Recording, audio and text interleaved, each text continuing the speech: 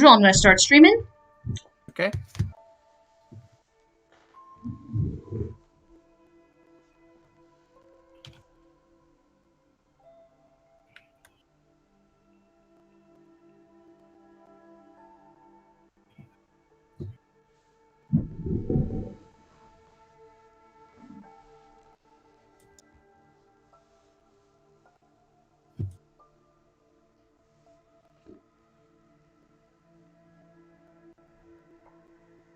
Alrighty.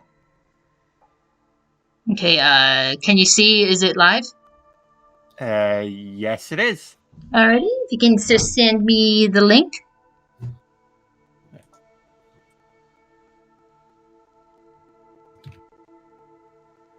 Beautiful. Thank you.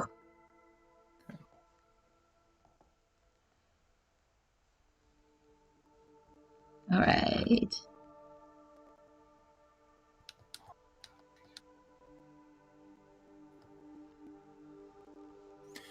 I can also confirm that we can be heard. Yeah, that's good. It's the last thing I need is, like, for things to not happen. It's all right, we got visuals. I can hear audio. Why isn't the stream picking us up? God, it's like, please, it's one thing after another. But fortunately, that's not the case.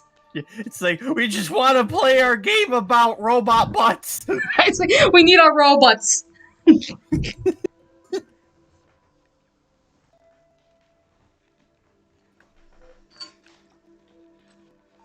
Oh.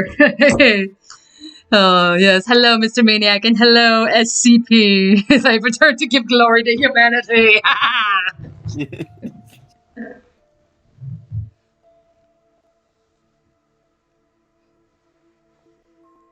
Yeah, so I'm aware that, I started a couple minutes late. But that's because, I was like, why is this not working? It's like, oh, I don't have the plugs right in. I don't have the right things in the right spots. So it's like, duh. Fucking moron. It's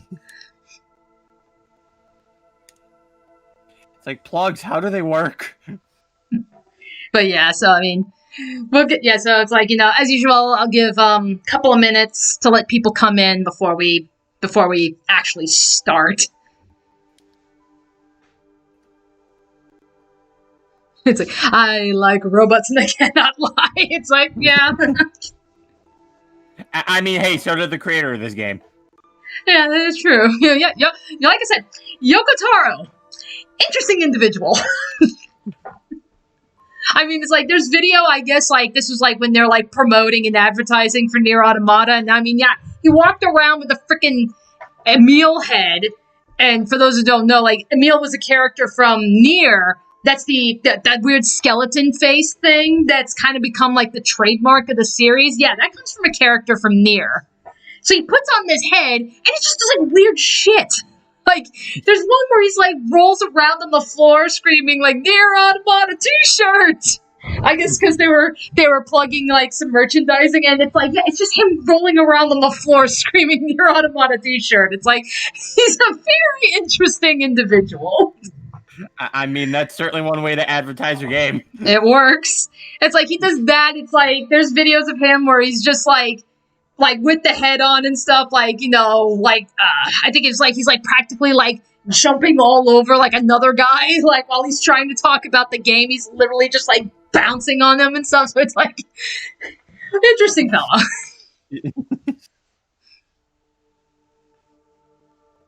It's like, yeah, and it's like, and yet this, and it's funny because it's like, despite the weird shit, and it's obvious.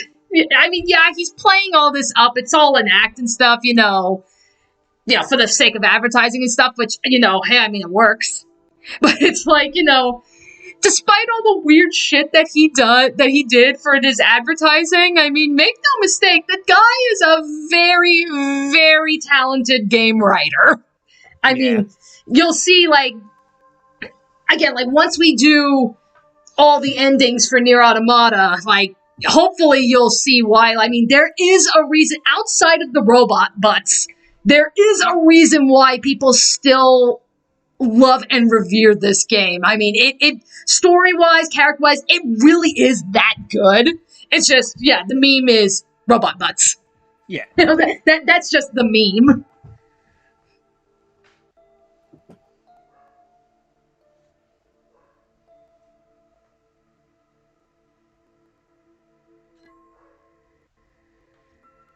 That reminds me. I should honestly though, the meme though, it does just make me think of like the one guy from Jujutsu Kaisen where he's like, so what do you look for in a woman? Well, it's like, well, in a woman, I look for a good personality and a good heart. Ah, so you have chosen death. Oh God, yes.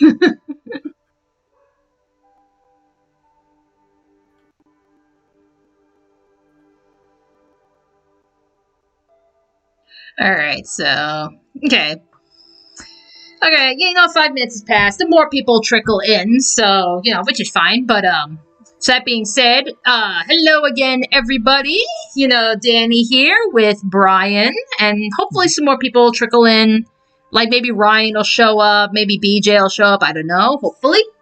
But welcome to the first stream for Nier Automata. I had put out the poll on the community page, explaining the situation, saying like the original plan was after we finish one route in Fire Emblem Three Houses, we will go and do a route in Nier Automata and go back and forth until we complete both games. But then it was like, oh wait, that's right. The prequel, like Nier Replicant version, whatever the fuck number, because fuck you, Square. That's coming out. At this point, coming out, I want to say in about 2 weeks. I think it's like the 24th or something. So about 2 weeks from now, the prequel will be coming out. And that's where I threw the poll out there saying, well, okay, given that Automata is a sequel, would you guys prefer that, I do Nier when it comes out? And I've played the original Nier. I have it. But, as far as like the remake goes, it's semi-blind. Because I have no idea what other new shit is, if they're adding any other new shit to it. Because again, the prequel is based off of the definitive version that never made its way over here. So I was like, okay, you want me to just stream random shit for 2 weeks while we wait for this prequel to come out? Or just go straight into Automata and fuck the prequel? And enough people had spoken. They said, fuck the prequel. We want our robot butts now. So, yep, that's where we're going with Automata. So, do you need to play Nier to fully understand Automata? No, you do not. Because I sure as hell didn't. I played Automata first. Like Nier Automata was the first Yoko Taro game I was really exposed to. And then I loved Automata so much, I went and bought Nier, which came out on PlayStation 3. And even after playing that, I became aware that it's actually, both those games are tied to another game series known as Drakengard, and that was the first I'd ever heard of it. So, in a way, all 5 games are connected. I'm going to try and summarize as much as I can as to what has led up to Automata. Again, because I never played Drakengard 1, 2, or 3. I hadn't even heard of them before I played Nier and Nier Automata. So I could be completely wrong, but from everything I'm about to tell you is pretty much what I've gathered. There's a really cool guy on YouTube. His name is Klemps. He's a game reviewer type of guy. And he did a really long but really extensive series of videos detailing the Drakengard games, Nier, and Nier Automata. So, he's a big Yoko Taro fan. That's very much obvious. So, I do highly recommend you check his stuff out, because Clem's is really good, really funny, and, specifically the Yoko Taro retrospective that he did was really enlightening. But, so, where does this all begin? Naturally, Drakengard 1. Drakengard 1, to my understanding, what Yoko Taro is most well known for outside of his, cheesecake that he loves to put in his games, is that he definitely loves to subvert people's expectations. And Drakengard sounds like, okay, it's supposed to be like, typical dark fantasy, but he takes it to the goddamn extreme. He is not afraid to go into uncomfortable subject matter and territory and such. So he definitely, when you play one of his games, it's not going to be what you expect. Drakengard, the story, to basically sum it up, is there's this guy named Kaim. He forges a pact with a dragon. When he forges the pact, it takes away his voice, thus making him a silent protagonist. And as he gathers allies and such, he has to save his sister, who's revered as a goddess of the world or some bullshit. But ultimately, it brings us to the main villains. The villains are these beings known as the Watchers. And the best way to describe the Watchers, according to Clemps, is giant flying demon babies. So we have giant flying demon babies that helped influence a cult that is the enemy of the game. And the giant flying demon babies, the one that pretty much reigns over them all, is a creature known as the Queen Beast. And that's the big boss of the game, is we're trying to take down the Queen Beast to save the world and from these giant flying demon babies.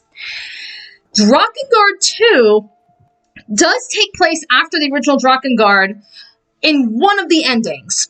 I don't know which ending, though, because, another thing apparently is that Yoko Taro likes having multiple endings. So Drakengard 2 does take place after Drakengard 1, but that ultimately doesn't really have much to do with Nier, so I'll just leave it at that. Drakengard 3, to my understanding, I'm not entirely sure if it's a prequel or a sequel, because there's some aspects that, from what Clemps was describing, it sounds like, oh yeah, this is a prequel, but then there's things that's like, well, wait, is this a sequel? He's under the impression that the Drakengard series and the Nier series kind of fall into a cyclical time loop, and I still don't quite really grasp that concept, when it comes to, the time, when you come to timelines and shit in games, and some people argue that, things come around in a circle. I still don't quite fully grasp that concept, despite the fact that, a particular horror game that I love so much right now looks like it's falling under a similar concept, but I digress. So, ultimately, I'm not sure where Drakengard 3 falls in. Prequel or sequel, not entirely sure. So, all that said, where the hell does Nier come in? One of the endings in the original Drakengard, from my understanding from what Clemps was saying, one of the endings is considered a joke ending, in that it's nothing more than just a massive homage to the end of Evangelion. It was originally not to really have any kind of bearing in the Drakengard series whatsoever. Well, then Yoko Taro decided, hey, I got this new idea for a series called Nier, and I do want to tie it into the Drakengard, but how can I make it work? Okay, I'll put it in the joke ending. So that's how we go from Drakengard to Nier. So that being said, normally I would give a little bit more context about Nier at this point, but again, we do have a remake of the prequel coming in about 2 weeks, and just for the sake of people who do want to play Nier, I'm really not going to delve too much into the story or anything in Nier. All you do need to know is that the Automata, I believe, takes place 10,000 years after the original Nier, hence why Nier is much more of kind of like a blend of fantasy with a little bit of sci-fi, and Nier Automata is very much sci-fi. So I'm just going to leave it at that.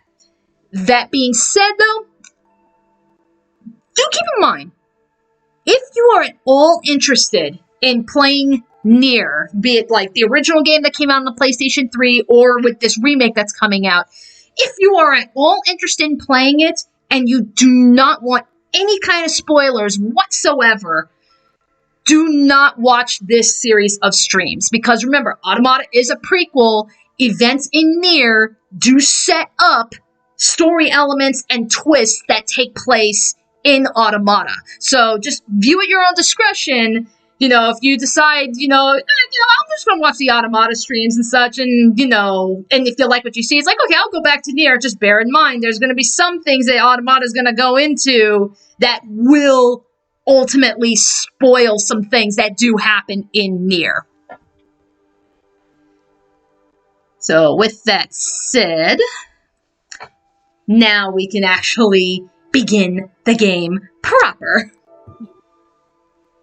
And we are starting with a clean slate. So fresh game, everything. So like no previous save data. We are just starting from scratch.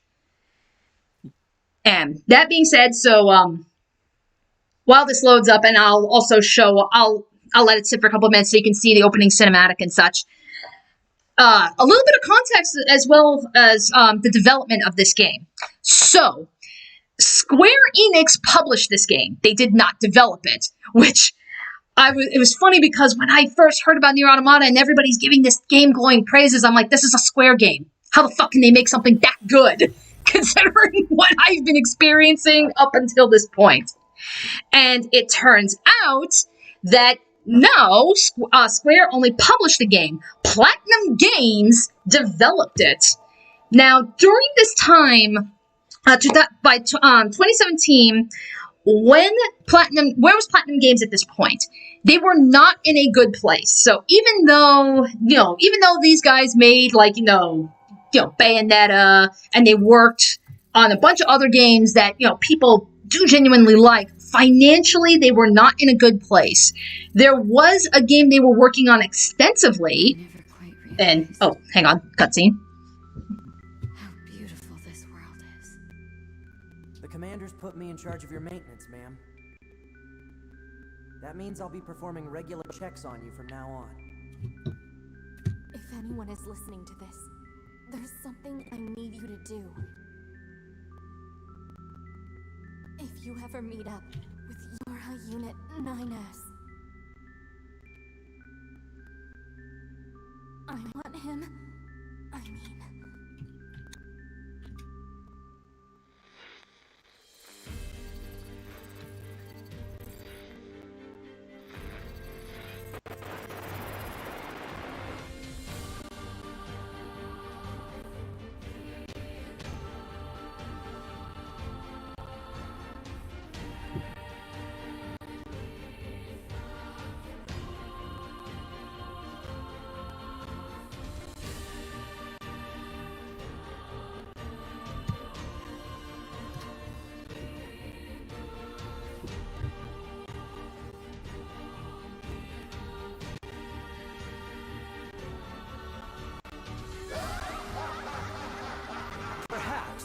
We're not so different after all.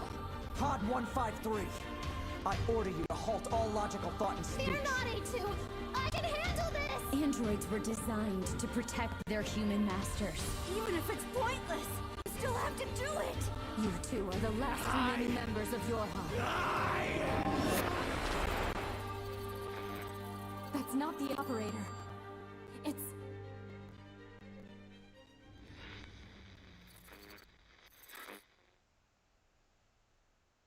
All right. So there we go. So back to what I was originally saying.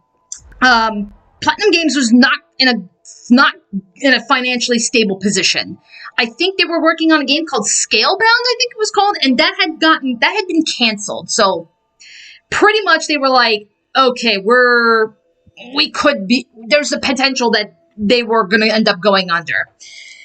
Yoko Taro ended up being like, hey, I want to make another Nier game, and Square decides, you know what, yeah, give them the Platinum Games, why not, and ultimately, this is the game that they made out of it, and Nier Automata saved Platinum Games. So, Platinum is in a very good position right now, and it is because of this game.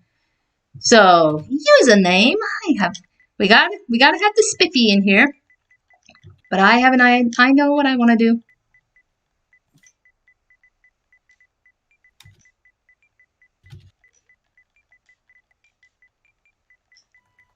There we go. Spiffy robots. That will be our username. Yes, we are going to be known as Spiffy Robots. So, normal difficulty is more than enough. Alright, so... Begin playing the game.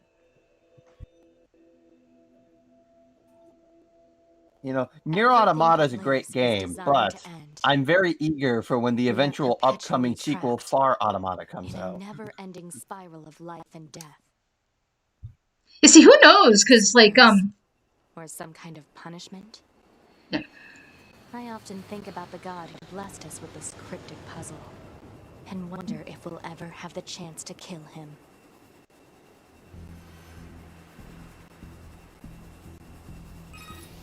Yeah, so... Who knows? Command. Yorha Squadron, come in. 2B here. All units have penetrated the stratosphere. Autopilot systems green across the board. This is Operator 60. All units confirmed. We've passed the 50-kilometer threshold and are proceeding toward the target. Understood. Once you reach their anti-air defenses, proceed to manual attack formation. Then destroy the Goliath-class unit by any means necessary, and gather what data you can. Understood.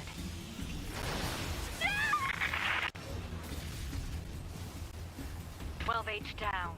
All units activate manual mode and rely on visuals to evade. Already engaged. Free movement unlocked. Alright, Origin point of long-range lasers confirmed. so this is part of the gameplay. So, there will be some sections where we are in our Down. little flying unit. 229 cancelers are ineffective.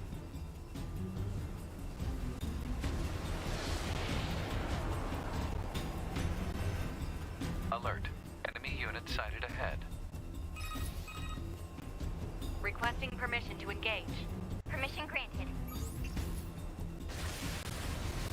Alright. So, in a way, this is kind of a little bit of bullet hell. Down. Because there will be, as you see, there are some things that we have to shoot down.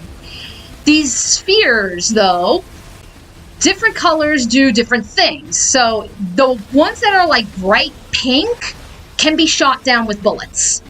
The ones that are more of a dark purple, you need to use like physical attacks to actually take those down. So, again, this is kind of a quasi...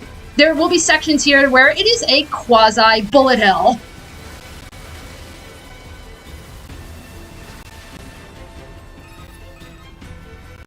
Multiple surrounding enemy air units confirmed. Requesting permission to assume mobile configuration. Permission granted.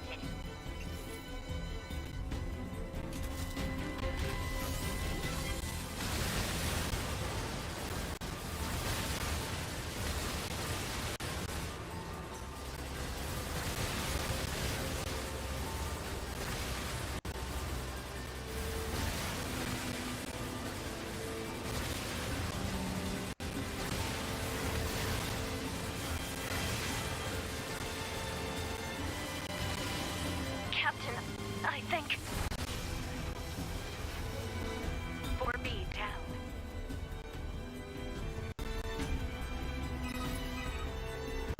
2B to Operator 60. All allied units down. The operation is compromised. Awaiting further orders. Operator to 2B. We need you to rendezvous with Unit 9S and begin gathering data on the local terrain. Understood.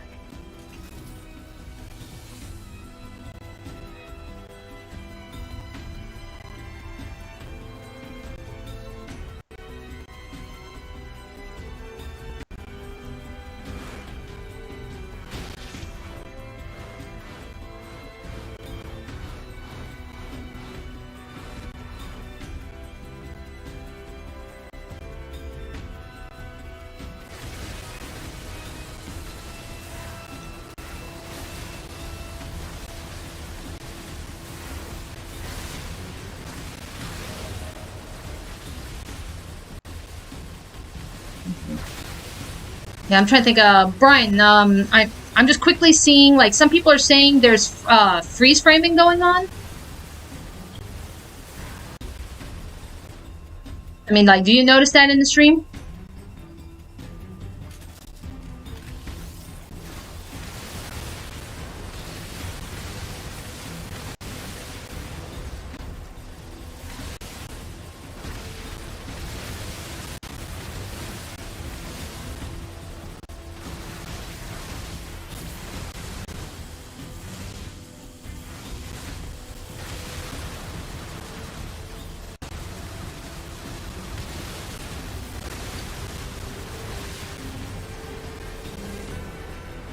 It's like, yeah, as soon as I get to a good stopping point, I'll take a look at this.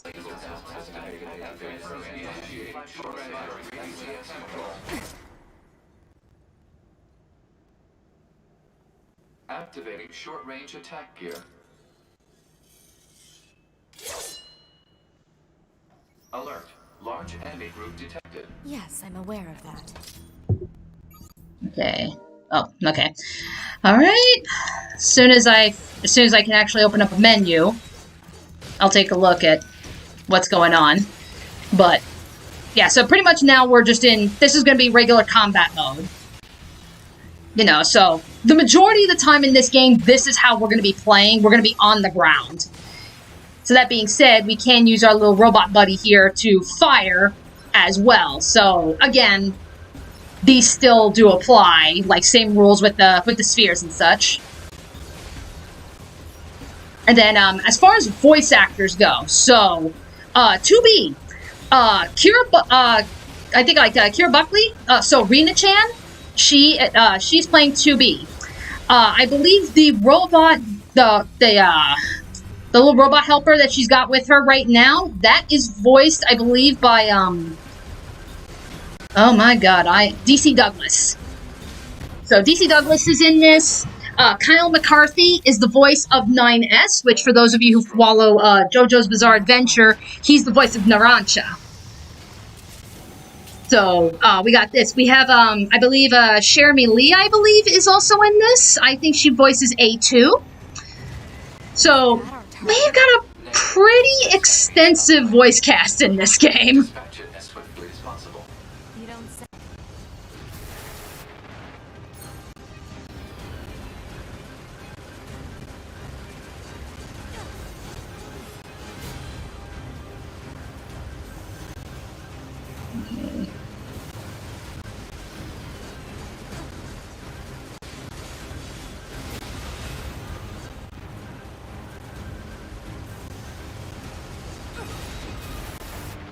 Laser communications recovered.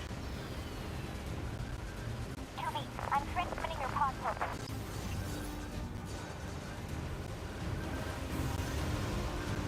Pod program download complete. There we go. So by pod program, that's basically like a special attack with the little pod guy that we have here. So his special attack is he can shoot out a laser. But right now, like you can see, every time you go to use it, there's a cooldown. So be mindful of that as well.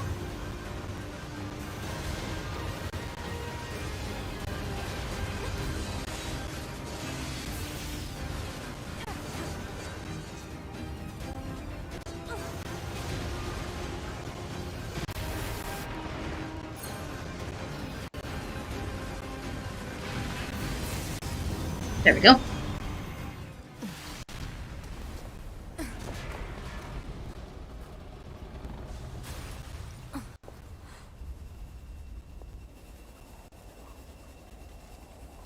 Better make sure he's actually dead next time. That was dangerous, ma'am. And there's 9S, who I will just tell you straight up, best character in this game. My name's 9S. I'm here to provide support. Copy that. So, was that big old buzzsaw the Goliath you came here to take out? No, just another defensive system. Oh, well, Oh, and hello, Yari is crazy, and happy birthday! Look around the perimeter. I hope you're having I'll work my Hope way you're inside having to a the good ground. day. Alright. Okay, so let me... Yeah, thank your system. Okay, so let me take a look at what the hell's going on with this freezing. And... Yeah, Brian put himself on mute, so... And I don't know where Brandon is. Because Brandon can sure as hell help me out here. Okay, let me see here.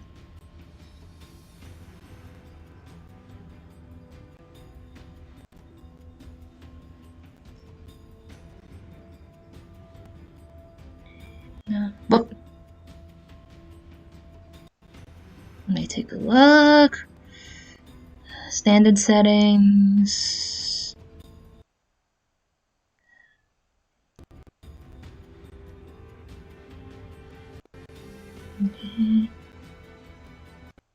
No, I'm still hearing it. Okay. All right, I'm back. I was just having some food. Oh, hey, okay. Yeah, apparently there's some weird lagging issues that's going on that people are saying, and I mean, I can hear it too. Huh. I don't know, though. Hang on. That's why I'm playing around with the settings, just to see, is anything happening?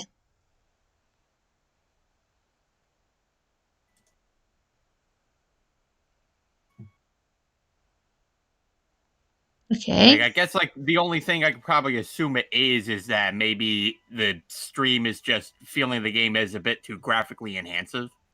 I know. Like, probably too much is going on for it to handle. Right. That could very well be it. Okay, so... We just want to play Rule 63 Metal Gear Rising. Okay, so... Anyway... Okay, so that... Okay, yeah, so I tried different audio output modes, and there's only one that works.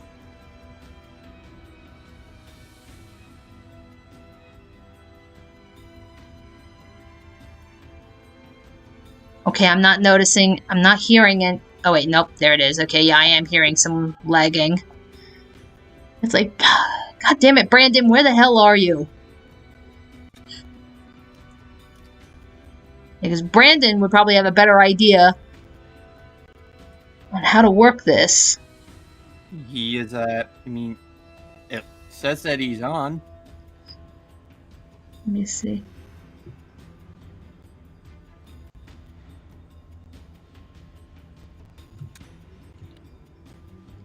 By the way, did anyone hear yesterday what Sony is doing? No?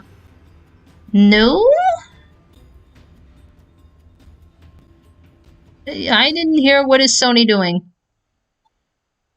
What is the Sony's doing?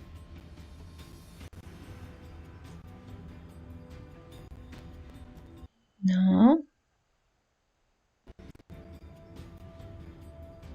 Okay.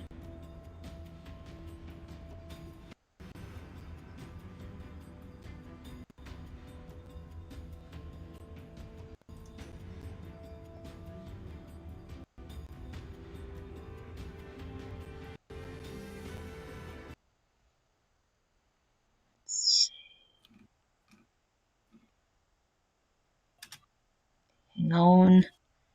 The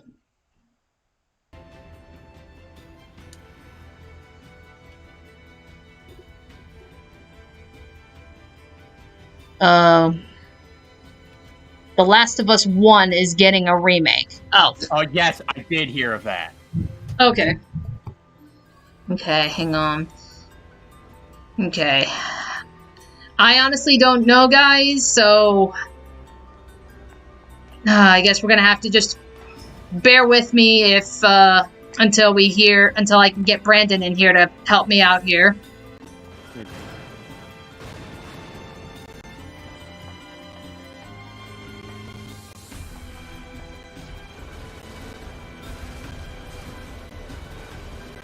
Yeah, see, that I didn't see. That's where I was like, at this point, I mean, it's like, yeah, like, Last of Us Part 1 isn't even that old.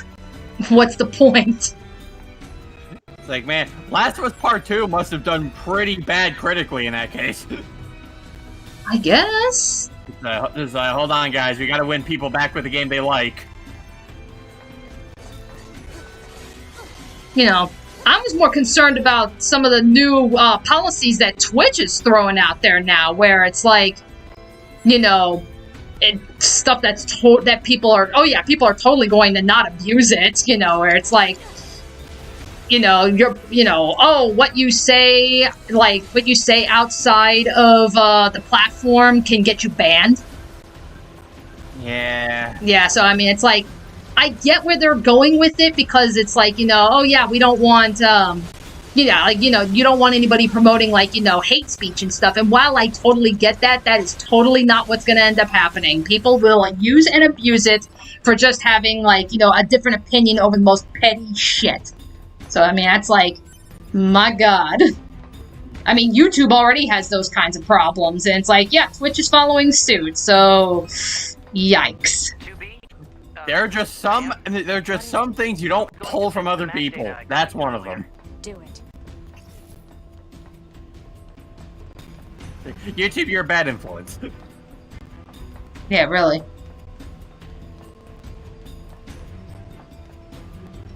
And, oh, I missed the super chat? Hang on. Let me look at that real quick. Okay, and... Oh my god, I did miss one. So, thank you, Zero Ninja, for the $5 donation. One problem the Yoko Taro games is the older games had a terrible dev team. I've been hearing that. I was hearing that too. Like, I was hearing that,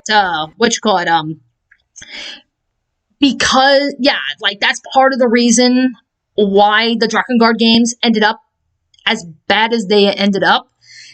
Because people, like, even back with, the Drakengard games, you know, people, the ones who played it, really enjoy his story and his characters, but they couldn't really find that they could really enjoy the experience because the dev teams were so incompetent. So it was like, you know, yeah, you can have a good idea, but if you can't execute it well, that does kind of put a damper on things, and that seems to have been what happened with the Drakengard games.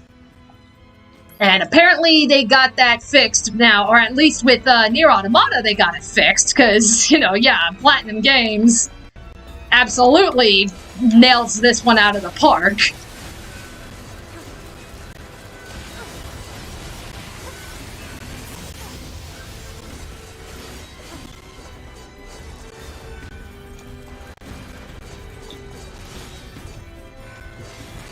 Okay. Alright. So basically, just so you guys kind of get an idea, so all these weird little, like, nuts and bolts and shit that I'm picking up, that's basically your currency in this game. And then, yeah, and then other little items and such that come into play.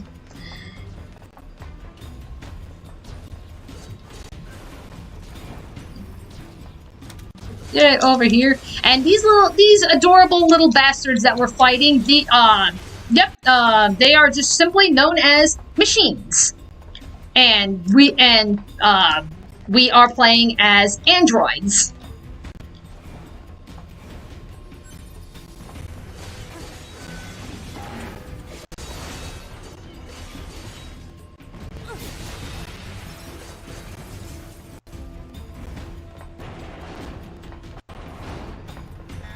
Exit confirmed closed.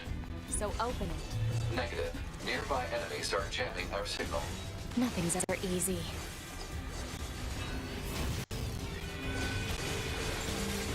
Who's jamming our signals? I don't know, but for some reason, I'm hearing rules of nature being blasted through their speakers. Yes, that's another thing I absolutely love about Nier Automata, the soundtrack. The soundtrack is really, really good. Like, this song in particular, I really like this one. It's called Alien Manifestation. And it's just, God, it's like the perfect opening song.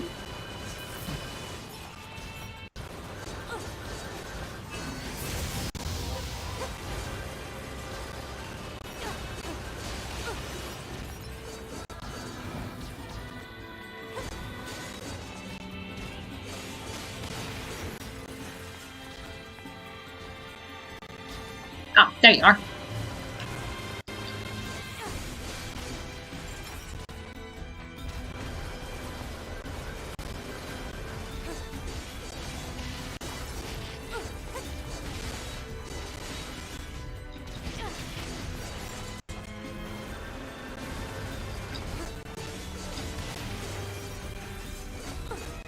The androids Dragon Ball Z. So yeah, once we get done with this opening segment, like we will get like a little bit of backstory, or at least something to kind of help set up just what exactly is going on.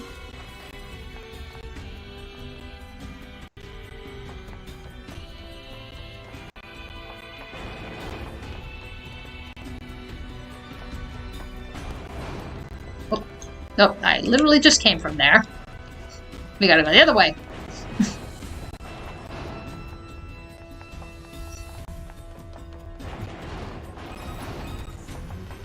You know, ma'am, I'm glad you're here. Why? Scanners like me mostly work alone. Scouting out enemy lines and all that. I don't usually get a partner. It's kind of fun. Emotions are prohibited. Sorry, ma'am. And another thing, stop calling me ma'am. Huh? It's unnecessary. All right, then. 2B it is.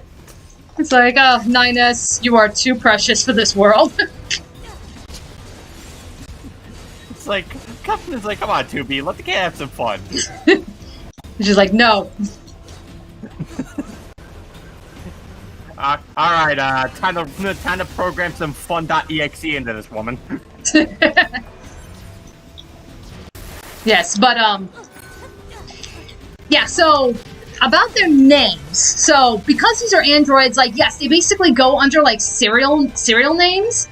So, like, 9S. So, by S, they, yeah, pretty much, like, as he says, he's a scanning unit.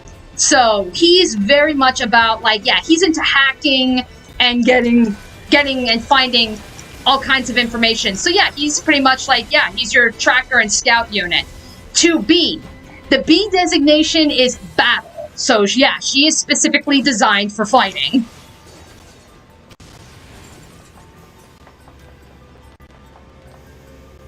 It's like, as for, like, what are some of the other, designations? Like, what is A, you know, like, what does C mean? What does, like, A and so forth down the alphabet? There are some other, letter designations that we do learn, throughout the game, and then there's others that we don't. I would not be surprised in the slightest if that information has ultimately, like, come out or at least been, you know, confirmed by the devs. So I really don't know. This place sure is big. I guess humans used to use it as a weapons factory, but now it's just crawling with machines. The enemy seems to have repurposed the facility to increase their overall machine production. So if we don't destroy it, they'll just keep coming. Alright.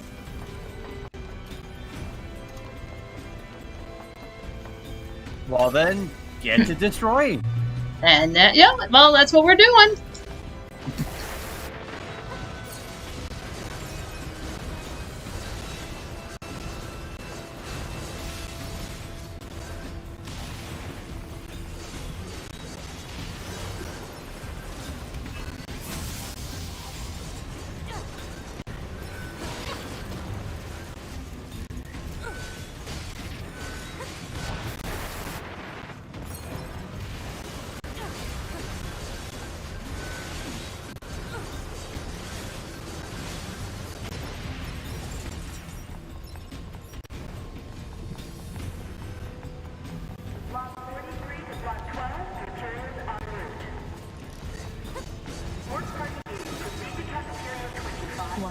It's just accessing random, nonsensical data from the old world. There's no actual meaning behind anything machines do.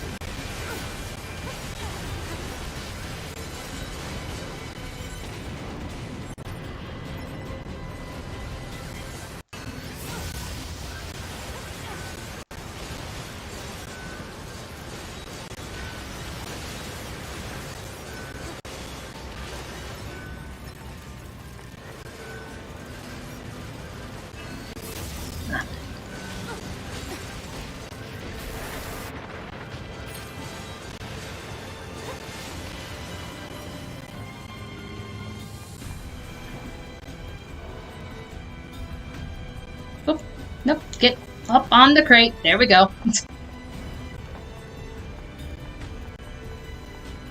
Let's see, Crystal Stars. Sorry, I'm just a little ticked off because Sony would do this for The Last of Us, but not do anything for Sly or any other Sony IP. It's like, understandable. I know, right? Yeah, I mean, it's like, I totally get that frustration.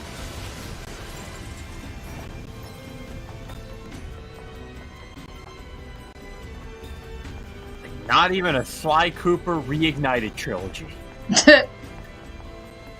Technically they already did a remakes for, like, the Sly collection. Apparatus detected on enemies. Close range combat is advised. I know. That's why I'm already cutting. Like, yep, so, like, pretty much, like, as soon as you hit their armor off, now they can get hit with bullets.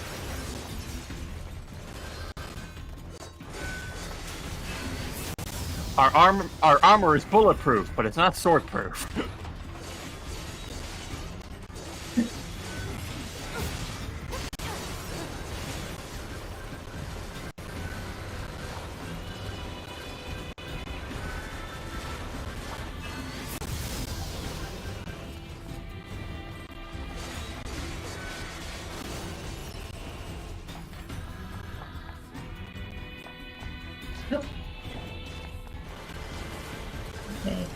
Okay, are these guys? Nope, they are not impervious to bullets. Cool.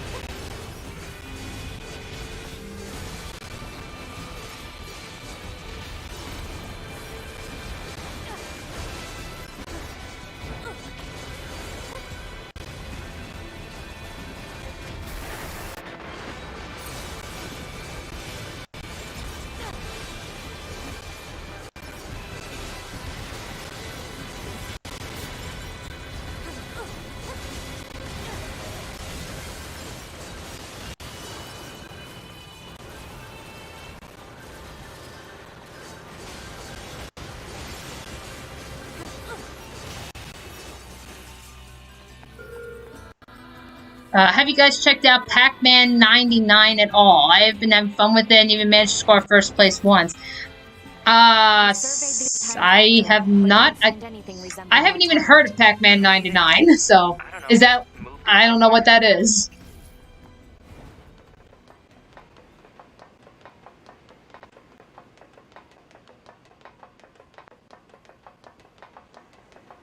Is that?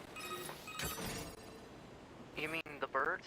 Yeah, there's more plants and animals here than there used to be. Probably because the environment's changed. Yep, so... get a good look at where we are.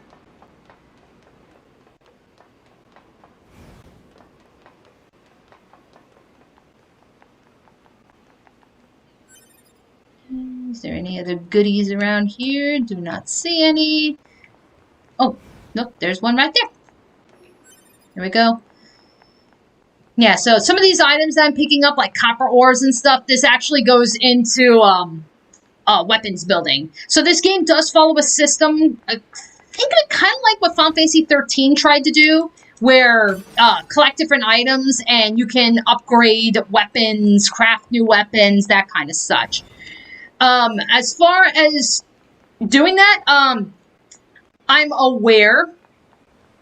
As far as getting like endings in this game, like at least the important ones, you just have to play through the story. I am aware though that a pretty extensive side quest does involve the weapons upgrades. Should we check it out? I'd like to give it a try. I've never actually done it. I guess even they get back. Yeah, but I would like to give it a try. I wouldn't bet on that.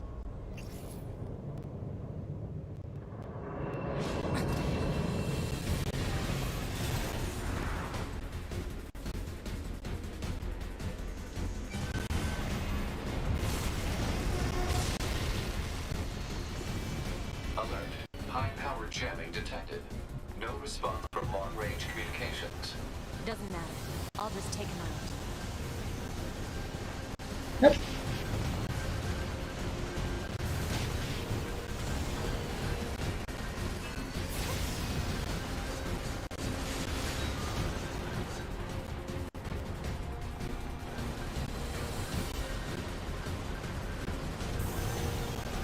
Like, yeah, now we gotta take on 2 of these fuckers.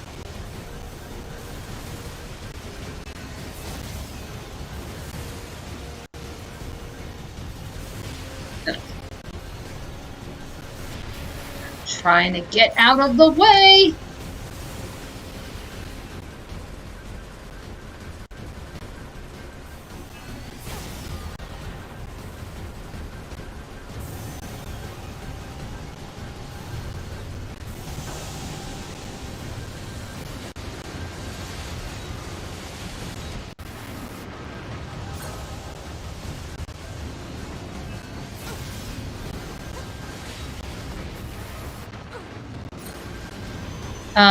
Let me see. And I'm trying to read your conversations while I'm fighting.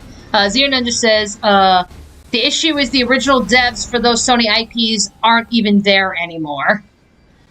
Is that? Like, it is true, I suppose.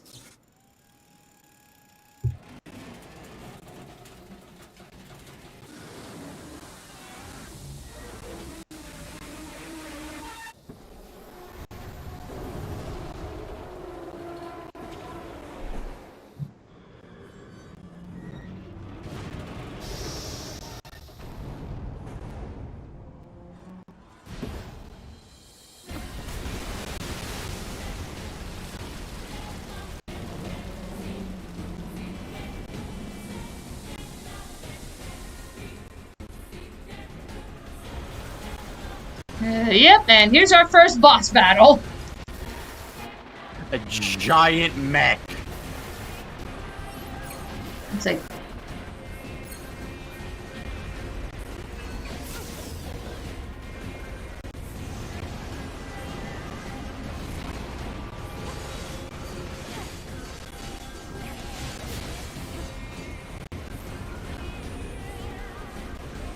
And I am getting some serious Metal Gear Rising vibes. Oh, yeah. They got Platinum Games. You know, the only difference is Senator Armstrong didn't use the Metal Gear he was using to shoot all these projectiles at you. Really? Ah, dang, I died. And I died. No! That's okay. The Yohar force was annihilated and Earth went on to become a paradise for the machines. Ending 1! Broken Wings! So yes. So here's the thing about this game. Canonically, there are 5 endings that have to do with the story. That being said, there's 21 other endings that that are basically joke endings. So it's like, oh, 2B died. Okay, the machines win. That's an ending. So it's like, some of these admittedly are really fucking funny, you know. But I mean, it's like, you know. But yeah, so ultimately, again, when I'm talking about the routes, I'm talking about like the main story. So Everything that lives is designed to end. okay, we'll start over from the beginning. Fine. In a never-ending Okay. spiral of life and But yeah, there's a bad ending for this one. There's a bad ending where I often think about all the androids, they have like they kind of have like they got chips in them. You could take out like their central, like their core, and that's basically the equivalent of them committing suicide. That's an ending. Oh, you took out your core and killed yourself. That's an ending. There's an ending where there's a fishing minigame in this game. And you can actually go and you can catch real fish and mechanical fish.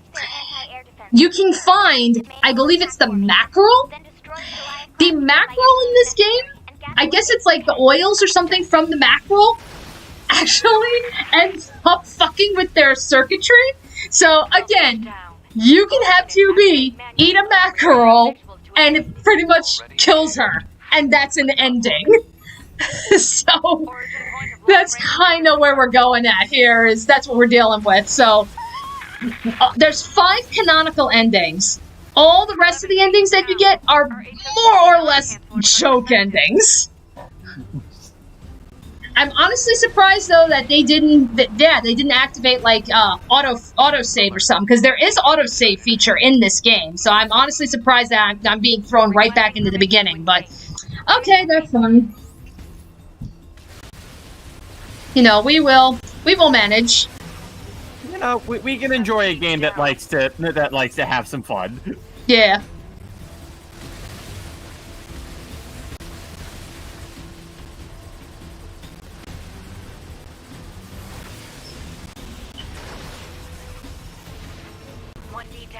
Assuming captain's duty. Let's see. Doesn't excuse them for forcing Sony to bend studios against their wishes to become a support studio to Naughty Dog. It's like, that is true. You know, but... Multiple surrounding enemy air units confirmed. Requesting permission with... Wait, which studio is this? I guess whoever... Naughty Dog, I guess?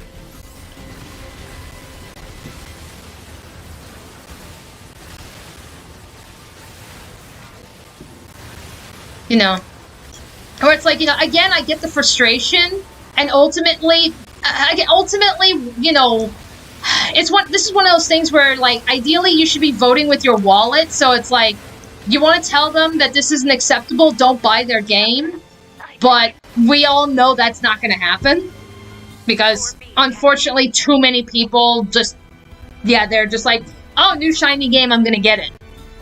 You know, regardless of, you know, thoughts behind it, so, yeah. Awaiting further orders. Yeah. Operator to 2B, we need you to rendezvous with Unit 9S and begin gathering data on the local terrain. Understood.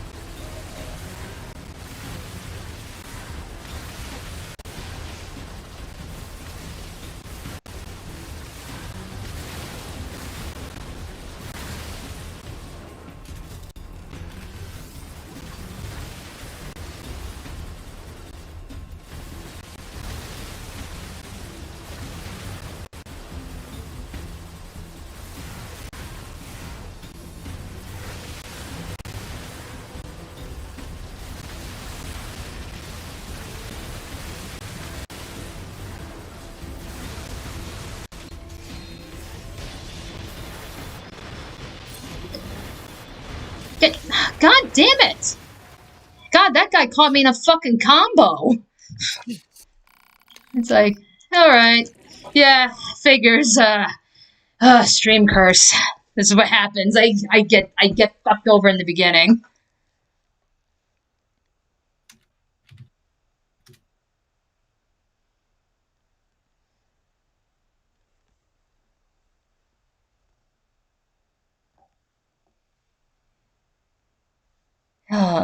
Still no sign of Brandon.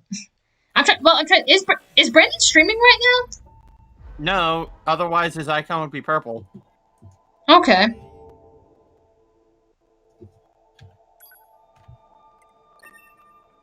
Yeah, I did send him a notification saying, you know, hey, you should come in here. Yeah, that's why I saw. That's where I was like, wait, where? Yeah, I saw that, and it's like, dang it. I don't know what. I don't know. Yeah, that's why it's. Again, I wish I understood what was happening with this skipping, freezing thing. Like, it could be like what you said, because this is a very graphic intensive game. So it's absolutely possible that, you know, but then again, like, I don't know, but then again, Final Fantasy VII Remake was pretty graphically intensive too, and I was able to get through that no problem whatsoever. So I'm not sure, you know, what's happening. I mean, autopilot. I don't know. Across the board. Well, like I know it's I know that it's like graphically intensive, but like I think compared to Nier Automata, there's not as much going on screen. Understood. Once you reach their True. anti-air defenses, proceed That to could be it. formation. But even then, like, Destroy the Goliath isn't there? class I unit think by there's any settings or something that you can do that can help out with that. Yeah, I think like I believe there's some instances like maybe like turning down the bit rate or just maybe running it on like lower quality. Right. Okay, should I try and get this attention via Discord DM?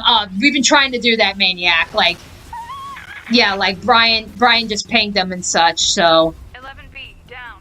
Our HO229 cancelers are ineffective. Blah. Let's see, the whole vote with your wallet thing was something I never agreed with, mainly because it requires everyone to be on board with it to even work. It's like, yeah, and it never happens, so. Permission granted. That's where it's like, again, that's kind of like, ultimately, like, 11E, down. I guess, like, ultimately it does kind of boil down to, it's like, I guess, yeah, if you don't like it, if you don't agree with it, then, yeah, just simply don't buy it, Ultimately, that's just what it's going to boil down to. 1D down. Assuming captain's duties.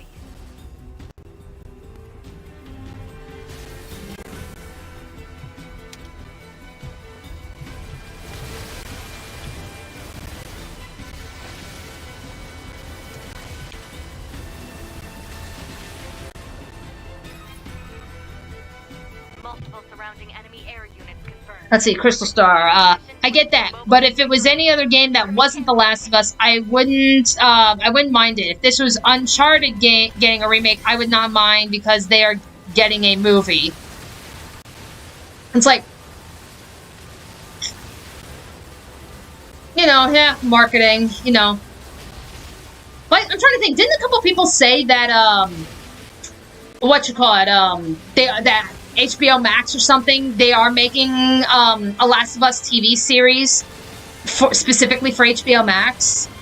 Because if that's the case, then could we make that argument that, yeah, this is just marketing for the HBO series? It could be that.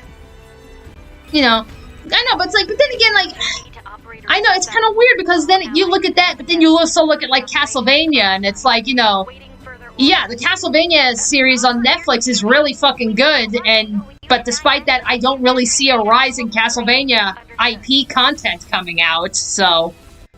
Yeah. Well, I mean, it also doesn't help that Konami's practically, like, stopped with making games. Right.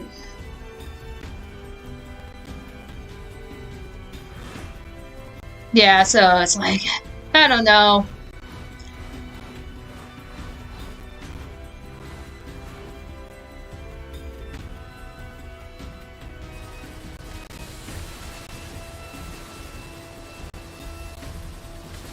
I don't know. Supposedly, from what I've heard, like, I think, I heard that I think they said, Little Nightmares was they're talking about making, like, a streaming series for Little Nightmares.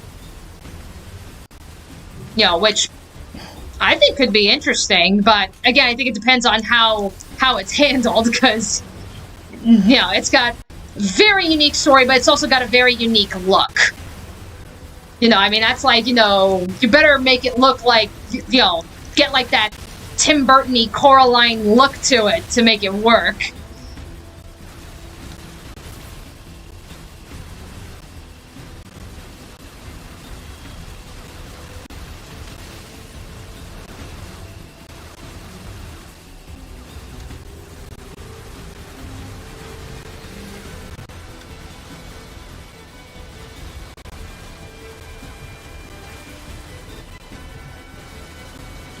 There we go.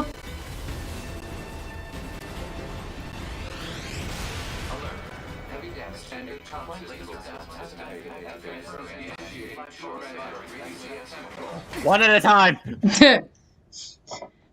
It's like, Pod, calm yourself. Pod, have Snickers. Pod, have a Snickers. Alert. Large enemy group detected. Yes, I'm aware of that.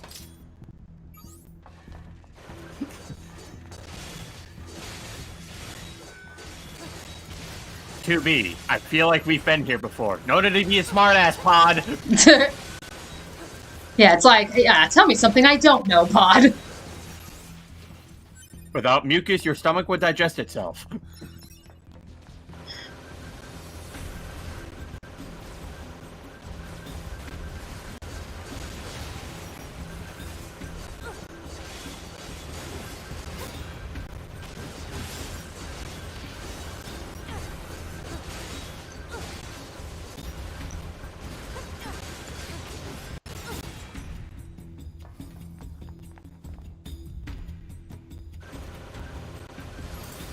Okay, come on. Look.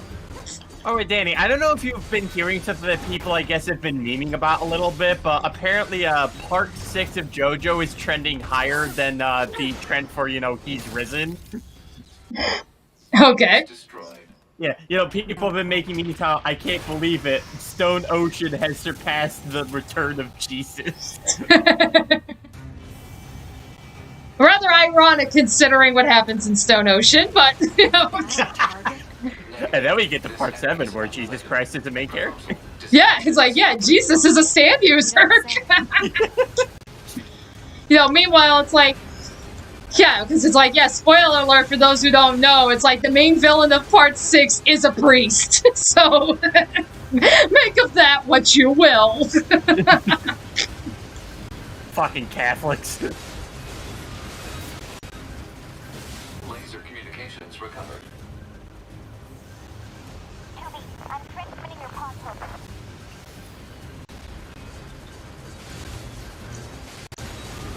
Pod program download complete. There we go, give me my laser back.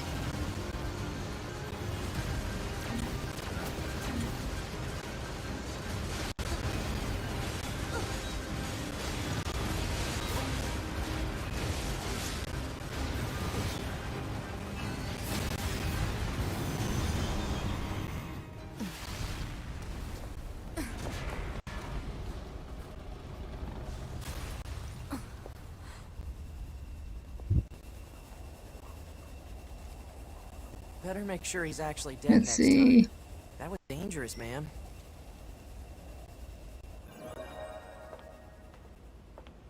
You're 2B, right? My name's 9S. I'm here to Let's see, Maniac. Sort of related. A while ago, I remember seeing something about the director of the John Wick films saying he wanted to make shows based off of Bendy and the Ink Machine and My Friend Pedro. Find the target then, huh? I've got a flight unit, so I'll go look around the It's like- perimeter. All right. I'll work my way inside from the ground.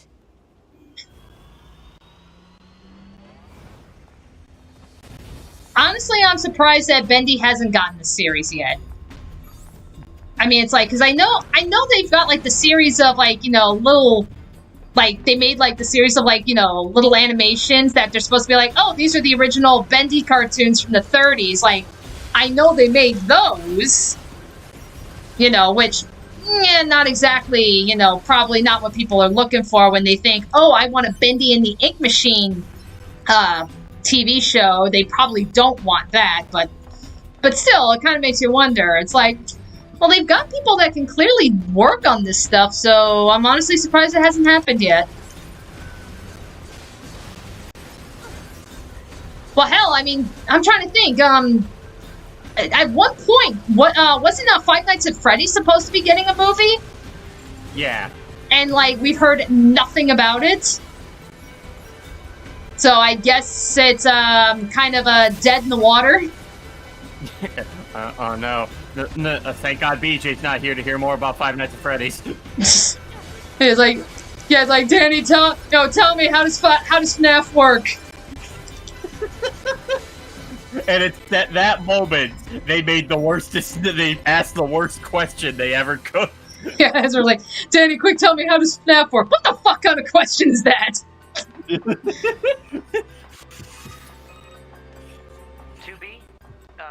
Ma'am?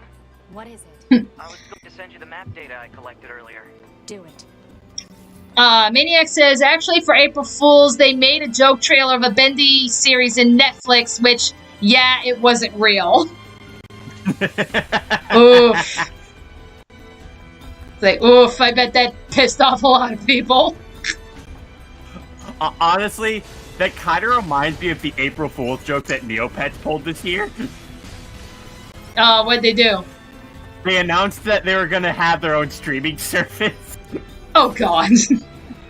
And they listed like a bunch of different parody shows here and there, and that at the end they said Neovision coming soon. Maybe. Probably.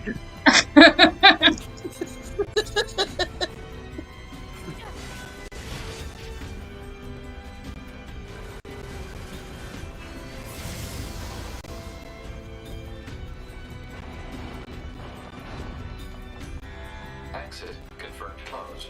So open it. Negative. Nearby enemies are jamming our signal. Nothing's ever easy.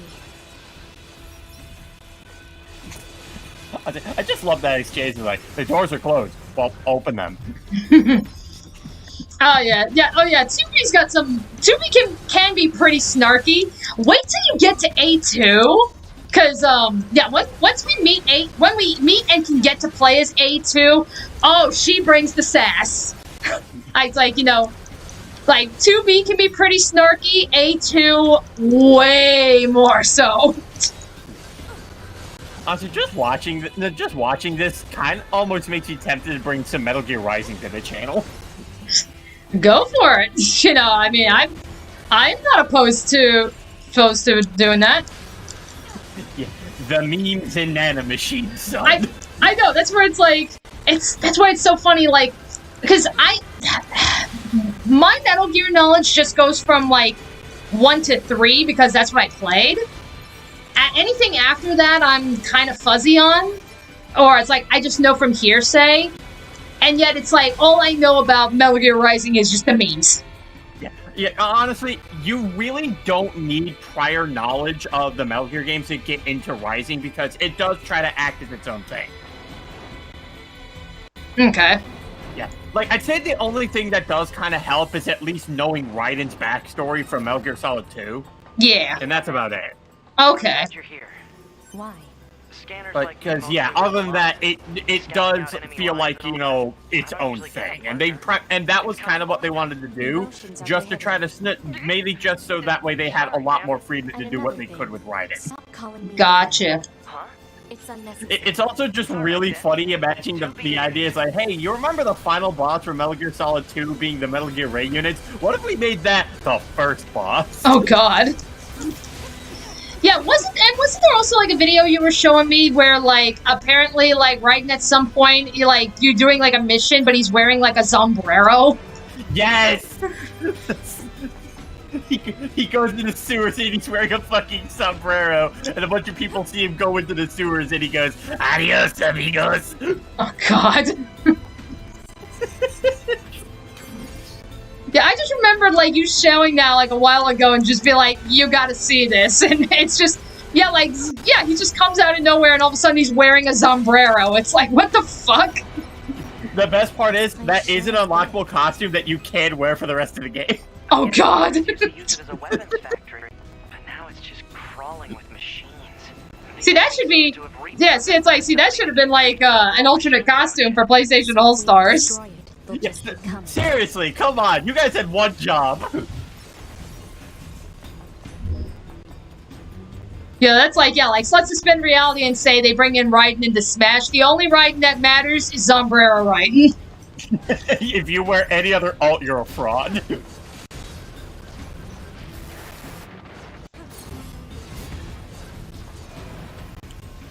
Okay, so I'm a little curious, how does health restoration work in this game? Oh, okay, so right now, you can basically pick up recovery chips.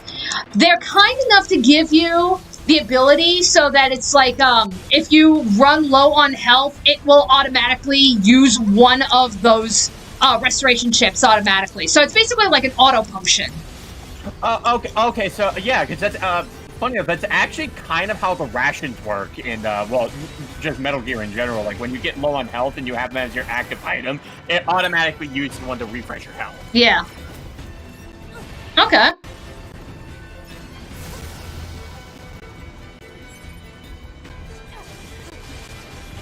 Yeah, so that's where, like, if you see, like, I take a hit, but then suddenly it looks like the screen kind of goes gray and like staticky, that tells you like, you know, okay, you are really low on health, and that's when the auto potion will kick in.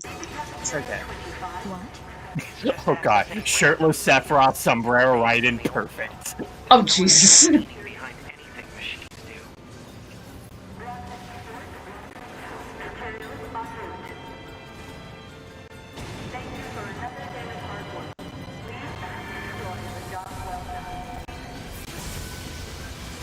Yeah.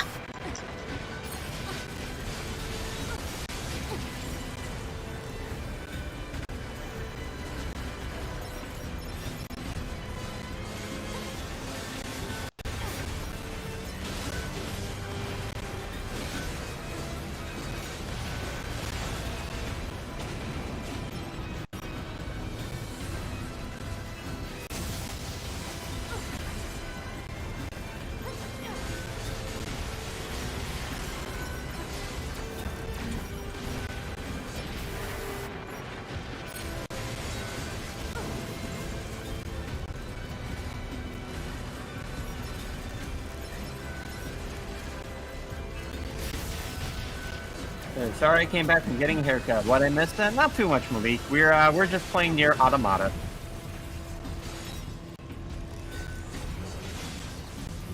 There we go. Let's get.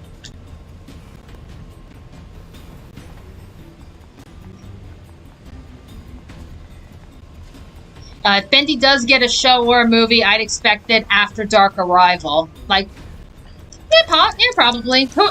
At this rate, who knows? And I come back to hear if Raiden was in Smash Brothers. I mean, yeah, that'd be cool. Although I'm sure people are like, oh, not another sword fighter.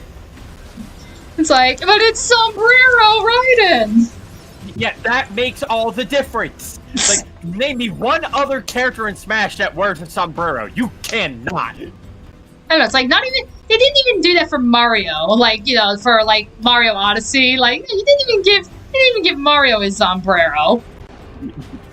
It's like, Raiden may be another sword fighter, but he is the first of his kind as being the first fighter to wear a sombrero. That makes it all worth it.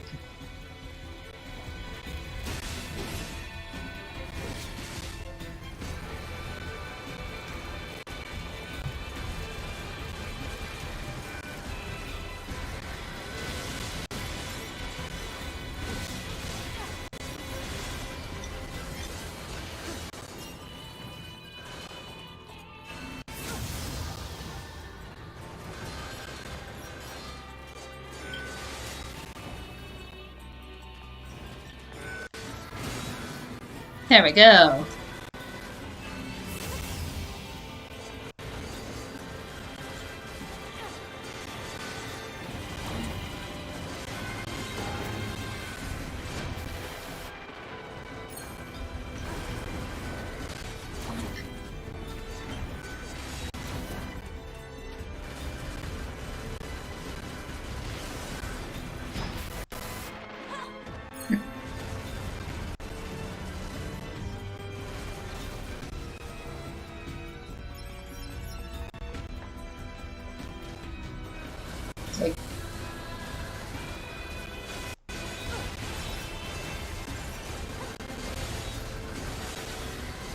Honestly, why do people care sword fighters in Smash when we actually have more fist fighters, don't we? Because people are self-entitled, and they just want to have some kind of excuse to complain about why the character they wanted isn't in there.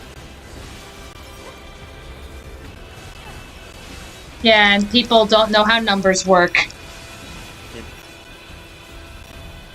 Yeah, because, you know, it's just people looking for excuses to hate on a character that just got added in because it's not the one they wanted. Right. Yeah, because, you know, like, again, you see all these people complain about, oh, not another anime sword fighter, and then it's like, you look at their most wanted Smash characters list, so let's see, there's Dante, there's Sora, there's Tubi. Anything resembling our target. Maybe Right, yeah. I don't know, moved it somewhere?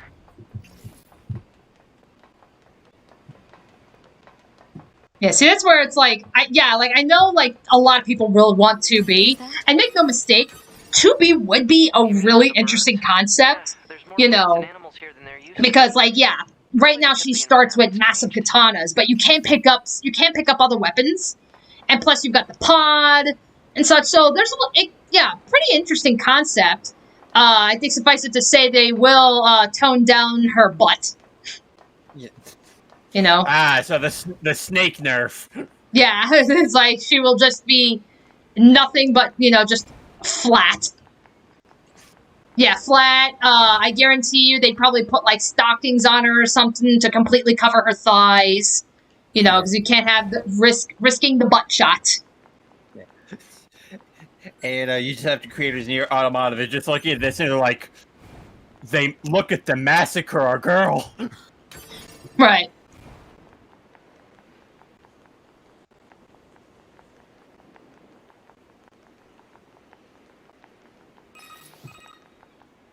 There should be another facility across that bridge. It's a bit of a hike. Yeah, but 2B's already in every other fighter minus Street Fighter. Why not one more? Guess even they get bad intel from time to time, huh?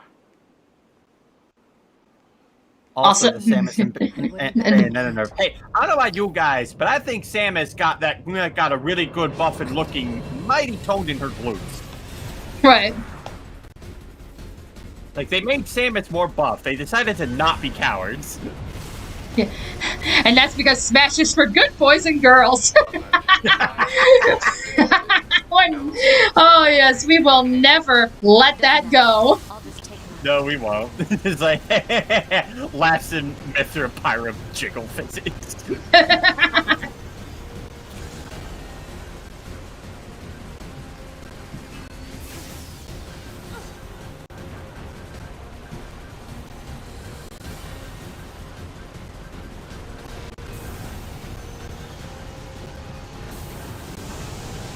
Plus, all those anime characters don't have an anime, with the exception of Mars, Terry, and maybe Cloud. Some of these characters don't have anime. Well, I think it's not so much, they have animes themselves, but more so anime aesthetic.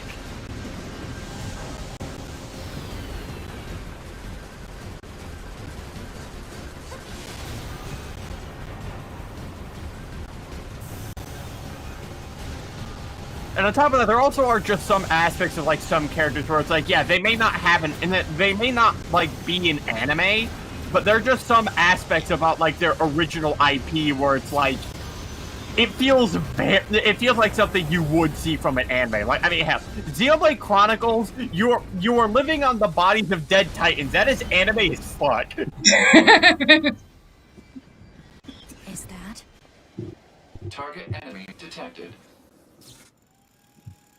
I wonder how popular the Nier remake will be. I don't know. I mean, I hope it does well. Because again, like, while I do like Automata way more, the original Nier was still a lot of fun to play. So I certainly hope that this remake will be okay.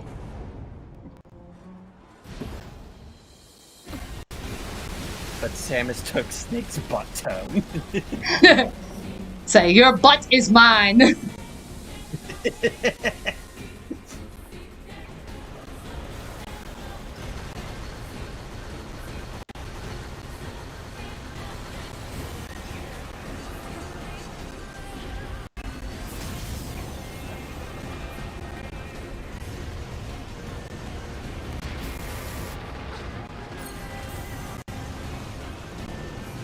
Oh. I'm gonna imagine that this robot is voiced by Peter Cullen. Okay.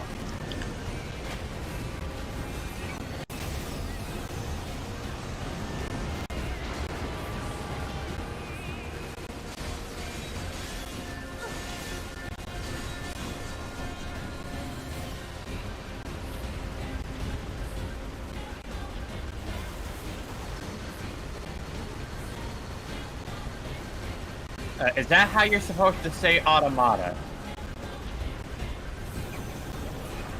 I hear like multiple different pronunciations like for this game. Like I hear Nier Automata, I hear Nier Autonoma. Yeah, it's supposed to be based off of like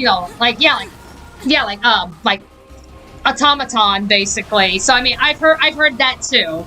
I'm just used to pronouncing it Automata. This is the target. I'm going to destroy. Right. I'll provide support. It's like, thank you 9S for joining the fight. So already we're a lot farther than we did before. Proposal. Evade. So, Autobot or Decepticon? I don't know. I think this thing might be a Decepticon. Yeah. This thing is actually known as a Goliath.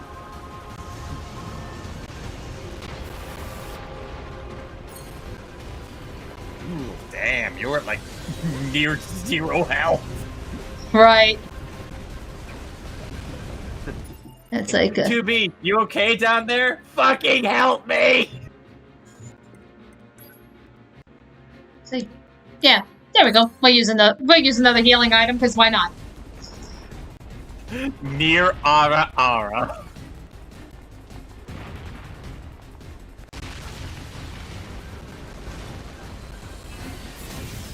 I thought it was a Metal Gear. I thought the same thing. Like, does this not look like the Metal Gear that Armstrong uses at the end of Metal Gear Rising?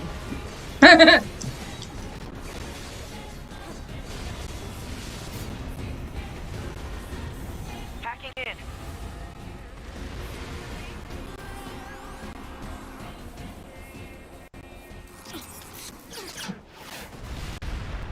Thank you, 9S.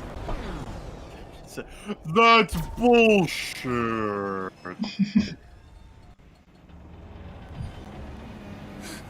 Boost! It's like, you stop that. 9S!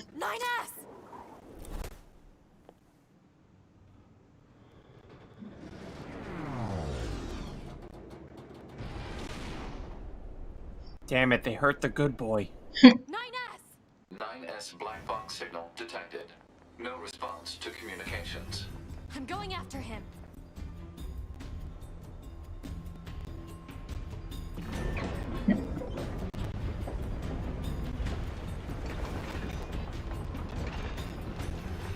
Send a support request to command. Negative. Communications have been jammed. When are communications never jammed? I feel like they fixed this.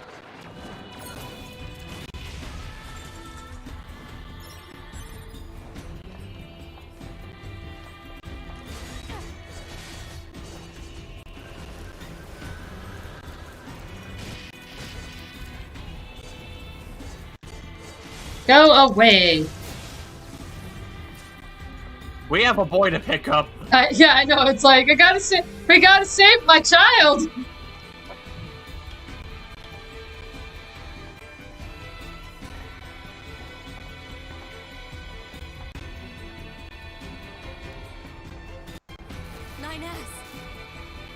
Ugh. Man, good thing these guys are robots, or that'd look a lot more gruesome. Right.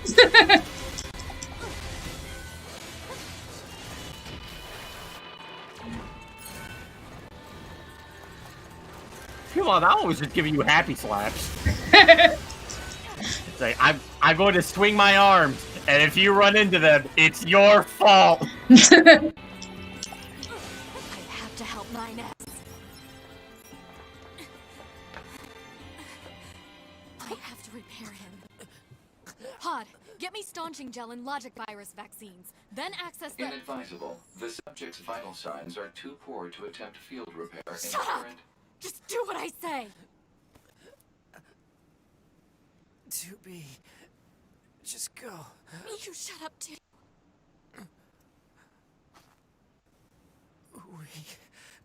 We're soldiers.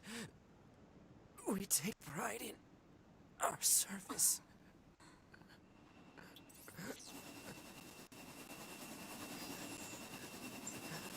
HO-229 Flight Unit. Command 677 received. Usage rights transferred from 9S to 2B. Requesting acknowledgement. Please.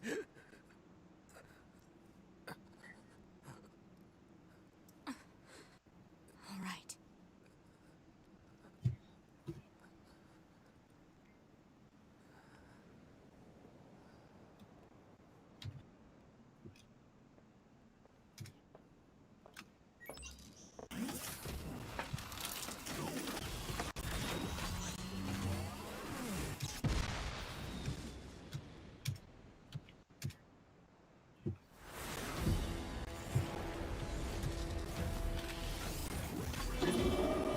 Alright, now we finish this. This is for our son!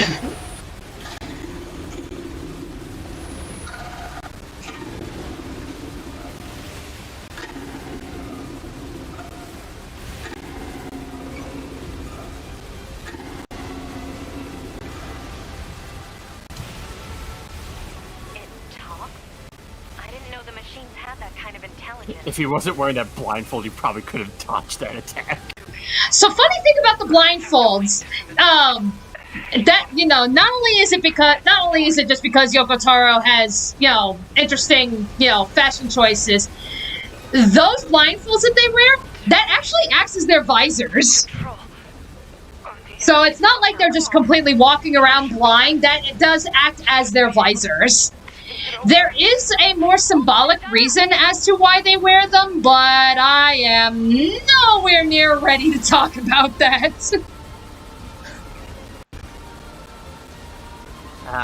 Symbolism. Yeah, oh yeah, this game is so much fucking symbolism. I mean, as most anime do. Control of upper arm. Seized from enemy unit. Marking weak point. Got it.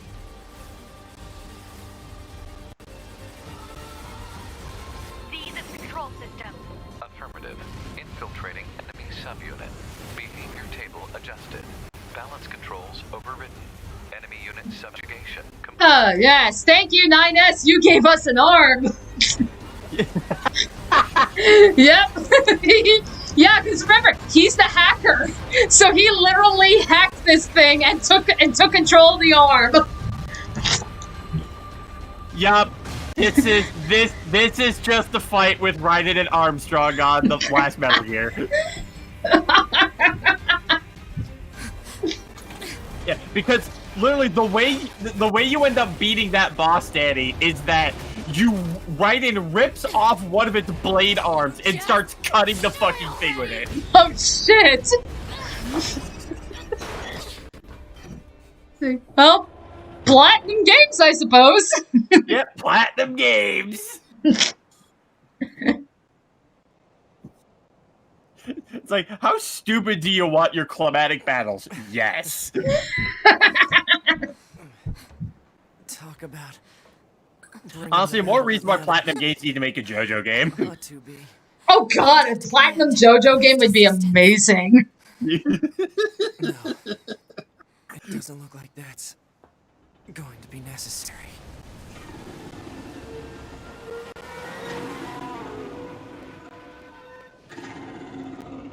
Oh, great.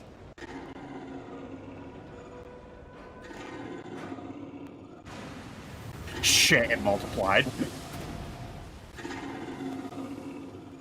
I don't imagine that this is going to end well. The black box. It's ready. Right.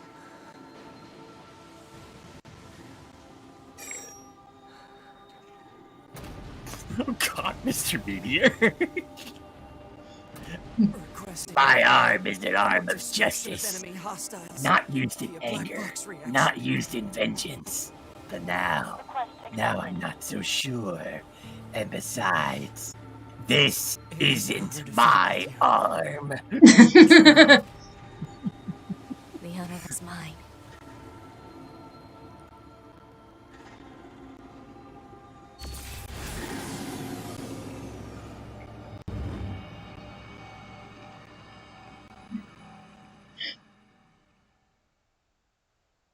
Yep, so that's apparently a thing. So yeah, you can literally do, like, yeah, 2B and 9S literally took out their black boxes and pretty much been like, okay, set to nuke. So that being said, why this doesn't carry over into that joke ending we got because I failed this mission, but basically because they're androids, they can get away with just flat out, like, you know, destroying their bodies. Because basically, like, you know, their consciousness and shit. Basically, it's cloud technology. So where we are right now is known as the bunker. So pretty much like, okay, they blew up, they destroyed their bodies, but their consciousness went back to the bunker. So it's like, okay, we'll just put you in a spare body and off you go. Yeah, Fancy's like, well, that's the game. Didn't think it'd be quick to finish. My data to the bunker. I did that? Sorry, I don't remember. There wasn't a whole lot of bandwidth down there, you know? I probably only had enough time to back up your memories. Mine are only intact up to the point just before we rendezvoused. I see. Glory to mankind. Glory to mankind.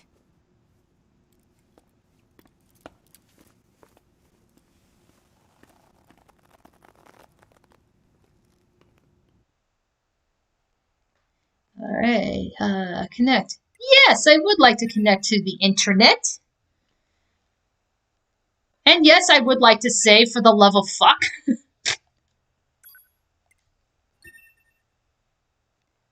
What's the best villain redemption story you've seen that's not Zuko?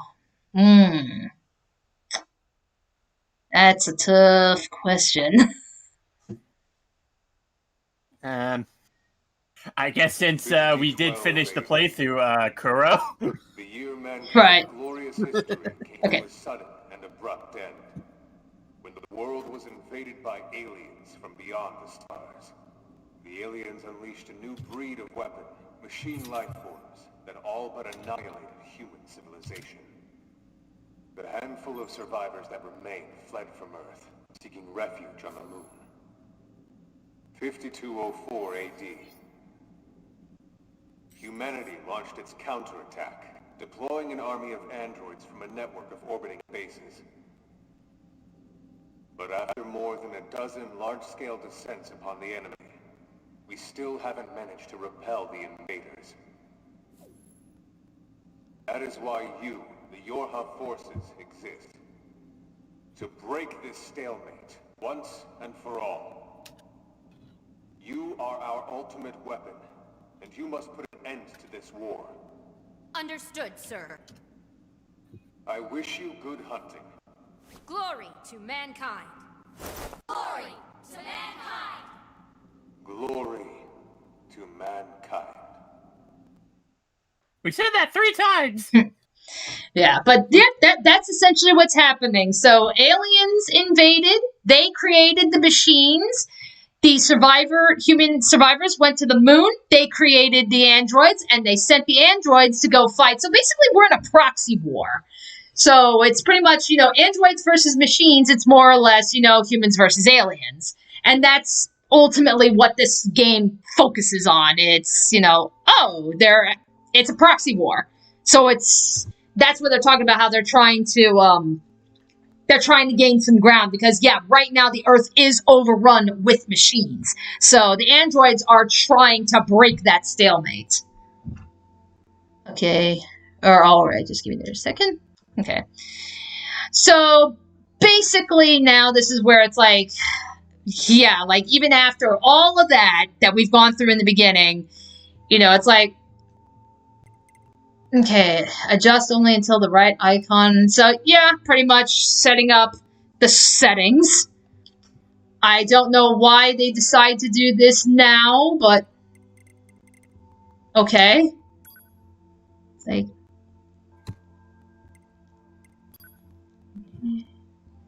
imported. Okay.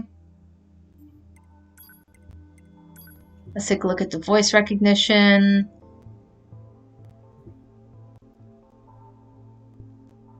Set the volume up. Ma'am? Are you there? Can you hear me? Alright, are we good now? I thought I told you to stop calling me ma'am. Yeah. I'm fine, 9S. There's something calming about your voice. Oh, thank you. Anyway, that takes care of the setting. Hold on. Your self-destruct permissions are missing. Wait a sec, we need to restore those. Yes! Let's blow ourselves up! Wait, no! Turn that off! Regulations and all, you know? Yes, we are gonna allow it. Good. If things go wrong during an op, you may have to sacrifice yourself in order to finish it. So, once you're finished making adjustments, you can go ahead and close this out. So yeah, that's an option. So it's like we could just self-destruct and deal massive damage, but at the cost of, you know, oh, you lost, so go back to a checkpoint. So yes, that is an option, and I am going to leave it on because why the fuck not? It sounds funny. So, what are my thoughts on the Shadow versus Ryoko death battle? I don't agree with the outcome.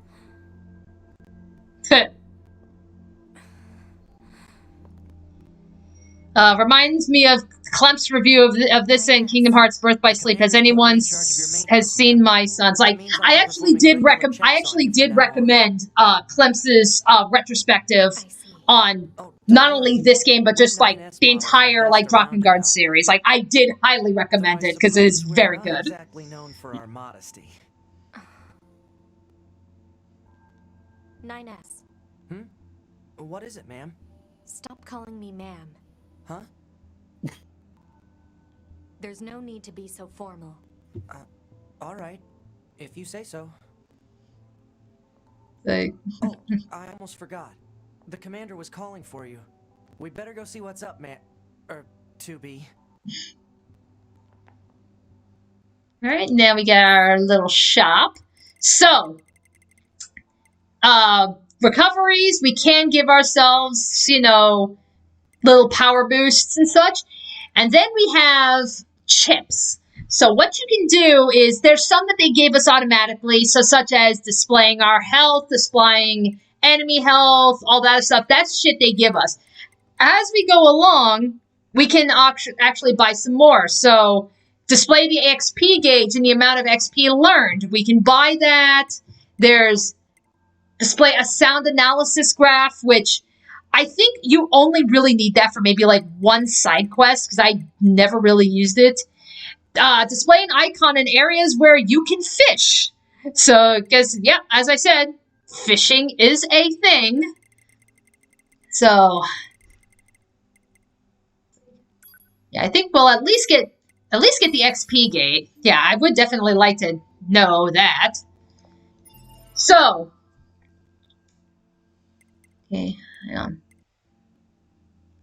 Items, weapons, skills. So this is where you can set up, like, right now we only have the laser. We can get more.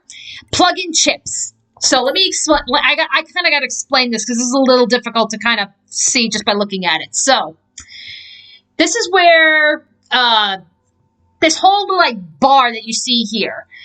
Everything that you see in orange are the chips that we currently have plugged in. Everything that is kind of like and like the light gray is what I can equip, and then you can, as you go further along, you can buy more storage. Each chip, if you see the number that's next to it where it says like 331, that kind of takes up space in this graph. So like I just bought the XP gauge, so I want to equip that. So it does kind of follow a graph. So I'm just going to equip that, and boom, it's equipped. So I got a decent amount of space that I can put in more chips as I go. As I said, you can unlock more things. Obviously, better chips take up more space, so this is how you can kind of help give yourself an edge in battle. So not only is this like, you know, the basic displays, but you can also get things being like, you know, better recovery, better attack, better defense, you know, that kind of stuff. So this is where you're going to do kind of like a lot of like your customization and all that other fun stuff. Let's see, weapons. So right now, like I said, we only have what is known as the Virtuous Contract. So it's basically your standard katana. There are different types of weapons. So you can get spears, you can get big swords, you can get other small kinds of swords. You can get like hammers. There's all different kinds of weapons. And again, I believe there is a side quest that does center around completely maxing out your weapons. I have not been able to complete that side quest just because of how fucking time consuming it is. I mean, I'm not opposed to trying to do it, but the chances of that happening realistically for this stream, probably close to none. And then, yes, so plug-in chips, like you say. So we can, so we have things, so you can actually destroy some chips. So, I did mention a funny ending, and I know it's saved, so that's fine. We have the OS chip, an Android central system. Removal means death. Let's do it. Oh boy. Yep. Yeah, let's just remove our core. Yeah, deleting System 32.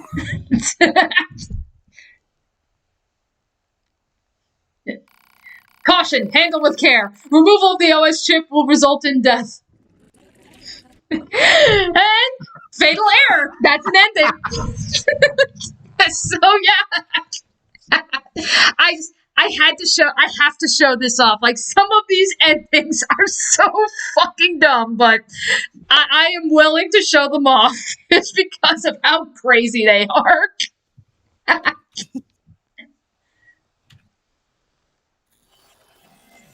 Alright, so alright. Let's get back to where we were. So we have gotten two of the endings.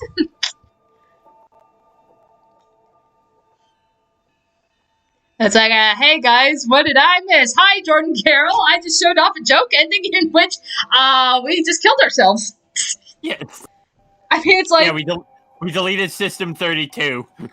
5012. Yeah, so again, going back to this. Mr. Meteor says, plug-in chip is essentially the Bayonetta witch time power you get. Machine life forms that all but annihilated human civilization. The handful of survivors that remained fled from Earth, seeking refuge on the moon. 5204 AD. Humanity launched its counterattack, deploying an army of androids from a network of orbiting bases. But after more than a dozen large-scale descents upon the enemy, we still haven't managed to repel the invaders. That is why you, the Yorha forces, exist. To break this stalemate, You can get a different ending where you blow up and take everyone with you. You know, I'm sure there is, like, because again, like, I know, like, there's five canonical endings, which those are the different routes. So that is you know, just playing the story of the game. Like, even like the multiple playthroughs, it's those 5 endings. So those are the only ones that matter. That being said, I think there's like 21 other joke endings. I don't know what they all are, though. Like, I'm aware of some of them. You know, like that, like, yeah, take out the process chip, you know. Yeah, that was one of them. So, yeah, of course, I'll show that off. But, yeah, it's like, I'm sure, like, if I go on, like, GameFAQs or IGN or something, like, you know, they'll have a list of how to get all the different endings. So are the themes of this game, what does it mean to be human? More or less, you know, I mean, that's why I even wrote in the freaking, in the description for this stream, that's where it's like, are you ready for an existential crisis? Because, oh boy, this game. But yeah, more or less, like, you know, yeah, because they're androids and such, and because they are going to Earth, you know, basically, because they're on Earth, they're going to be seeing, like, you know, what humanity has left behind. Are you there? So, Can you that's hear me? where, yeah, the whole theme of, you know, oh, are you, yeah, what does it mean to be human, and what are the different aspects of humanity and such? It's like, yeah, those are the themes of this game. Your self-destruct permissions are missing. Wait a sec, we need to restore those. Like, I could set it for you, but yes, we are doing self-destruct. We are leaving that on. Because that totally sounds logical.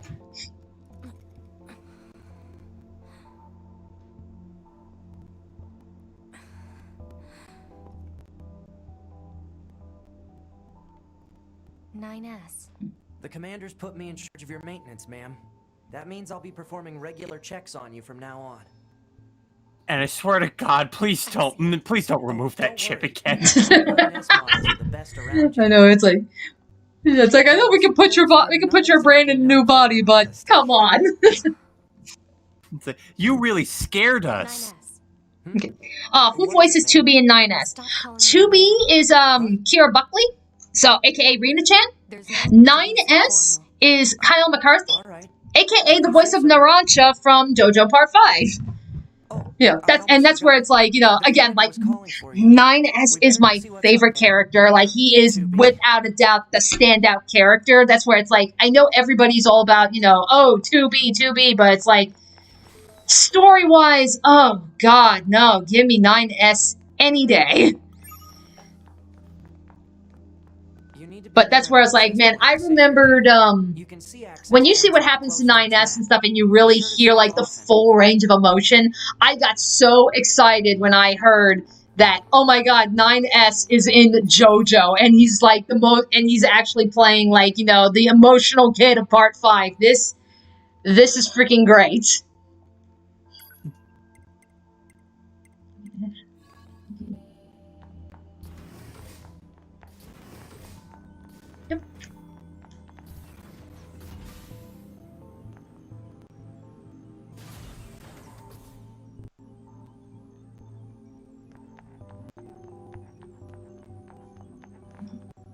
Ah, 2B. Maintenance finished? Yes, Commander. You detonated your black box in order to defeat the enemy. Bold, but risky. Try not to be so reckless next time. Understood. We also heard that you deleted your core chip, and you just hear everyone snickering. It was the one time, guys! Doesn't Yorha have a dedicated resistance contact already? We haven't been able to get in touch with them, so we'll need you to look into that as well. Understood. Okay, I keep seeing a lot of girl androids in these cutscenes. Is 9S the only male android, or are there more somewhere? Yes, there are more male androids. 9S is really the only one that, you know, the only one that really matters, to be honest.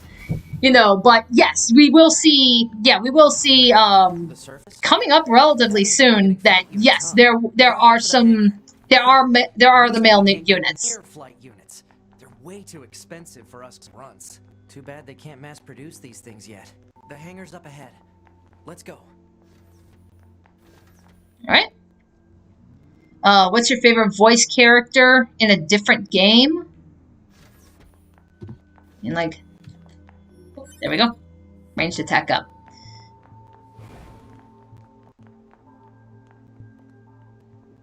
Oh, like, I guess I assume, like, what's my favorite voice performance in a game? Oh, tough choice, because again, there's a lot of good ones.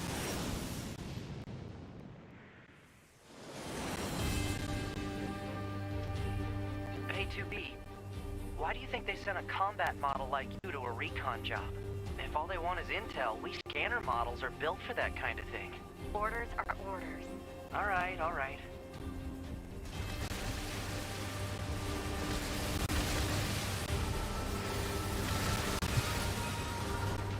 2B, you're going to have some new weaponry installed from here on out. To be or not to Make sure be. to commit them to memory. Yay, new attacks. More ways to kill things. Yeah, it's just it's just more or less like, you know, it's the equivalent of like the pod laser, where it's like, you know, oh, you have like a stronger attack, but there is a cooldown for it. So it's like you can't spam the multi-laser attack.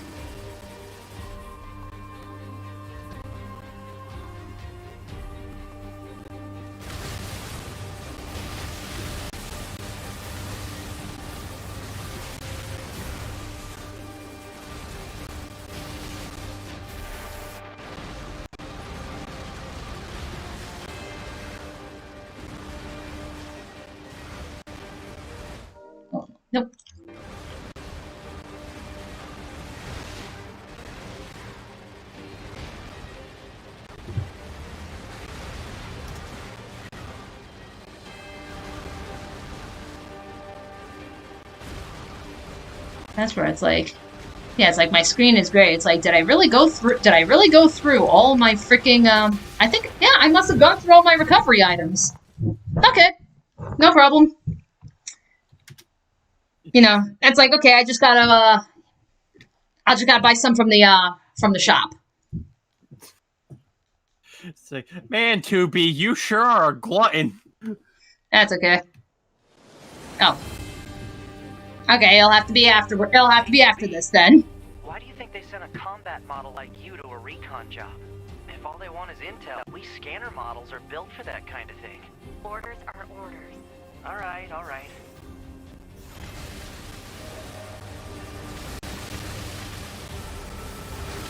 I mean, 9S does raise a really good question. 2B, you're going to have some new weaponry installed from here on out.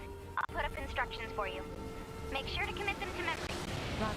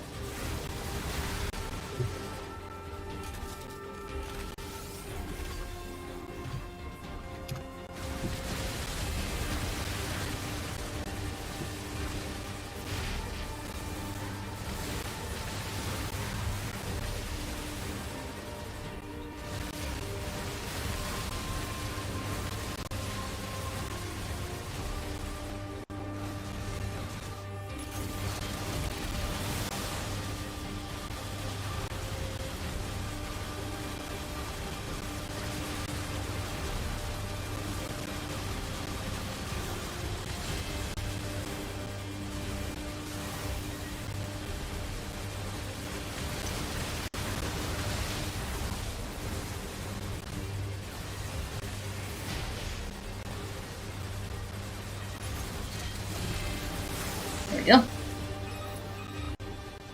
Bunker to 2B, come in. I've set a landing point for your flight units. You'll be touching down quite a ways from the resistance camp, unfortunately. Sorry for the trouble, but we can't risk the enemy discovering their position. Understood. Good luck down there. Yep, so that's pretty much where we're going now. We got a rendezvous with what's known as resistance units. So there is a small group of androids that have touched down on Earth, and that's where they've set up they've set up a resistance base. So that's pretty much where we're heading.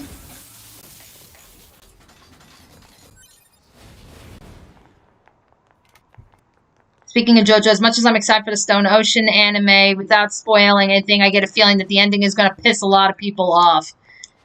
Yeah, the ending is pretty divisive, but, you know, it's just, where I'm concerned with JoJo is, because really parts 1 through 6 do follow, like, one consistent story, but Steel Ball Run that is pretty much like a whole separate universe. So that does kind of beg the question, is David Production going to do, are they going to stop after 6, or will they continue on? I hope to God they continue on, because Steel Ball Run absolutely deserves an anime adaptation. It's that good. Just be prepared for CGI horses. Realistically, I think they said, like, right now, that is a challenge that they're very well aware of right now, is the fact that if they do adapt Steel Ball Run, it's, they got horses they gotta worry about, because, I mean, a good portion of this is freaking horse racing. I mean, that's a good sizable chunk of Steel Ball Run, it's not just, the JoJo stand battles. No, there's actually a horse race that happens in the story. So it's like, you kind of gotta, like, you know, take care of that stuff too. And horses are not easy to animate or draw. No, they're not. Take it from Jordan, who is going to be a mad lad and draw horses.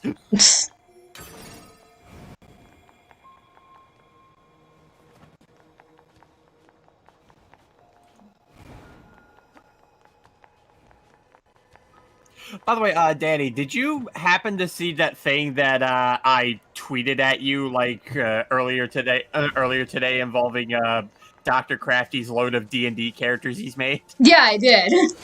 That's where it's like, my God, man. I was actually in a call when he was making that Owlbear character. Oh, wow. Yeah, and he calls him Teddy Roosevelt. So, oh, look at that. We has a moose. Watch out, because the... Alright, fine. We'll go hunting. We will kill the moose. No, Bullwinkle!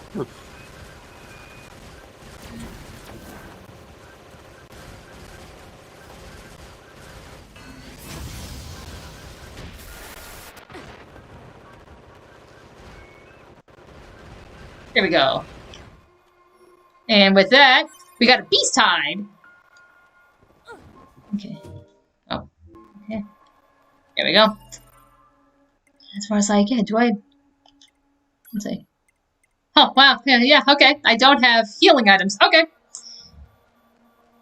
Just gotta get to the resistance camp. Did anybody hear that Sonic Colors might get a remaster?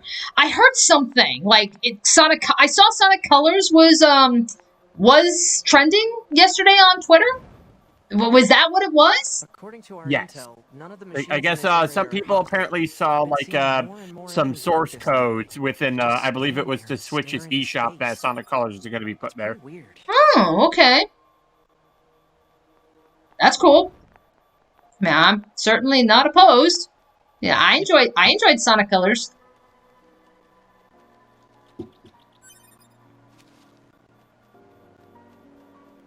Alright, so any source of water that you see, you can start fishing.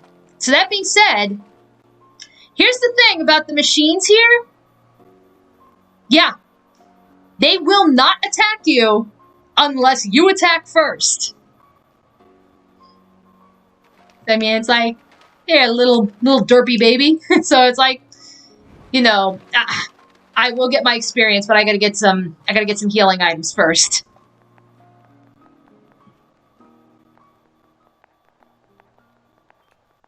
Alright, and we are at the resistance camp.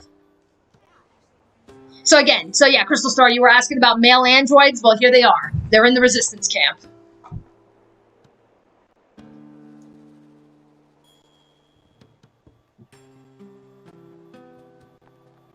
So this is the resistance camp, huh? We should probably go talk to their leader first thing. Yeah, yep, I'll talk to them. You're number 2. You know about 2B? Yes, well, the bunker told me to expect you. My name is Anemone. I'm the leader of the android resistance that controls most of this territory. You must be the new scout we heard about. Well, I'm sure my people will have plenty of information for you. Please feel free to ask them anything you like. Alright, so Anemone. That's her name. So some of the first quests, it's, you know, to kind of help out. So we have the weapons dealer. Like, you're interested, what kind of weapons? So yeah, so a lot of like the weaponry, especially weapon upgrades, it's gonna be done through, we're gonna be getting them through this guy.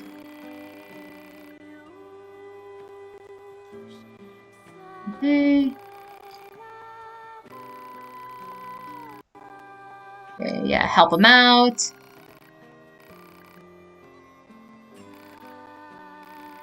Alright, so. Alright. So, to help him out. Yeah, so basically, this is like one of those fetch quests.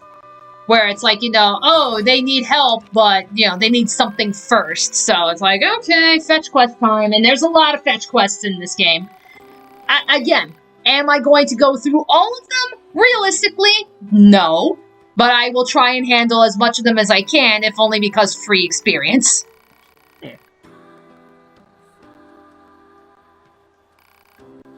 Alright. So, first of all,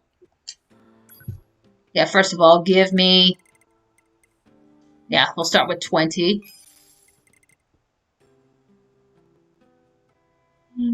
Animal bait. Yeah, so, like, give an animal in order to ride them, so... Had I not killed that moose, I could have ridden the moose if I wanted to. You just see Tubi riding in a battle. Honorable steed!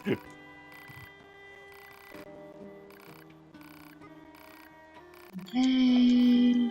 Yes, agree to help. Yeah, circuit. Okay. Target location data obtained. Yeah. It's like, I need healing. I need to heal. Marking on map. There we go. Okay. Whoop. And then the maintenance one here. So, here is where we can buy more upgrades. So, like right now we have the laser. There's the Mirage. There's a hammer. There's a rotating blade. You can summon up a bunch of spears coming out of the ground. You can deploy a shield to block melee. There's a shield to block projectiles. Increase plug-in chip capacity by 8. So this is where you can get some more storage to plug in to get some more plugs. You can also upgrade your pod. That being said, they require items. So it's like if I wanted to get the pod up to level 2, I need tree seeds, mushrooms, pure water, natural rubber, and a power-up part. So lots of freaking scavenging. You can actually also fuse plug-in chips. So basically, if you had chips that were like the same type, the same rank and stuff, you can actually fuse them and make them stronger. So this is where a lot of those upgrades are going to come from.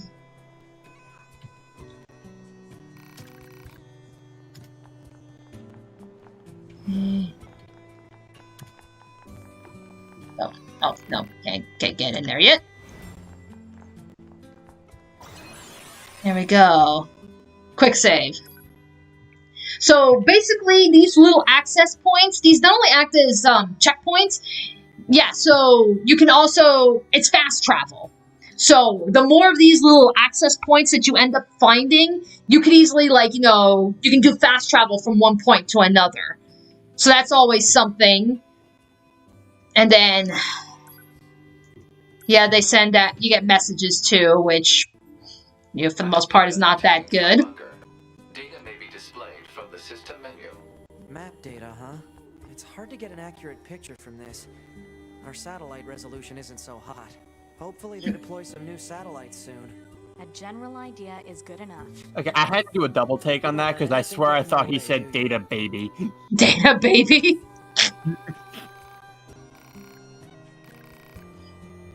It's like, the data baby has been found. My child? Alright, I'm good. Yeah. There we go. Alrighty, so now we can venture out and we can do some side quests. So yes, access points. I literally just talked about those. This must have been quite a city once upon a time. Too bad vegetation's claimed most of it now.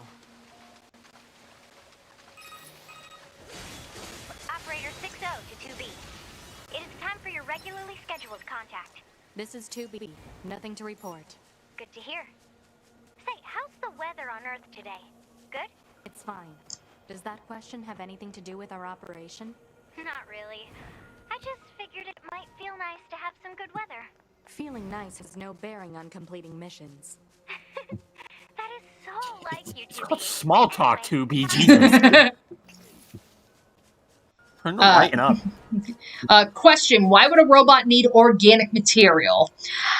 I would like to think it's probably for things like natural oils and such. Like, that's probably it. What does, a plant seed or something, or getting a mushroom have to do with anything? Fuck if I know. The only thing I could probably maybe see it being is, because, if we're talking, mushrooms, it might maybe think of, okay, so we know, fungus can, spread spores and whatnot, but it's, maybe if we need to, what kind of, chemical weaponry could we use to, enhance our things with in order to, in order to make our jobs easier? Okay. Yeah, just spitballing. Yeah. Proposal. Eliminate enemies in vicinity and restore access point immediately. Go away!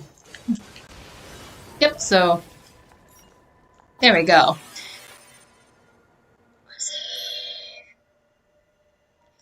All right.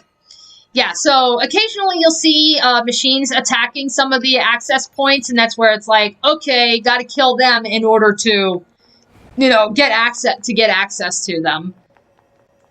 So that's usually a good sign if you see that it's like, if you see like they're just randomly attacking a box, it's like, yeah, that's what it is. It's an access point.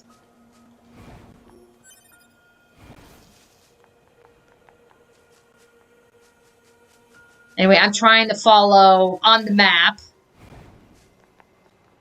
Trying to see, like, the general area of where it is that I need to go.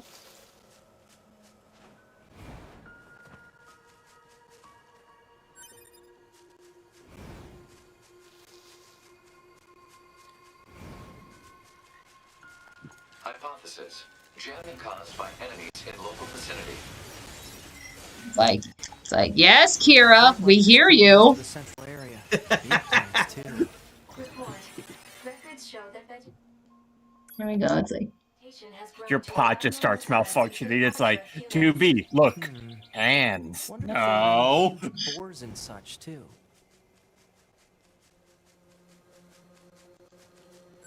2B must observe those hands. No, you're not. That's where it's like, again, like, DC Douglas, I mean, the guy's a good actor and such, but now it's just like, especially from Pod, it's just like, I cannot help but hear Yoshikage Kira now coming out of the pod. It's funny because, like, Kira's the first one you think of when I hear that name. I think of Albert Wesker. Oh, that's true. Yeah, I forgot he does Wesker. I believe this is fair. 2 on 2.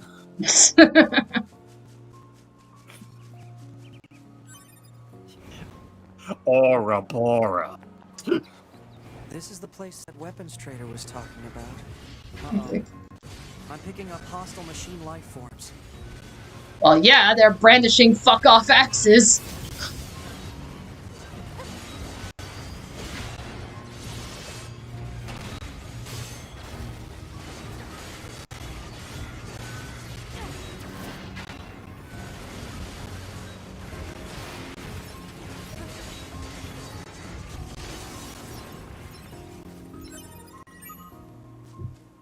Okay, that's everything the supply trader asked for.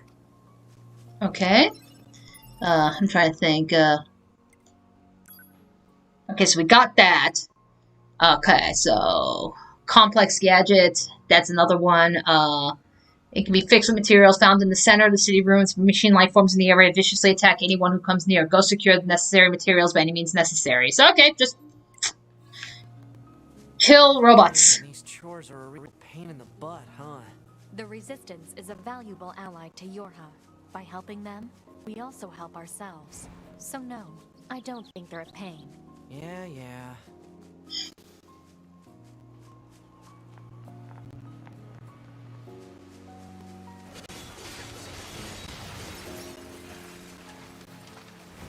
Like 2P, I'm very concerned for you. Like, do you know what fun is? Do you know what concern is? She does not know how to have fun. Fun is not within the requirements of this mission. I like to have fun. She's just taken back. Can we put a vacation chip in her?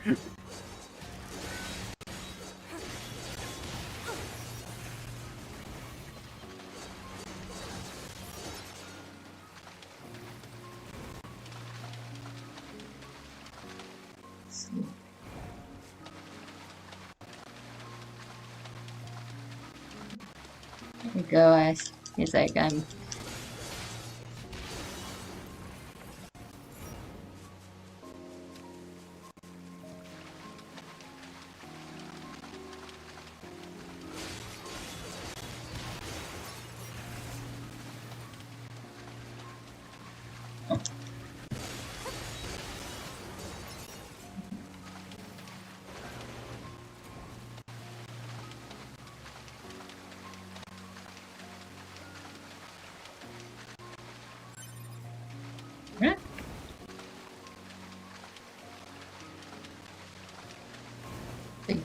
Okay, you know what? Fuck it. I'll show off how fishing is done in this game. So, again, so body of water. So, yes, we're going to fish. All right. So, go pod. Oh, you hit a rock. In the water pod, you dumbass. And then when you see the pod fall in, that's when you, yeah, that's when you're supposed to click. Catch lost. Nope. It's like, Pod, what'd you get stuck on? Hands.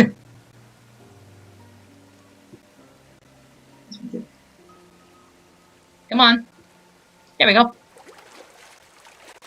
There we go. Report. Fresh. Yep, and we caught a koi. So yeah, there is kind of like, I guess like if you can call it like a bestiary or like an encyclopedia of all the different fish that you can catch in here. And like I said, sometimes you catch real fish. Sometimes you catch mechanical fish. Sometimes you catch garbage. Like you can actually fish out like a tire, out of the water.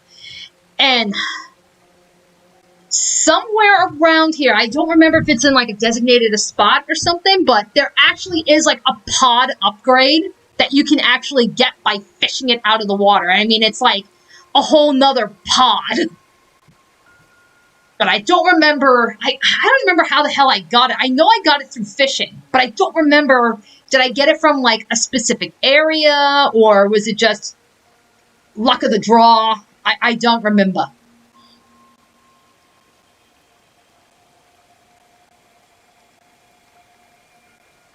Do you think TB would be those people that would go all philosophical over the most pointless things?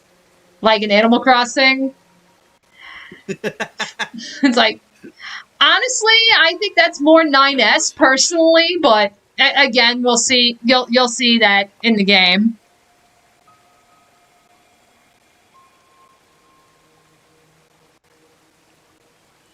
It's like, oh god, I'm getting Animal Crossing flashbacks from trying to get all the new fishes for my collection. It's like, all right, new season, time to get another fish. Fucking tires. Yep. And we actually caught a carp machine. So we actually caught a mechanical fish.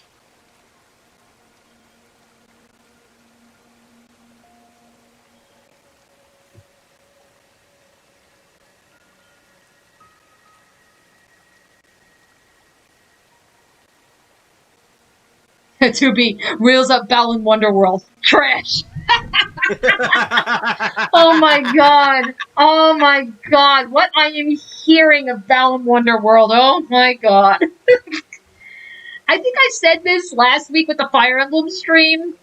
I'm well aware that, it is not getting good reviews, like, at all.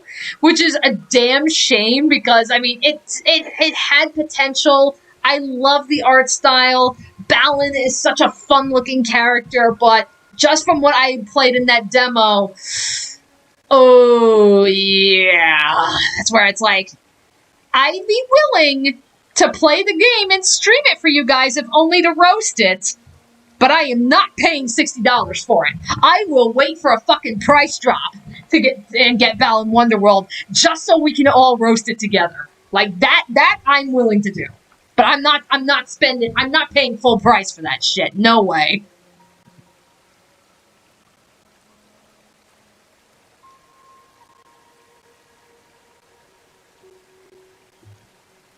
Did you get the dive stuff, Crystal?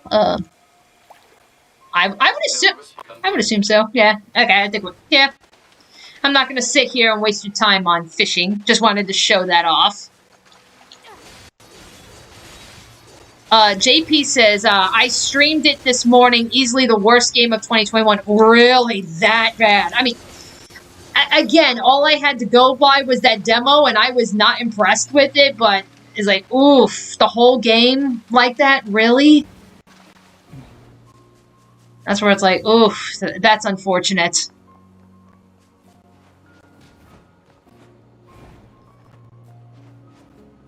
Thought I could jump over that.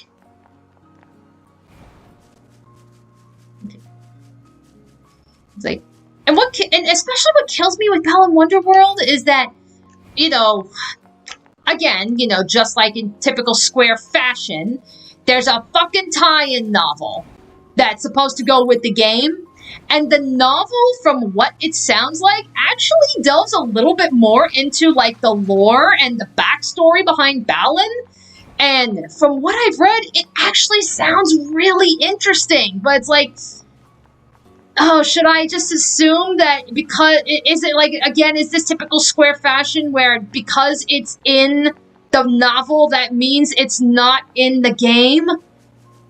I mean, I really hope that that's not the case, but it would not surprise me in the slightest if that's indeed what happened.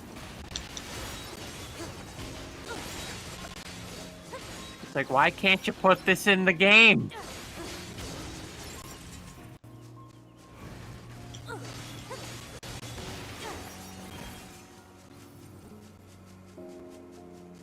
Ah, wild animals. Hypothesis. Jamming caused by enemies in local vicinity. It's like, Danny, how does Balan work? I don't know. I don't... It's like, it works through crack. I don't know. Danny, how does Square work? I think that's the real question here. Yeah, how does Square work? You got me. I don't know. Didn't Balan Wonderworld get a low score, like lower than Sonic 06? I've just been hearing, like, yeah, that it has been getting low scores. I've watched a couple of people's, like, video reviews on it, and I mean, yeah, it's not looking very good. Which, again, is so goddamn frustrating, because it's like, oh, shit. Okay, hang on. I gotta show this off. Okay. So because we have the online feature on, basically we can come across bodies of where other players that are playing now, where they've died. So, when you come across a body, you can offer a prayer over the body. You can just move on to the next screen. I'm gonna offer the prayer. When you offer a prayer, you have different things.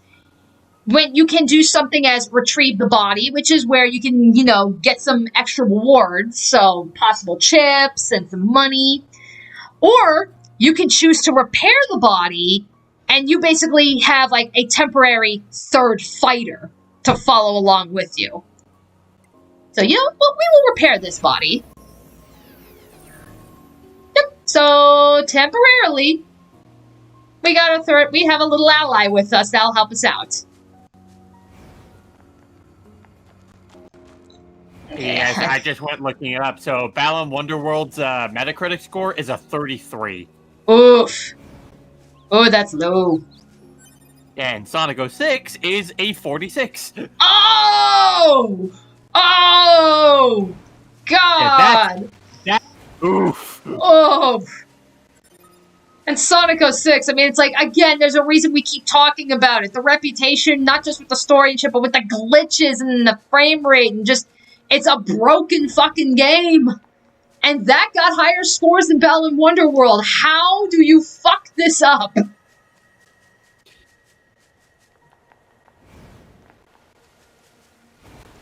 Man, they really don't want a future for Nights, do they? Well, I think technically if there is going to be a future for Nights, I think that's more in Sega's hands. But still, oof.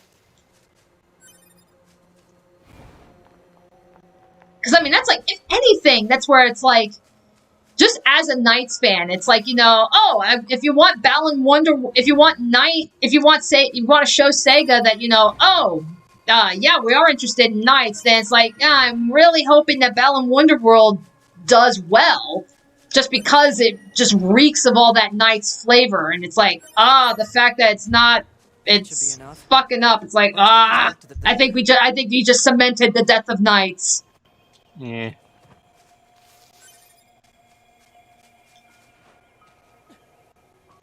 I can't believe it. Square killed a property that's not even their own. How do they do that? Square.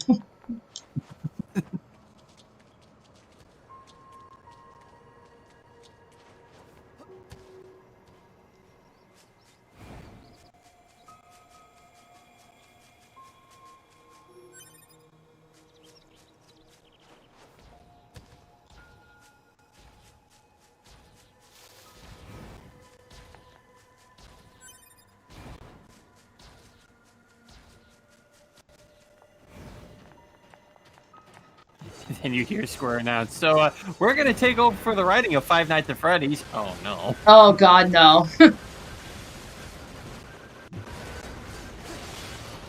Yeah, that's where it's like, again, that was where I had my reservations when this game initially came out, like, when this one did.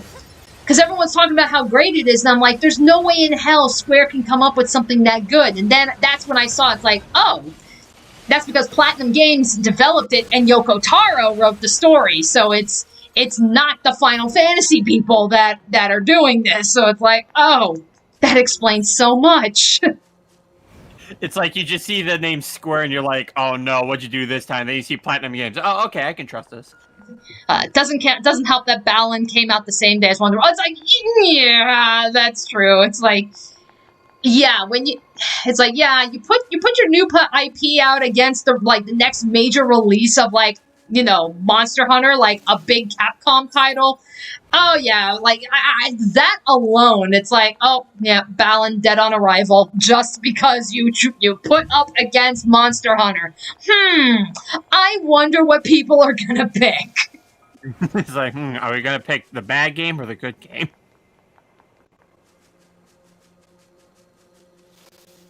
Leafeon, I just looked it up. The company that made it has a ton of misses under their belt, including Yoshi's New Island and We Play Motion. Like the people that made Balan Wonderworld?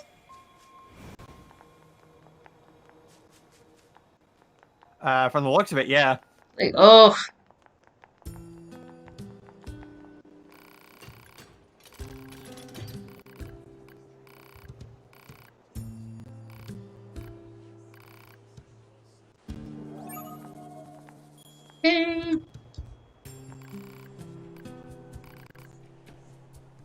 Alright, thank you. Alright, so let's see what he's got. So we can get the Beast Bane, we can get the Ancient Overlord, or we can get the Beast Lord. So let's see. Lord. Lots of beasts. Yeah, so this is where it's like the sword with the King of Beasts as its motif, a sword with a strange and uncomfortable aura, and the great sword shaped after the King of the Beasts. Let's see. So the attack damage is, okay, 190 to 210. Not too bad. 150 to 185, okay. And then this is your heavy hitter combo. So it looks like light attack, yeah, so naturally, like, the Beast Banes get, like, the lighter combos, they're gonna be a little bit quicker to whip out, whereas the Ancient Overlord, not so much, and especially the Beast Lord, like, that is meant to just deal massive freaking damage. And, actually, okay, while I'm at it, so upgrade. So, Virtuous Contract, so this is just a regular weapon that she's got now, so we have the equipment to bring this up to level 2.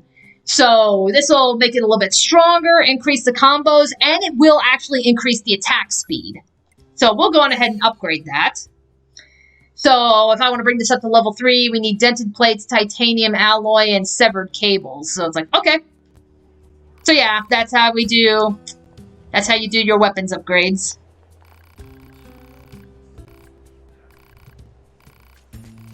Okay. Yeah, don't care. Alright.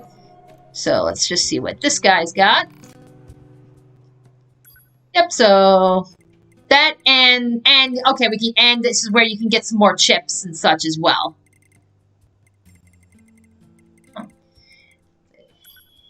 Yeah, let's get that.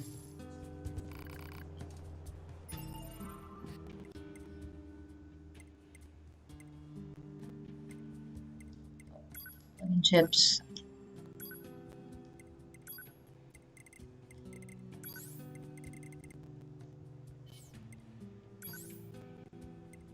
Yeah.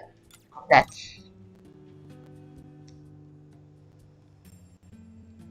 Let me see. Leafeon said, yes, RZS made this game alongside Balan Company. It's like, oof.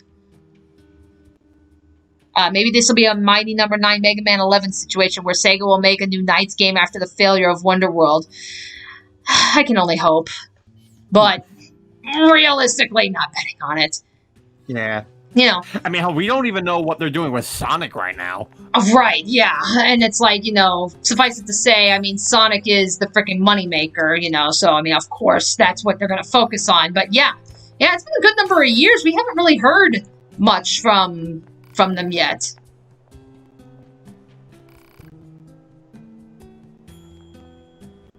Yeah, so let's go on ahead and restore a little bit. Okay. Yep, there we go.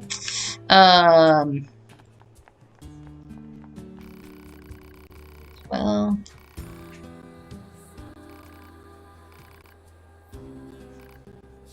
Yep, alright, so now that we just did that, so next area, it's basically, Anemone is sending us out to the next area.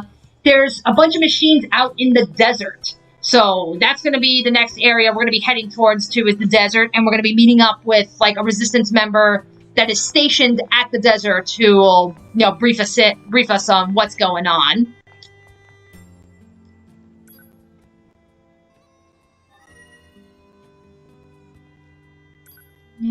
Quick save. There we go. Okay.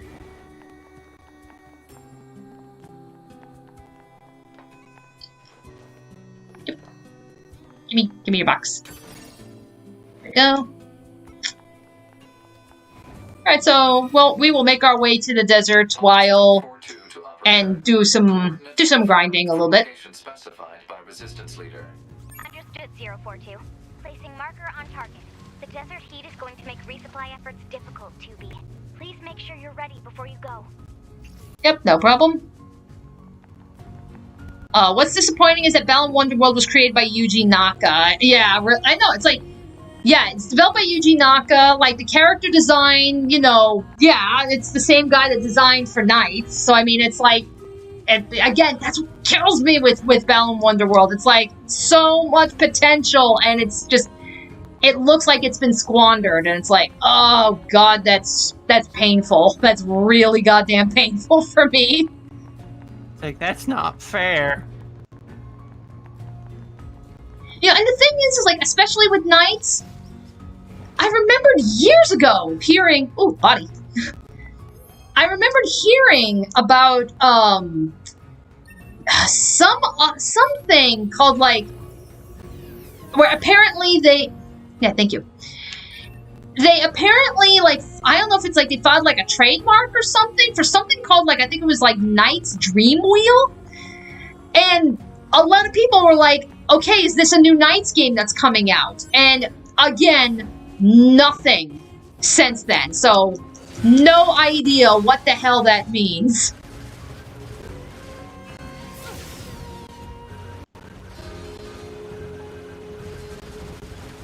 Yeah, so I mean, it's like, you know, as like, I mean, I wish this would end up being like a Mighty Number 9 situation where it's like, you know, people were clearly interested in Balan Wonderworld, but then, like, you know, with it not going well, you know, Sega will hopefully see, you know, they'll be like, oh, people actually want to see something like this. Okay, yeah, let's make another Knights game. I mean, I can only hope, but realistically speaking, I'm not betting on it. I mean, as much as I love Knights, I just think it's just doomed to stay, you know, it's done.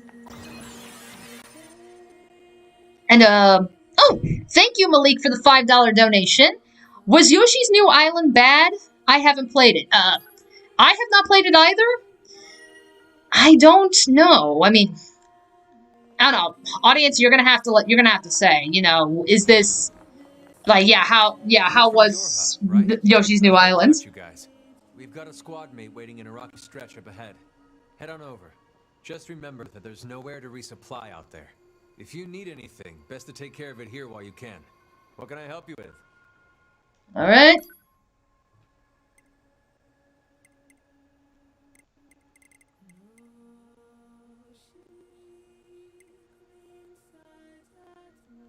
Okay, we'll get some...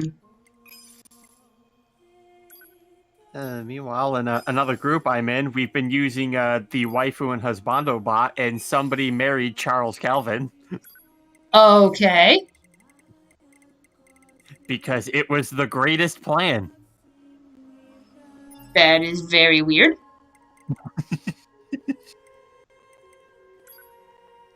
And it's funny, another thing too is because like one of the characters that got rolled in this bot was a character called 10T from My Hero Academia, and we're like, wait, hold on, who the hell even is this? And I actually had to do a bit of digging around because I didn't recognize who the character was, but apparently there was an image that was made by Horikoshi where he depicted his assistants as like superheroes, like, you know how occasionally, like, sometimes, like, in between chapters of like in a manga where like the artist will as a means to thank their assistants to like depict them in like their style as if they were in that universe. Oof.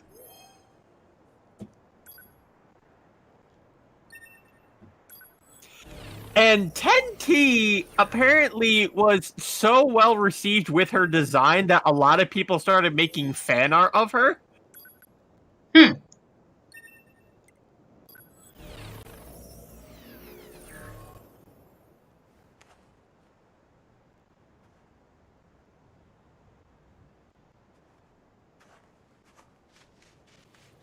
Alrighty.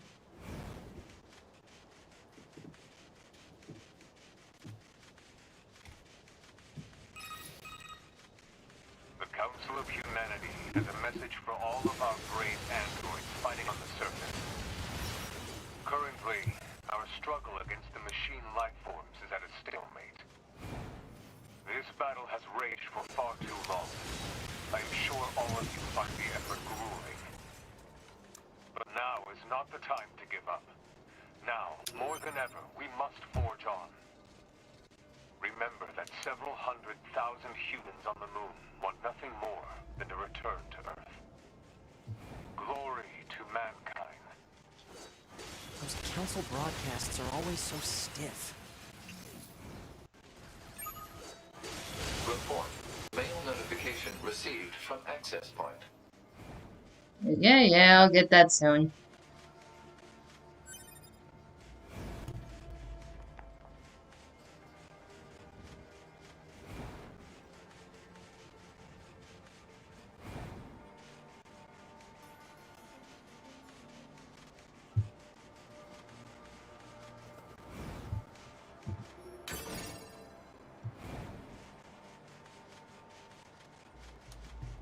Maniac apparently sees that you're playing Pokemon. I just booted it up because I just got a notification that there is a mystery gift code going about. Oh. What's the code? Like, what does it give you? A free Dream Ball. And that's important because it's a special kind of Pokeball variant, which it has a higher chance of catching a Pokemon if you put them to sleep. Oh, okay. But a lot of people like seek after Dream Balls mainly because of the Pokeball aesthetic. That it's basically just like an interesting little effect that occurs whenever like your Pokemon comes out of the Pokeball. Oh. Okay.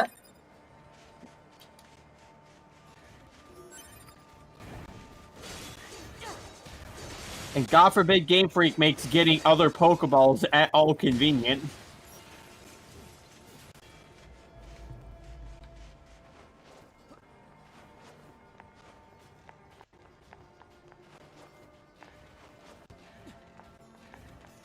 Oh, there you are.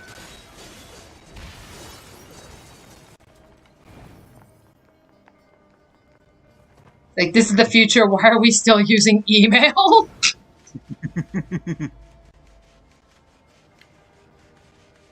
I mean, I guess, yeah, I don't know. Email somehow survived 10,000 friggin' years.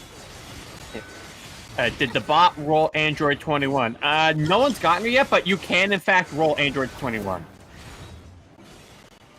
I actually managed to roll Android 18.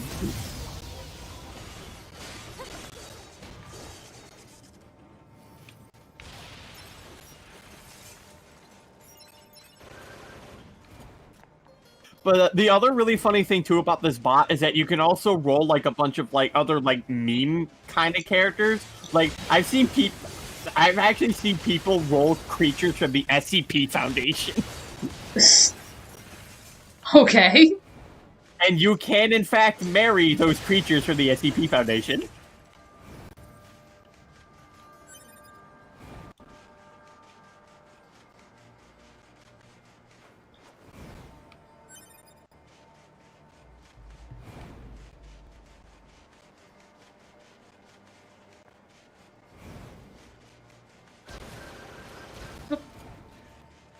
Okay, fine.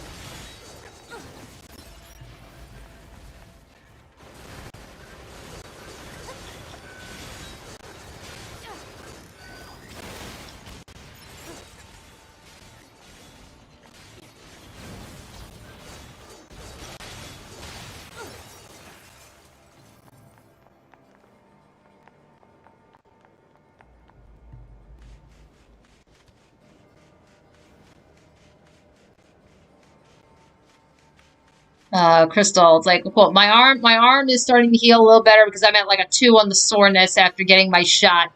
Yeah, that's where I'm. First of all, good on you for getting the shot. And 2, it was like, yeah, that was the thing. That was definitely the thing I experienced really with that first shot was just a really, really sore arm for like a day. Like, you know, like the next day, I mean, it was like, yeah, like someone just like fucking sucker punched me in the arm, you know, but that was it. Yeah, like, you know, that was the extent of what I felt.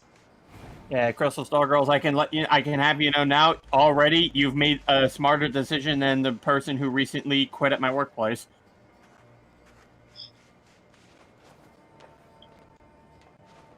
Yeah, it's like, didn't you say like, yeah, like wasn't like the one who quit was like the one that was like causing all kinds of issues and shit?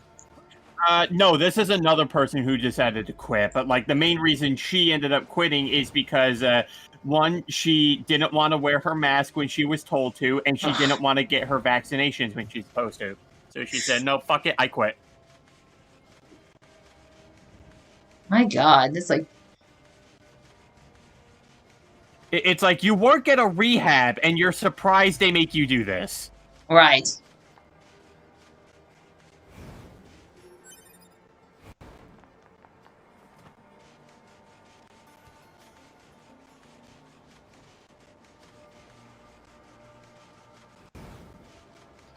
And, like, I guess, like, before she stormed off, you know, I guess, you know, she tried playing the excuse of, like, I'm gonna go, you know, oh, taking care of my daughter is much more important than this. And I'm so glad she'd probably be glad that I wasn't fucking there because I would have ripped her out right there and be like, yeah, sure, taking care of your daughter with what fucking income, dipshit? Yeah.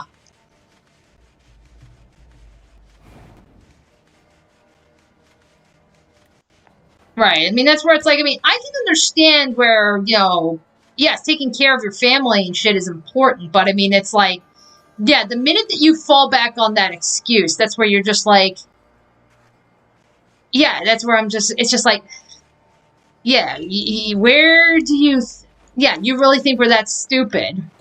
It's like, yeah, taking care of my daughter is important, then have a job to support the child, you freaking idiot. Yeah. Hey, our leader told me all about you. Name's Jackass. Nice to meet you. I hear you're planning to take Yeah. Wow, the timing of that! That means we need to get that entrance open. Yeah. No, Jackass. Jackass, was it? There's an android named Jackass. Wow, I'm sorry, just the timing of that, though. Oh, yes. He's like, oh, hey, nice to meet you. My name's Jackass. I'm so glad that 2B agrees that these people at my workplace are awful. Who opens a sealed gate with explosives? There's gotta be an easier way, right?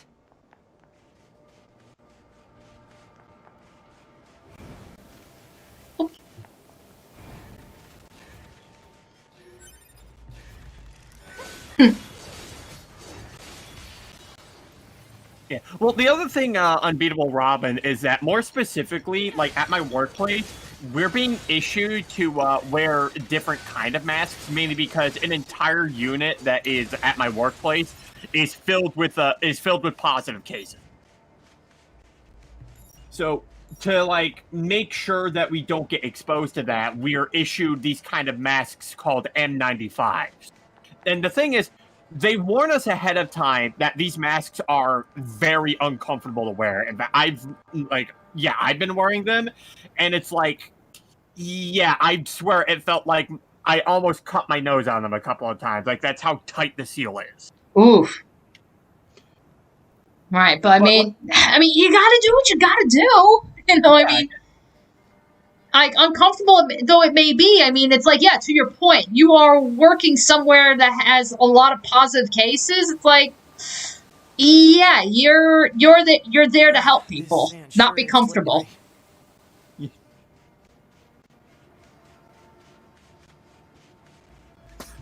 My name's Jackass, man. Your creator must have hated you.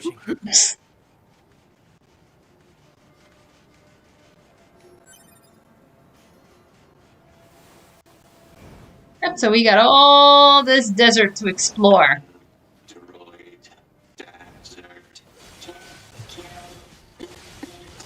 These machines are talking. Yeah, I've heard from the Resistance that they've been seeing this a lot. Yeah, Danny, the shot was a little scary to me because of a bad experience I had at the doctor as a kid, and when I was getting it, the thing that calmed me down, I started to sing while getting my shot. My thing is, I just don't look at the needle. Yeah. Yeah, it's like, yeah, just as long as you don't look at it, you know, for me, you know, that's fine. Yeah. Yeah, and actually, like, the lady that gave me my shot, you know, because, you know, she said, you know, people tend to, like, tense up when they're, like, they know that they're getting the shot, and they reflexively just automatically tense up. She said a way to help out doing that, wiggle your feet. Like, wiggle your toes, and that will actually help keep your body from tensing up. And, I mean, it worked. I mean, it was just... Yeah, I didn't tense up or anything because I was wiggling my toes, so... Yeah. There is some truth to that. Droid, exterminate. Enemy. Scary. Do you think they even understand the concept of being scared? Yeah, so fun fact about these particular androids. So you see like these like masks and capes and shit that they're wearing. This actually is a reference to Nier because there is like a desert city that you go to in Nier, and the people there do like wear those kinds of masks and capes and such. So, you know, so yeah, that is a Nier reference. Give me your shit. Yes, thank you.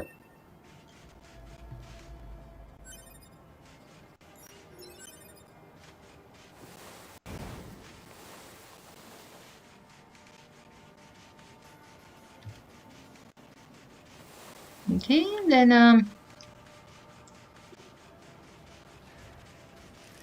we go. Access point communications jam. And, oh, I do see, thank you again, Zero Ninja, for the donation. I honestly don't get when anti-vax people work in medical fields. You got me. It's called benefits.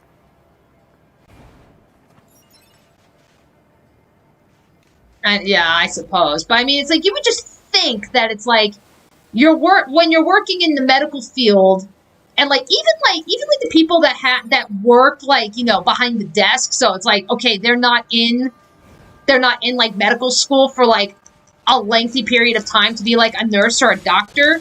But even like the people behind the desk, they still have to do some you know, take some kind of, like, medical classes and stuff just to kind of understand, like my mom, for example, when we were in Georgia, you know, my mom used to be, like, you know, the person that would work behind the desk, and she would be doing a lot of the coding.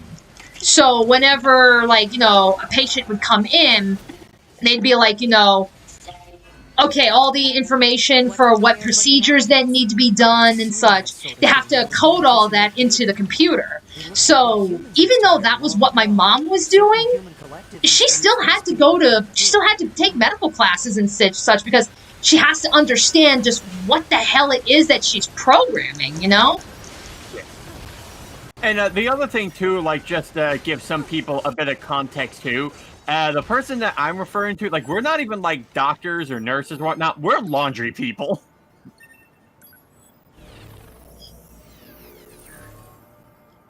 Oof. Bless myself. God damn it.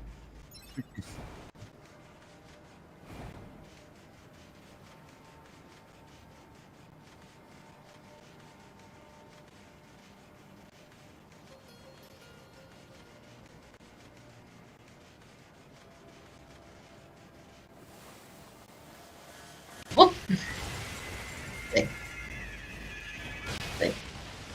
Oh god, we got suicide bombs!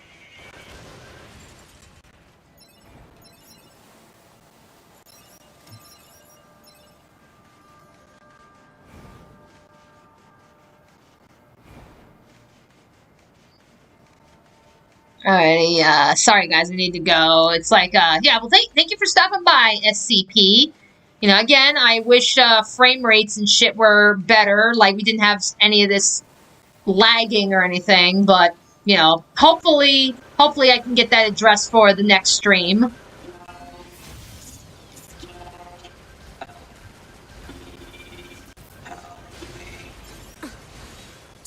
It's fine. Their speech doesn't mean anything. They're just emitting words at random. If they wanted help, why would they be attacking us? Yeah.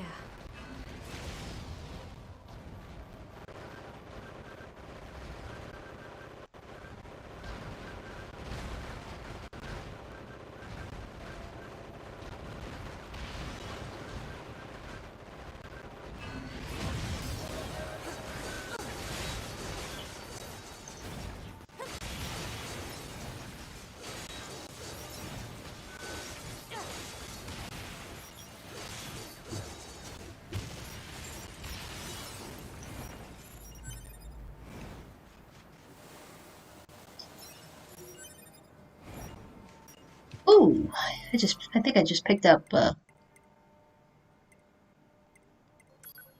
see.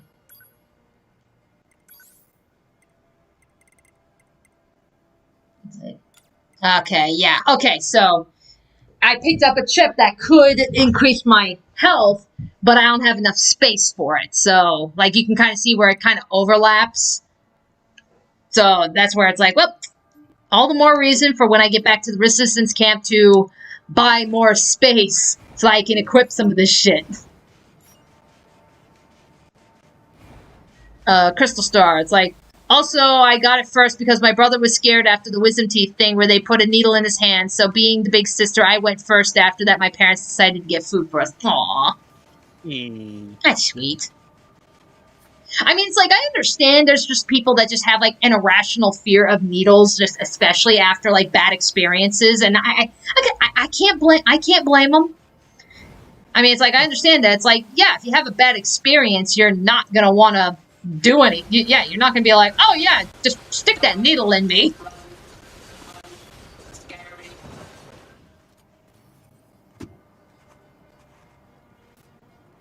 It's heading for that rocky area.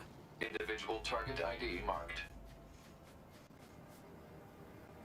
I'm gonna have to chase after that little guy.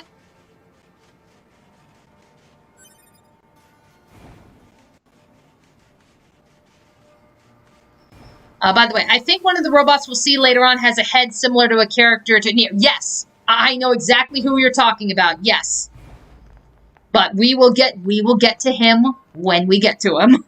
Yeah, we still got a little bit of ways.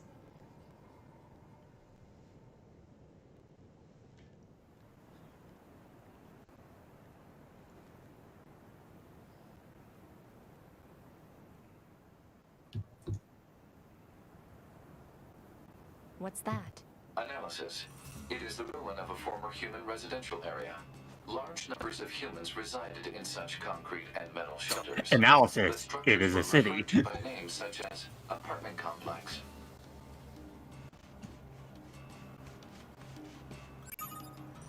Report. Mail notification received from access point. Yeah. We'll get to that in time.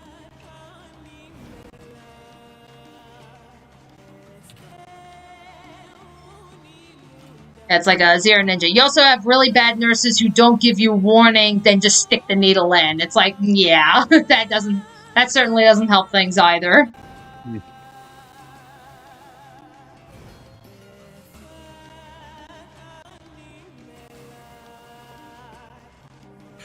Could you imagine? Could you imagine the person giving you your shot is Chocolata? Oh God. Yeah, fuck that noise.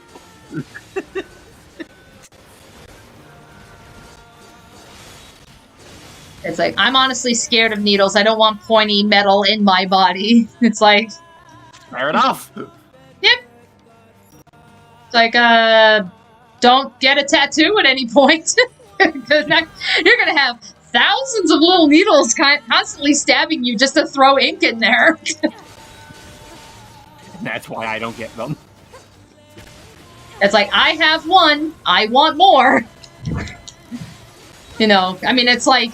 Because truth be told, like, getting a tattoo, to my understanding, it depends on what part of the body. Because, like, the tattoo that I have is on my upper right arm, like, by my shoulder. And it honestly didn't feel like, you know, oh, I'm getting stabbed or something. It feels more kind of like a slow burn as the guy's just kind of dragging the needle, dragging the pen down and putting the ink in. It just feels like it's a constant, low burning sensation.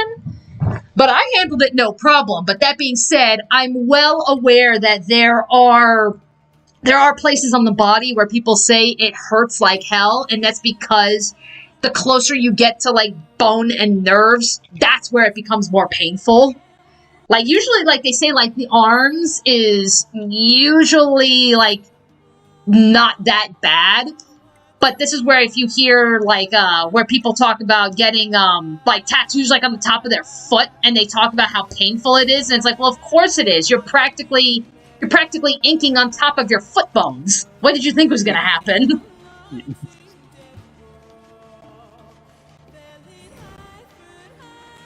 My Achilles heel.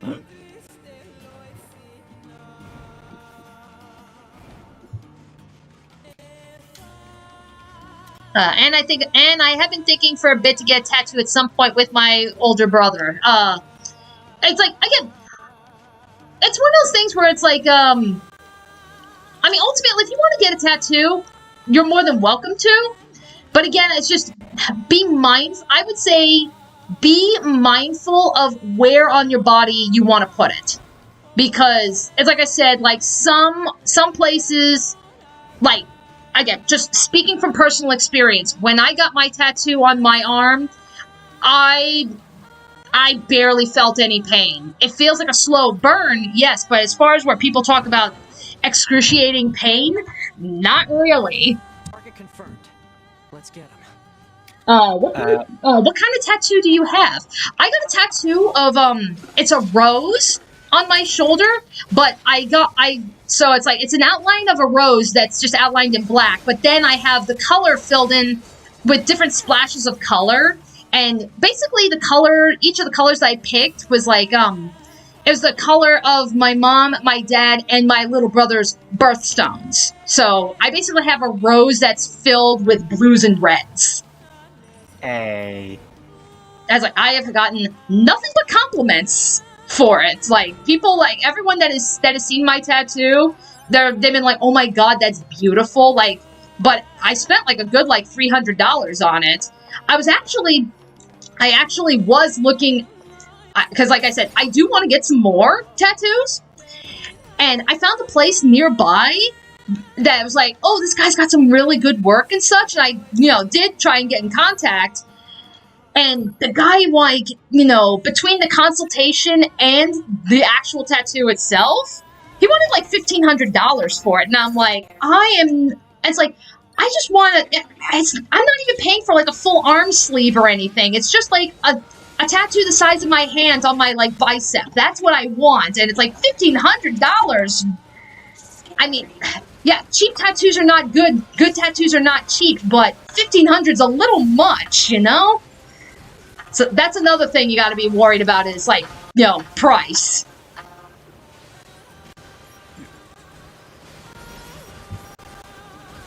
Like, I remembered when I was when I was still in Georgia, at my last job, there was this guy, he was getting like this massive arm sleeve, but it was done with, it had like the cast of like the Nightmare Before Christmas, like tattooed like all on his arm. And it was actually really interesting to see because it would be like, one session would just be the line art. And then it'd be like, he has to wait for that to heal, and then next month he brings out he goes back and does the next round of coloring, and it would only be like the coloring for like 1 or 2 characters. Then he has to wait for that to heal, and then he can move on. So it's like, it's a slow and steady process, and I can only imagine how expensive that must be.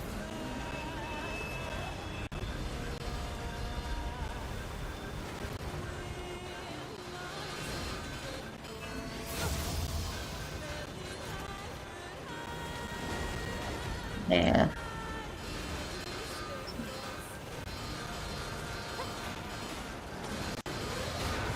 Oof. Oof. Back up, back up, back up.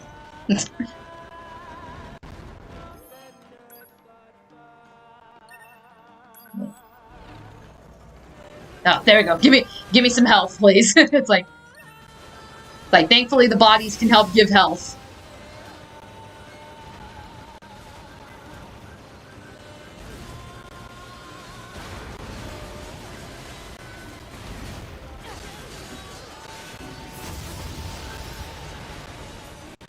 All right, and got him. Hey. Awesome. Yeah, let me see. The tattoo me and my bro are planning on getting, it's sort of a paired thing. A Rick and Morty portal with both Rick and Morty coming out. For me, having Rick's half and Morty's lower half. Okay. I've seen people do things like that where it's like, you know, with either siblings or significant others or something, they get like paired tattoos, and it's like, you know, yeah, it's like, yeah, some of those can be pretty cool.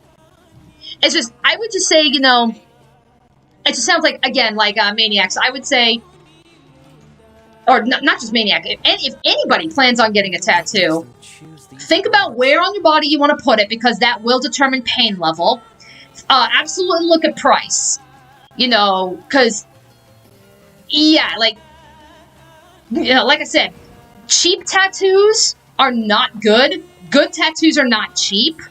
So that's where it's like, you know, like paying like a couple of $100 for a good sized tattoo, that's not like too out of the ordinary. In fact, that should be expected. Like, you know, so that is something to take into consideration. Another thing, take a look at what artist you want to go into. So like, if you're really serious about getting your tattoo, what you need to focus on is, when you do your research, just look at tattoo parlors, go on sites. They usually have Instagram accounts. Like all the tattoo artists, they usually have Instagram accounts. Just go through their Instagram accounts and actually like see the work that they post. And that's really how you'll find like, oh, I really like this guy's work.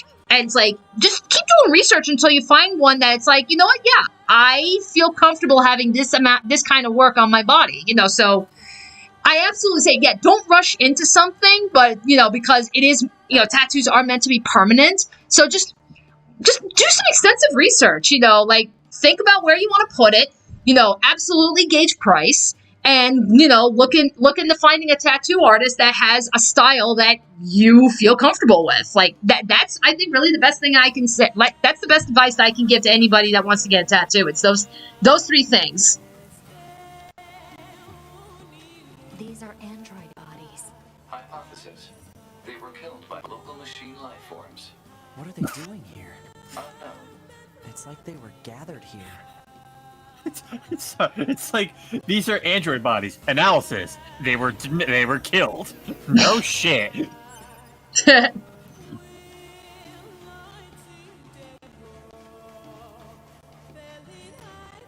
Alright. There it goes. Oh boy. Oh boy. I don't think you guys are ready for what you're about to see. Yeah, I don't think you're ready. But we're going.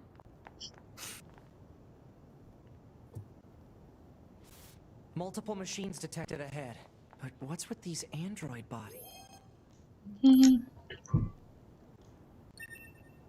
Mother, I'm scared. Stay focused.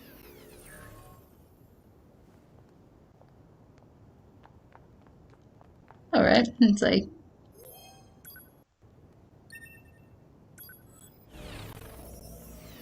There we go. So we'll get an extra helper. Because we are gonna need the extra help.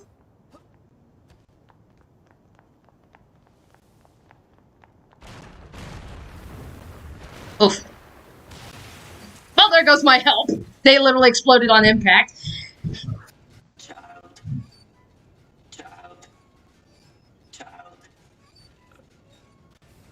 What is this?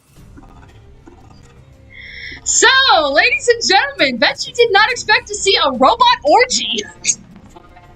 Oh! Yeah! This is a robot orgy that we just walked into. They don't have any feelings. They're just imitating human speech.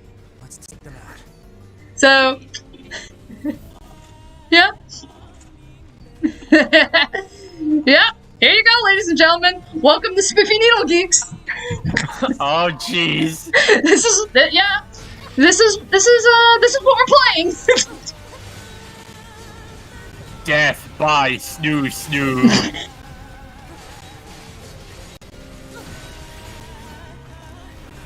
Oh, hey, Brandon's in the chat. Like, dang it, Brandon. You are missing the mechanical snoo snoo. Well, not even just that. It's like, Brandon, I think maybe you can help us out here. Because, yeah, I'm sure you can see there, it does look like there's like a little bit of stream lag or something going on. And I think it really is because there's just a lot of shit happening on screen. And I do not know how to, like, I don't know how to make it work, like, have it flow properly.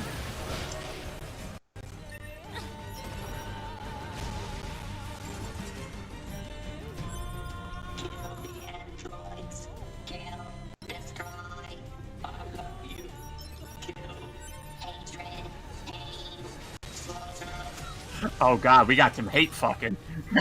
Hate fucking.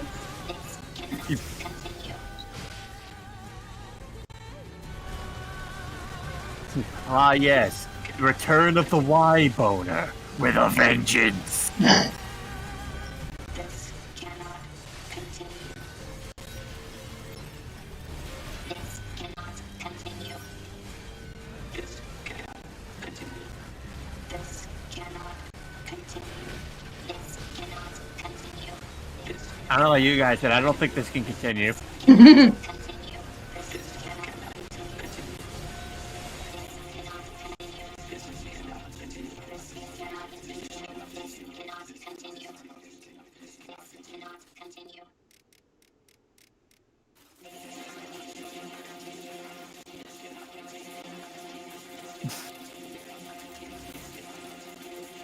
Fine, we'll fuck elsewhere.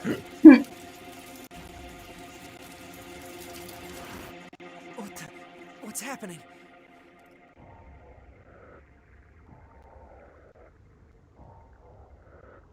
Does OBS say you're skipping any frames?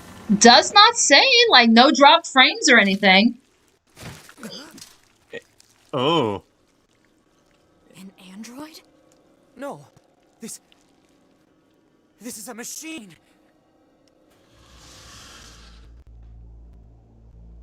Oh my god! He's as straight flat and round as a Ken doll. So So, yep. Oh, this is the result of the robot orgy. It's like they literally birthed a machine that looks like an android. Droids, why fight?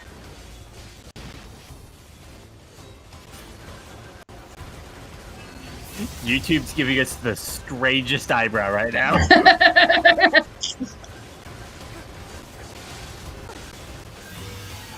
And I noticed, like, as you're fighting it, it's gaining levels. Yeah. Yep, that's the thing. It's learning. I think he's evolving. We better finish this quick.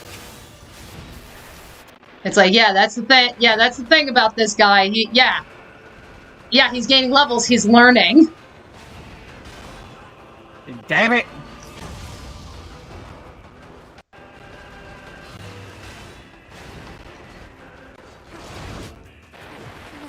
Ah, and he got me. No, you were killed by a baby! Okay. Alright. So, funny thing. So, when you die, you actually can put your own little unique message.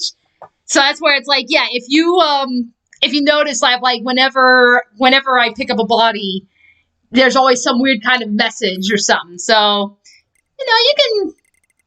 you can put whatever the hell you want. So, let's see, Spiffy Robots.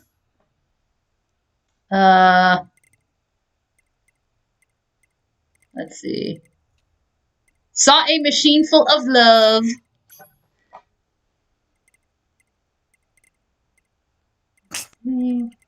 On dry sand. Sure, why not?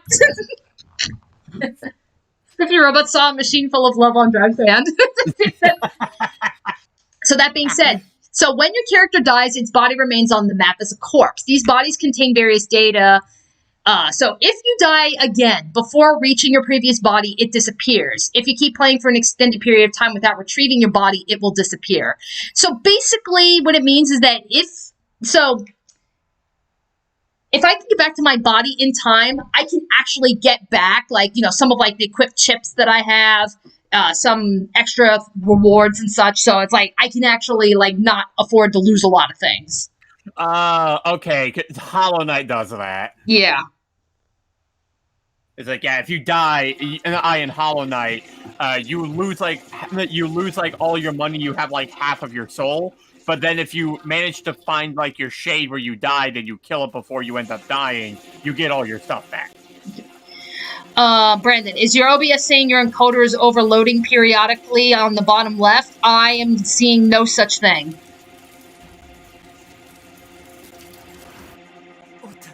What's happening?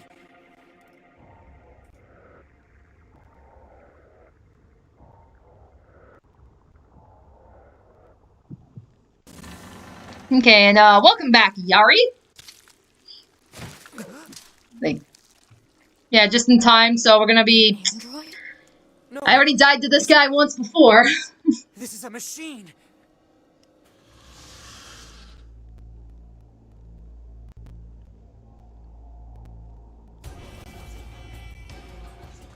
Okay. Give me my body. Yes, give me my plug-in chips. There we go. So, got a little bit of experience back, and I got my plugins back.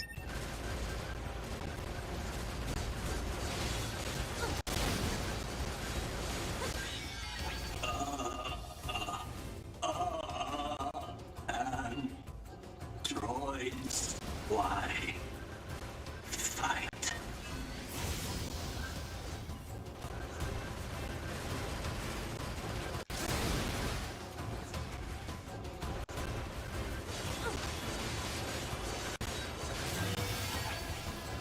Sword. Dodge. Projectile. Deflect. I think he's evolving. We better finish this quick. Stop before he learns too much!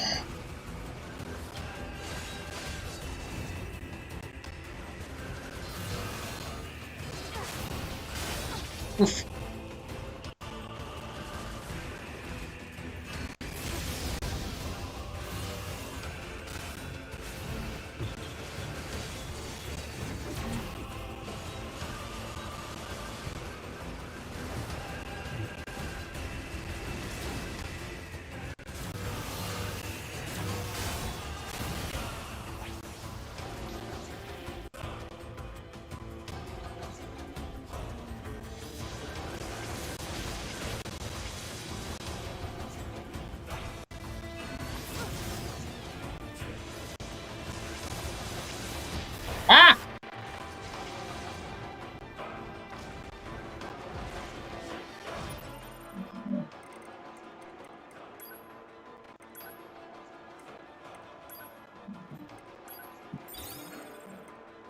There we go.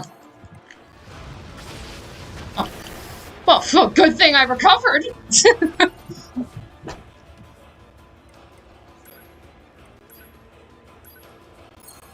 Let's see, hang on, Brandon, that's strange. I had an issue similar to this before when using OBS, but it was mainly due to my encoder going nuts. I was gonna say you can probably change the encoder in the settings, but that would require a restart. Okay. I mean, that's like I said, hopefully we can get this figured out for the next stream.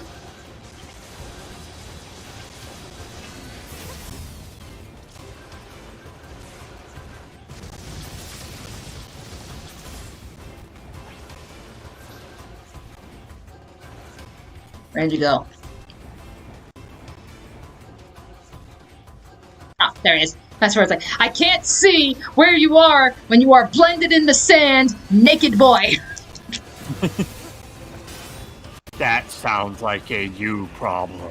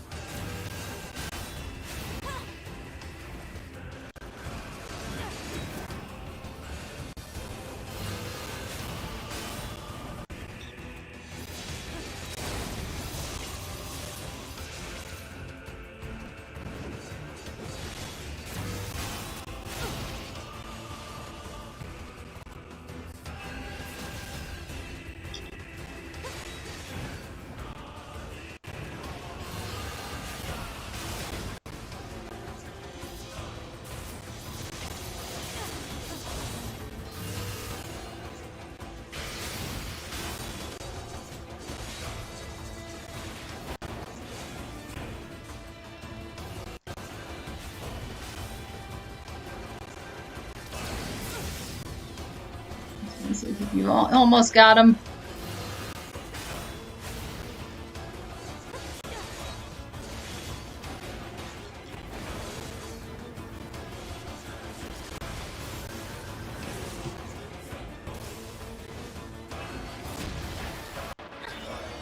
Oh, saved by the level up.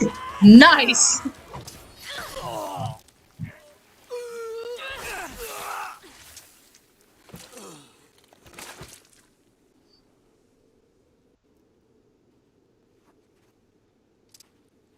Is this really a machine? I can't believe it. We just murdered a baby.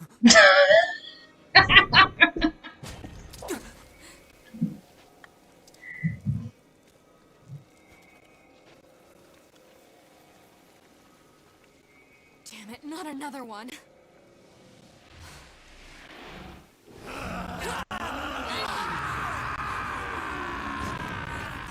Tubity! We gotta get out of here!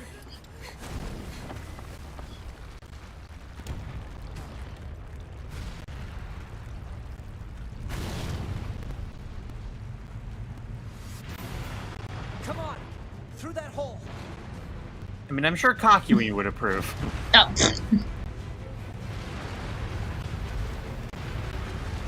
Yep, so just gotta get back up to where we came.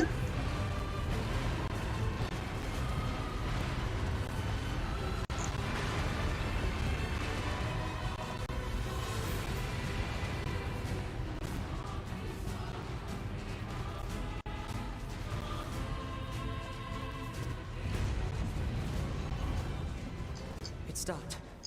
Looks like we're safe now. What the hell just happened? I know. I've never seen a machine like that before. We better report this to command. I've never seen a baby give birth to a baby. Yeah, it's like first we had a robot orgy, and then we killed the baby, and then out of that baby came another baby. It's just, this has been one hell of a day.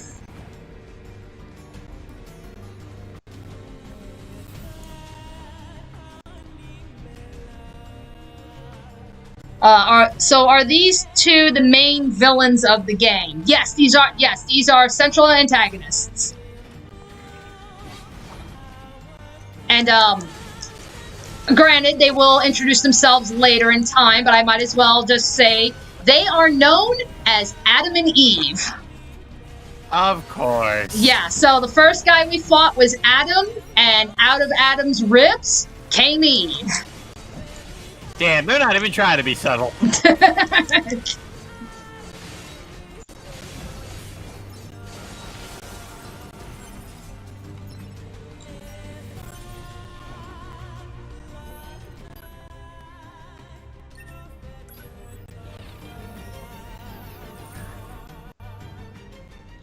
All right.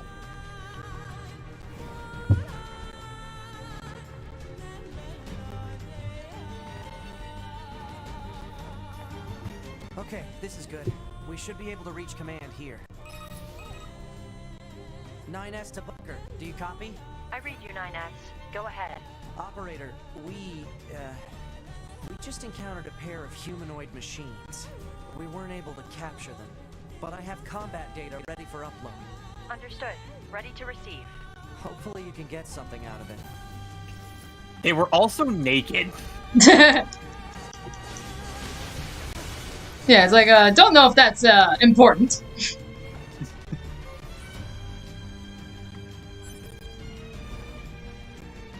It's like naked. Oh, does that mean you could actually no? We couldn't see them. Oh, so they were female machines. No, I think this one was a guy. Excuse me.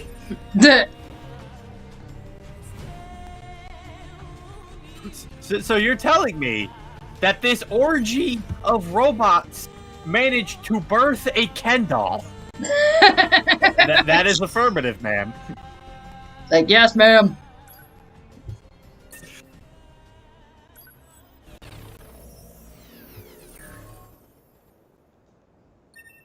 JP Damon says one of them is voiced by Bucciarati. Oh, Ray Chase. Sadly, I don't remember which one, though.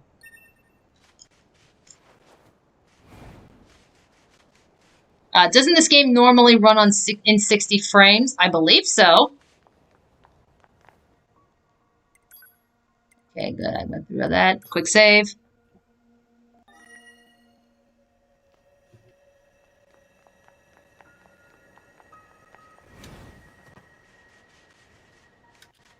Whew.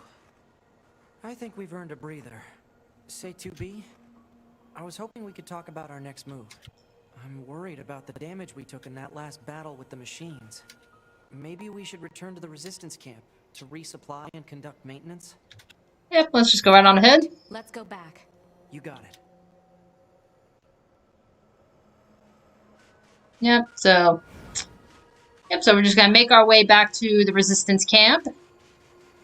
And this is where pretty much after this is where we're gonna be seeing like a lot of the side quests coming in. And it's like I said, I am going to try and knock out as much of the side quests as I can. I can't guarantee that I'm going to get all of them because I've never been able to do that, before, But suffice it to say, I will try to do as much of them as I can.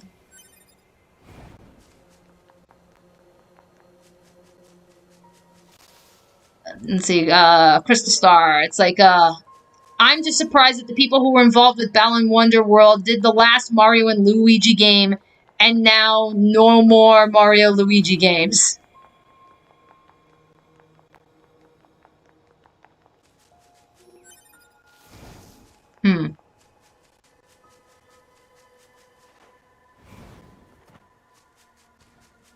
That robot was just Isaac with Sephiroth hair. Okay. Oh, and okay, JP. Ray Chase. He voices Eve. Okay, cool. That's where I was like, I couldn't remember which one it was that he voiced.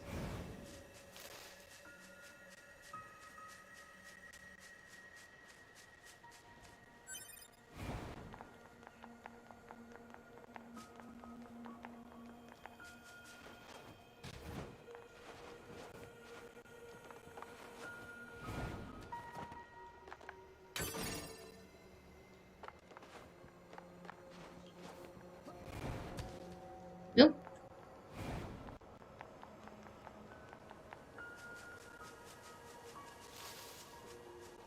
Do you think you could still use Virtuous Treaty without the blade, kind of like a dagger, but with a long hold? I don't know. Probably, I don't know, probably not. I would just say, if only just because that kind of defeats the purpose of it being a sword.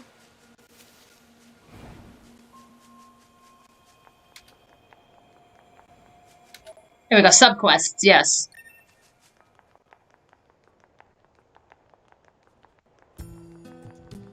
Okay, first and foremost, give me storage.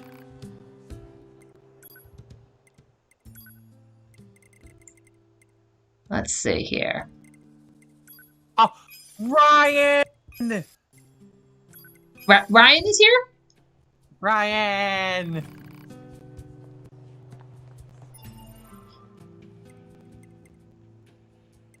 Okay, Oh, I hear Ryan.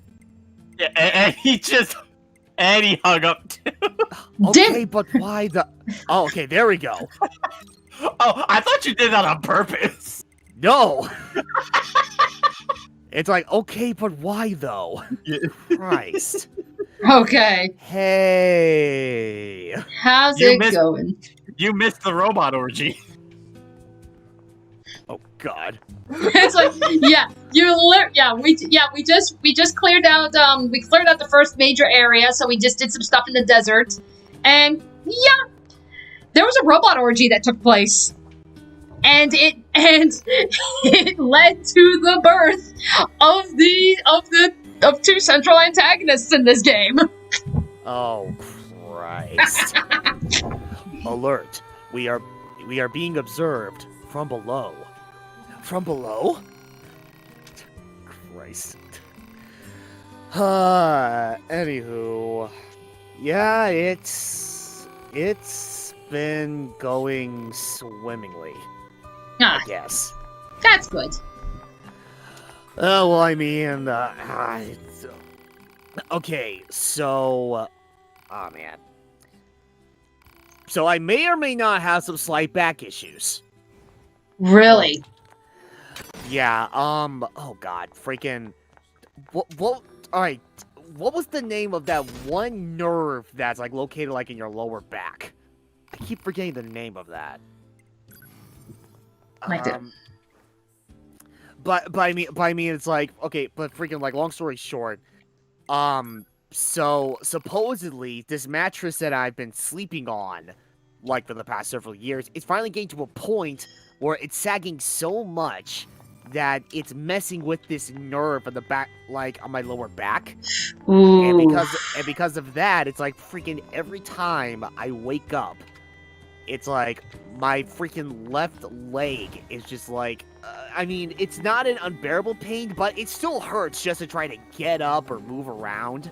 Oh, the only way for jeez. the pain, the only way for the pain to stop is if I'm if I'm just up and moving around. Oof. Which thankfully, that's what I've been doing, like, literally all day at work today, because, you know, my job has, like, curbside assistance.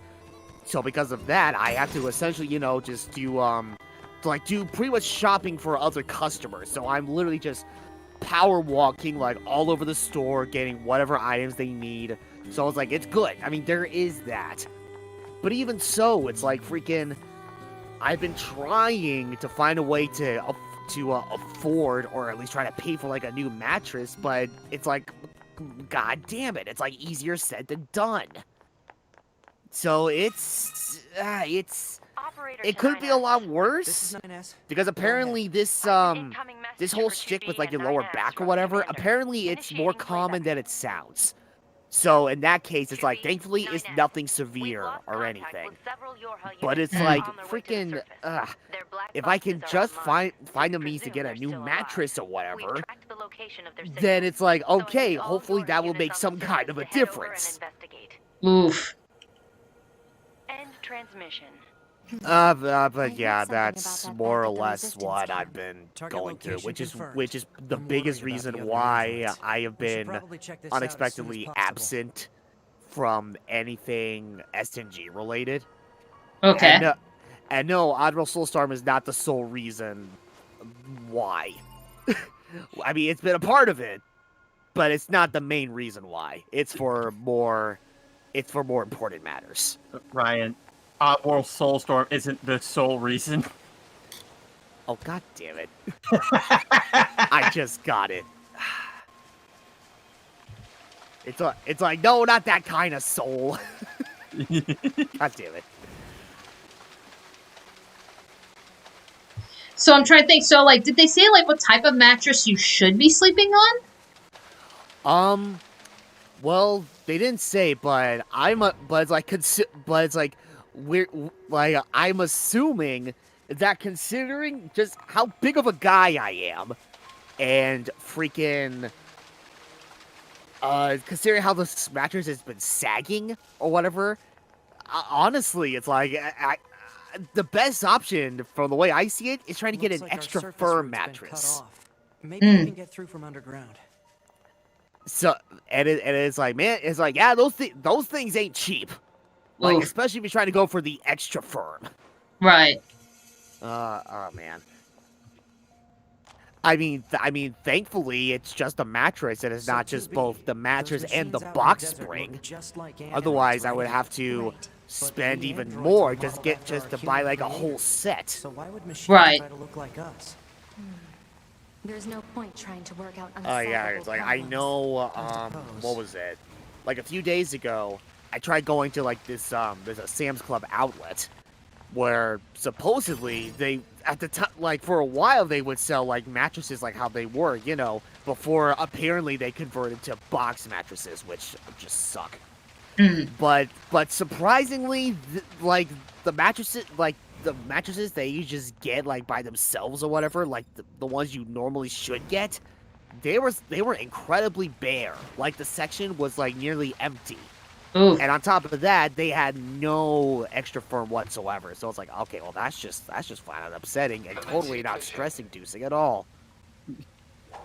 Why you do this to me? Seriously. Damn. I just don't want to go through this pain anymore. Seriously. I don't blame you.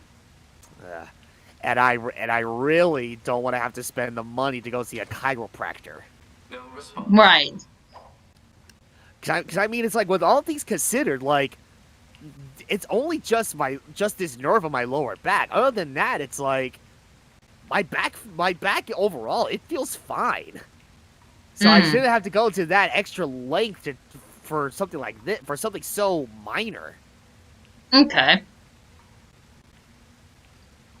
Or more common, I should say. Right. I mean, have you at least been able to take, like, does, like, taking some kind of painkiller help out? Oh, yeah, for a while, I tried to take, like, ibuprofen, like, every 4 or 6 hours. But at the time, it seems like it didn't really do a whole lot. Okay. Though just to be on the safe side, I'll probably try to get back into doing that anyhow. Okay. Oh, man. Yeah, man, I'm sorry to hear that. I mean, that sucks. It's fine. I mean, it is what it is. Hypothesis. Garbage. Yeah, I mean, it's like, yeah, it's like, I know I definitely, oh man, I don't know. It's like just trying to pay for it. That's like the biggest thing. Gotcha. Whatever. Let alone just trying to get the one that I want. Right. That I need. I think it's more so the one that you need. Yeah, yeah, pretty much. It's like, I don't want a new mattress, I need a new mattress. Yeah, right. So bad. Yeah, so, I mean, I know they have, like, what is it, like, those, like, foam things you can put on that's supposed to, like, help make it, softer or something, or it's supposed to help you out, but if you're saying, like, it's already been, like, sunken in and shit, I don't know if that would help. Like that memory foam shit. Oh, yeah, the memory foam. Yeah. No, I mean, it's like, we tried doing something similar to that, just to try to make it more firm. Right now, I have a wooden plank underneath the spot where it's sagging, just to try to make it more firm. Oof. And while it does add a little bit of firmness to it, which is good, Still doesn't exactly fix the problem. Right. Yeah. You just need a new mattress. Yeah. Again, I've had this thing for like, oh god, like close to, like 7.5 years, pretty much. So it's like, yeah, no, but it's, yeah, as much as, yeah, it's about that time. There we go. Got what I was looking for. So yeah. So iron. Yep. We just picked up a new weapon. I picked up an iron pipe. Gotta hit him with a lead pipe. Yeah, I just cleaned out. Yeah, I was cleaning out the sewer. Time to go Mike Hagger on all of them.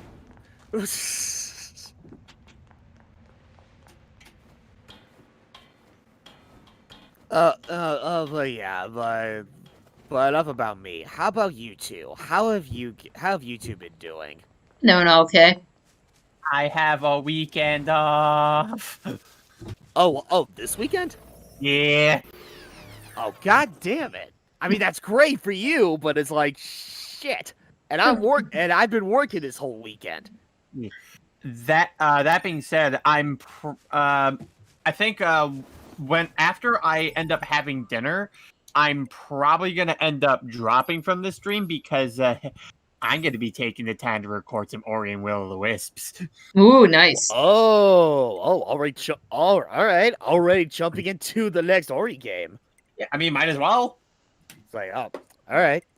Yeah, and on top of that, I get to try out my new PC controller. Nice. Oh, nice. And so, goodbye, sticky keys. You will not be missed. Fuck you. All right. Oh, Jordan, how about temper petting magic? Oh, okay, trust me. As nice as those are, kind of like how it is with the sleep number bed, those things are hella expensive. Right. Like, I cannot afford such a thing. Much to my dismay. I mean, it's like, shoot, with regular mattresses or whatever, like, depending on how firm you're trying to go for, it's like freaking, they either range from like $700 to like $900. Yeah. So it's like with a Tempur-Pedic mattress or whatever, it's like, oh, you bet those would be even more expensive. Gotcha. Anyway. All right. So that being said, I did manage to pick up while we're talking, I did manage to find a spear. So I put that down as like a sub weapon. So she can still attack with her regular katana, but now like her heavy attack now is going to be based on the spear. So just that kind of fun stuff. So now our next location, we're going to Disneyland.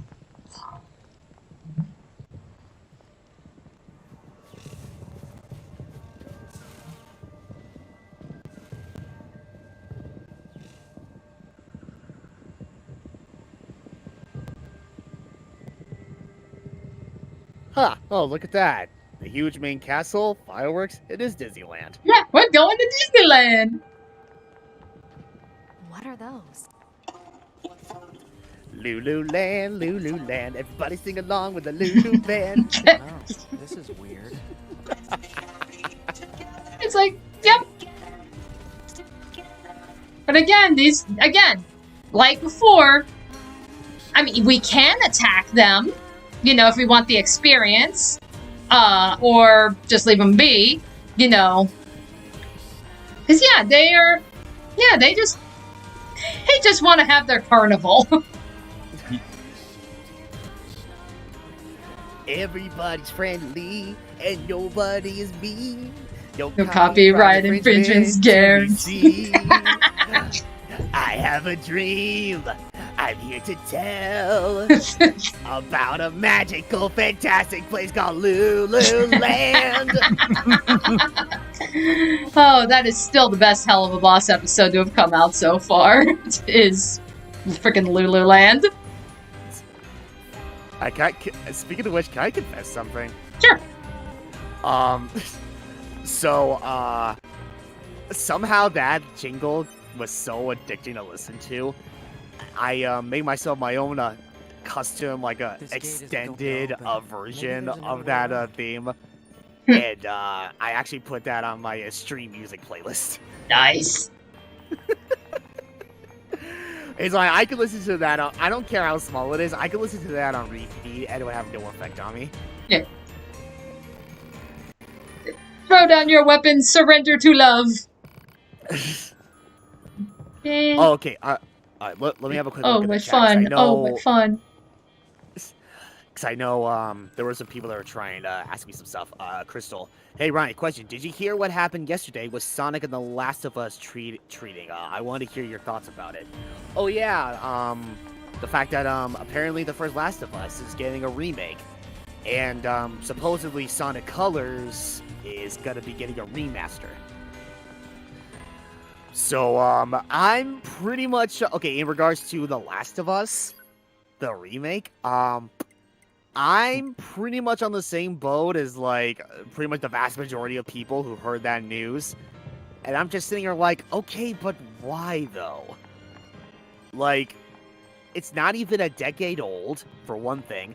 And on top of that, it's like, literally, it's like, we just had The Last of Us Part 2 come out. And honestly, why make a remake about it when they already essentially did a remastering of the first game? I would imagine that would be, you know, good enough. You know? I don't... Why isn't it like, Sly Cooper? You know what? You know what? You are absolutely right. I'm mad. God, it's like, for God's sake, Sony could have taken the fucking time to do something with a pre-existing IP that has not been touched in years and do something about that, like Sly Cooper, but no, they had to give the goddamn remake treatment to something like The Last of Us, a game that doesn't need it. Okay, yeah, I'm upset. It's like, god damn it, Sony. First the PlayStation 5s, and now this bullshit. We're getting resistance signals from that building over there. Oh my god. Again, it's like, fucking why? There is no need. So many other IPs could use that same treatment. Oh no, we're gonna remake the first Last of Us supposedly because the Last of Us 2 had its mixed reviews. It's like nobody fucking cares. Let's be real here, nobody cares. It could be that, or it could be the fact that like a bunch of us were thinking that it's probably because there is going to be a Last of Us HBO Max series coming out, so it's like, hey, free advertising. Oh my god. Really? Are they really going to do a series about it on HBO Max? Yeah, that's been confirmed. Oh. Gotcha. Yeah, I don't really keep up with the whole Last of Us ordeal. Like, honestly, the last thing I heard anything Last of Us related was during the Game Awards when literally, like, when freaking Last of Us Part 2, it totally rigged the whole goddamn thing. I don't care what anyone says. It's like, oh, come on. The Game Awards are always rigged. What are you talking about? It's like, no, I don't care. The Last of Us rigged it somehow, and it's absolutely ridiculous. Yeah. Anyway, and in regards to Sonic Colors Remastered, that I am all on board about. I love Sonic Colors. And honestly, it is hype. It's like, seriously, it's like, it's nothing like what, it's something, oh my god, what the hell am I trying to say? It is something nobody was really expecting. Like, if anything, honestly, a lot of people would expect, like, for, like, Sonic's 30th anniversary, it's something like, okay, maybe they'll do, like, a remake of Sonic Adventure. Or just make a new game, but actually make it good. Oh but, no, I mean, my battery! I'm not complaining. Oh, what? My battery is low.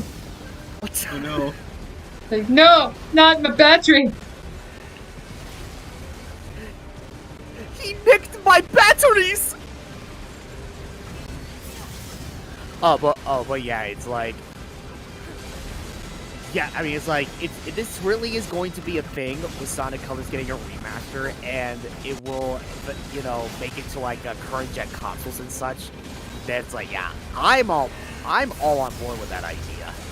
And on top of that, it's like freaking. I'm hoping they will do the same thing with other games in that case, like Sonic Unleashed. Because I know a lot of people to this day are just dying to see like some kind of like a revamped treatment to be done with Sonic Unleashed. It is similar in structure to a plant cell. A plant cell? Anyway, let me see. Okay, so there was that, and that's that. Oh, okay. Oh, so apparently, today is Yari's birthday. All right, well, hey, happy birthday to you, Yari. Hope you're having a great one this year. And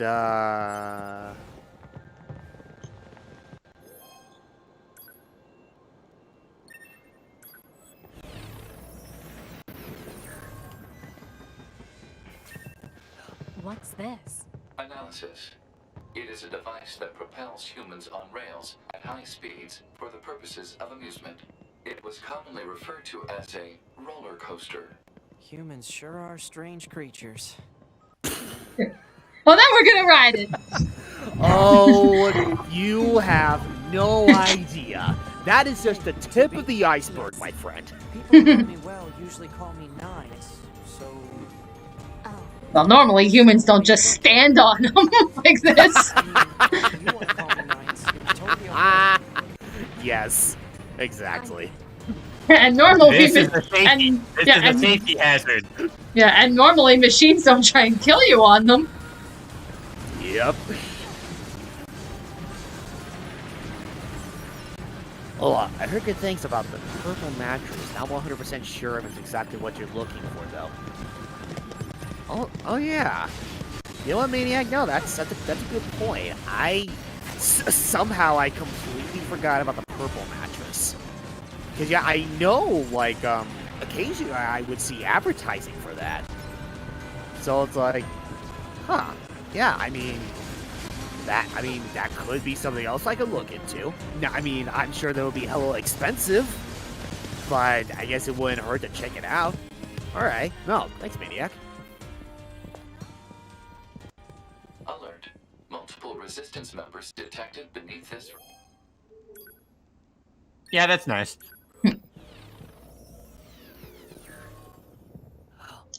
Oh, wait a sec. Oh, Ryan, I am on the same boat with you. Sly Cooper was trending on Twitter because of the Last of Us remake. Wait, really? Wait, is this still... Okay, hold on. Okay. It was trending because people were saying, why can't we get something like Sly Cooper, or like you're sitting on a mountain of IP that people love that haven't gotten anything lately, and you wasted it on Last of Us. Coming! Figures right when I get to a boss battle. Oh. What the hell? Okay. Alright. Okay, so hang on. It's dinner time. So, I will be back shortly. So, Ryan, Brian, if you can just keep the audience entertained. Okay. Alright, we'll do. It'll give me some time to catch up with the chat. 2B9S. What is this thing called funnel cake? It's some good shit.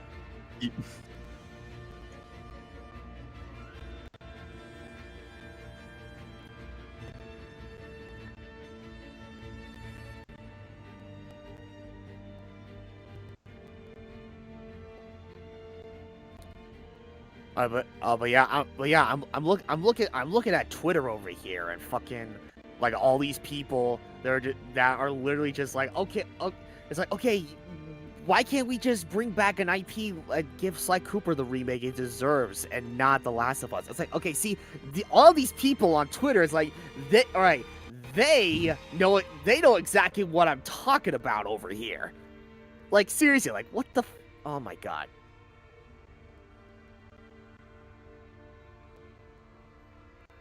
Oh, see, damn it, it's worse, Ryan, because Days Gone got badly reviewed. They canceled Days Gone 2. Oh, really? Damn. Well, shoot, that's a drag. I don't recall hearing anything bad about Days Gone. And that was a very promising game.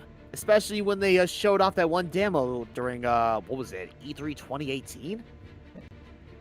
Mr. Maniac says for me to tell a joke. Okay, so my friend Dr. Crafty has been making some D&D characters for multiple different races, and one of his recent ones is an owlbear, and he basically made like this super buff Armstrong-looking owl dude with a couple like bear skins on his shoulder.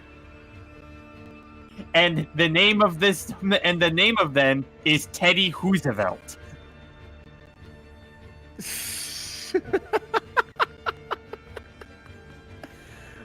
Oh my god.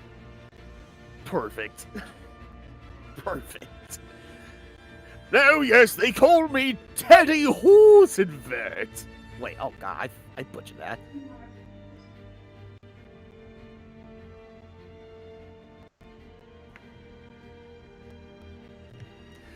But yeah, it's like, what was it? Freaking. Oh yeah, I guess technically, Danny has been streaming like for the past few hours. Yeah. Meanwhile, I've been like, like stuck at work for like 10 hours, dealing with all this, dealing with like this huge technical nonsense with the Instacart app that we had to use to do all this curbside shopping. Ugh.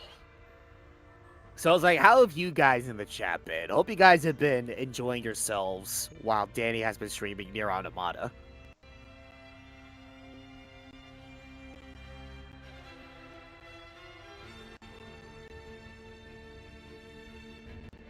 Oh, Crystal, every Sony IP you can think of, Ryan was talked about. Yeah? Yeah, I can only imagine.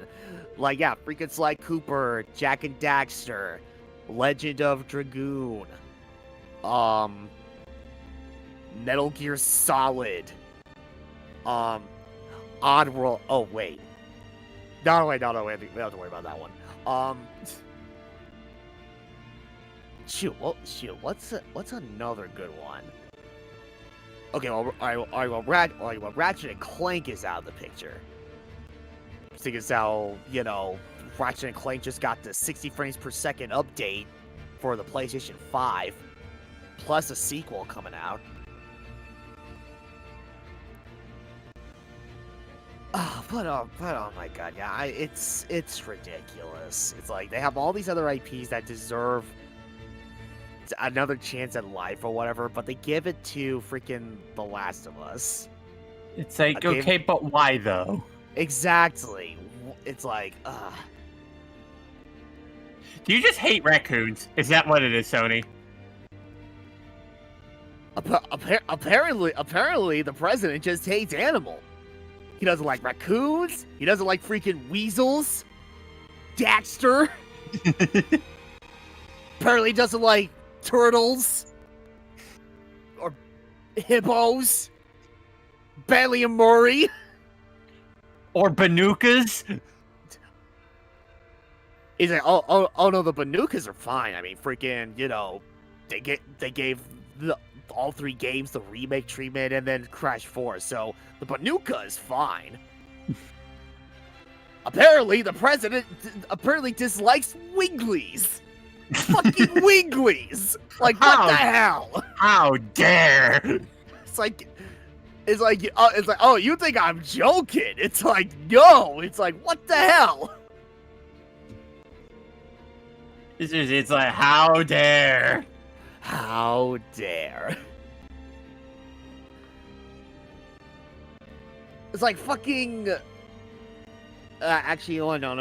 Parappa the Rapper. It's like, no, he's fine. They tried doing that once with Parappa the Rapper 1. but it didn't really do so hot.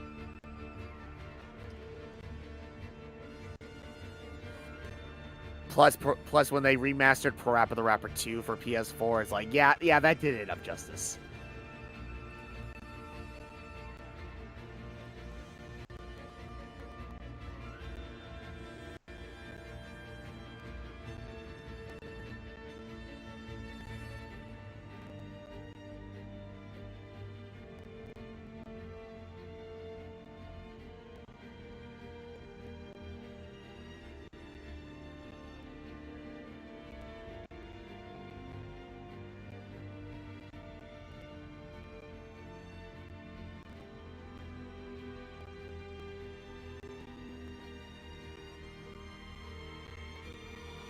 So JP, and he dislikes mechanical owls. Well, to be fair, a lot of people dislike mechanical owls, and for good reasons too, because they are monsters. Yeah. I mean, after the playthrough that we finished up, I'm pretty sure there's some people in here who don't like giant realistic owls. What kinds of owls are dicks? I mean, just look at Teddy Roosevelt. Teddy Roosevelt. Like, I walk tall, carry a big stick. If you get to my bad side, I will whack you with my stick. I will hit you with my stick. My stick.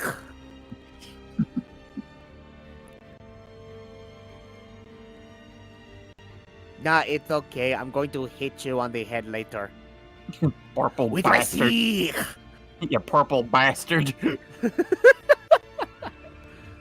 It's like, what the fuck? Now he said, I was like, didn't you watch Sesame Street? Jeff is Jeff, half is half, and half is half. One of these things just doesn't belong here. Tonight's show is sponsored by the sound.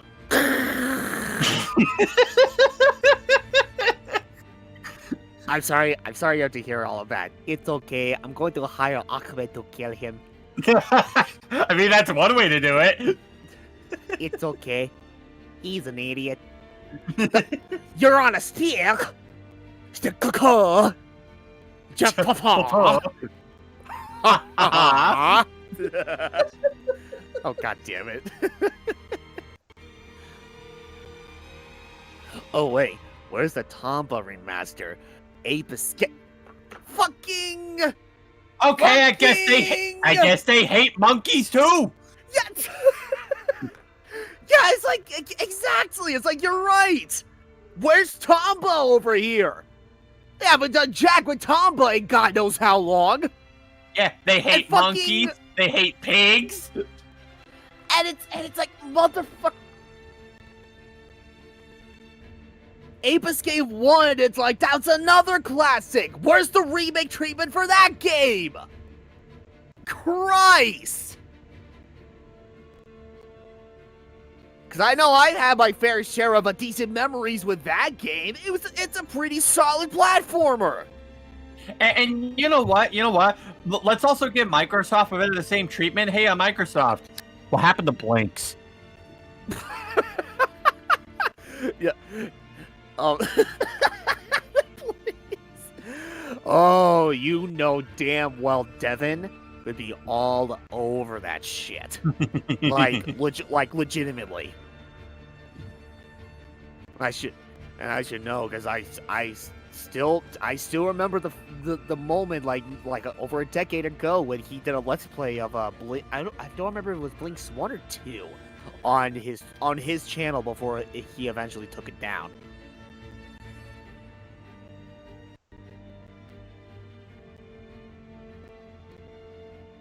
Oh, right. Are you referring to the guy who basically said backwards compatibility to old games on new systems is worthless to him? I was just referring to Sony. But I mean, if there's a guy out there who legitimately thinks that, then yeah, that's a very illogical statement. Yeah, that's a dumb. That person's a dumb. Stop being dumb. Yeah. I mean, it's like freaking. Wait. Sony shut down the studio that did Gravity Rush and Ape Escape. Why? No, Gravity Rush. Excuse me, my girl. What? My girl is there. You can't do that. Okay, for what reason exactly? Why would it's like what? Did Cat Ape deserves Escape better. What did Gravity Rush and Ape Escape not do so hot or something? Is that they're like, all right, you know what? Okay, obviously they're not making enough sales on that. We'll just shut them down. Or was there something else behind it? It's like, why? I've heard some pretty good things about Gravity Rush, and of course, Ape Escape. Like I said, that's a goddamn classic over here. Like, I'm just Ape Escape again. How dare you do my girl Cat dirty? It's like all of this so that they could do a goddamn remake of a game that already had a remaster, and the sequel just came out not too long ago, which received so many awards. It's like, motherfucker, I would take a remake over Mort the goddamn Chicken than The Last of Us. And I'm not even joking. Christ. Oh, what's going on here, Yari? What's going on? Oh, you know, we're just ranting about the horrible decisions that Sony has been making. You know, with The Last of Us remake and all this other bullshit.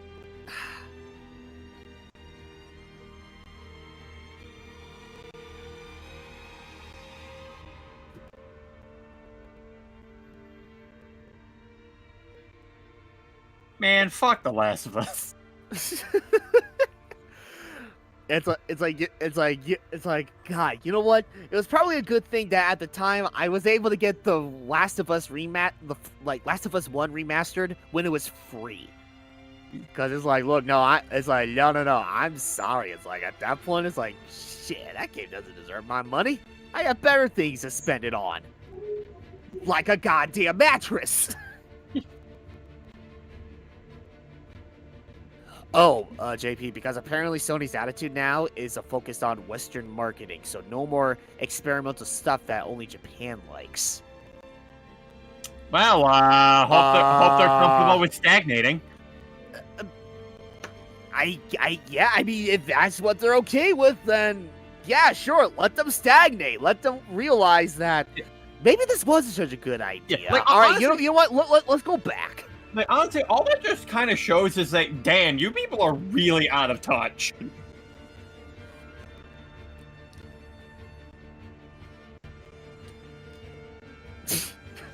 Oh my God. I mean, you crazy, right? Like, Jesus Christ. Yeah. It's like, oh, we're only gonna focus on Western markets because, you know, we don't want to try to risk doing anything that's only really good in Japan. Meanwhile, we laugh at how big anime is over here. That's right. But yeah, Yari is like Yari, trust me, you're not the first person to say that. So yeah, get in line. It's like they're trying to play it safe, and then there's just not understanding what people's tastes are. Oh my God. And yes, Crystal Stargirls, I agree. Where is my boy Klonoa? We need more of him.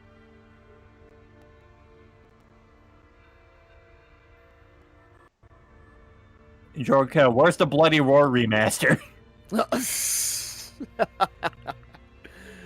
Oh my God.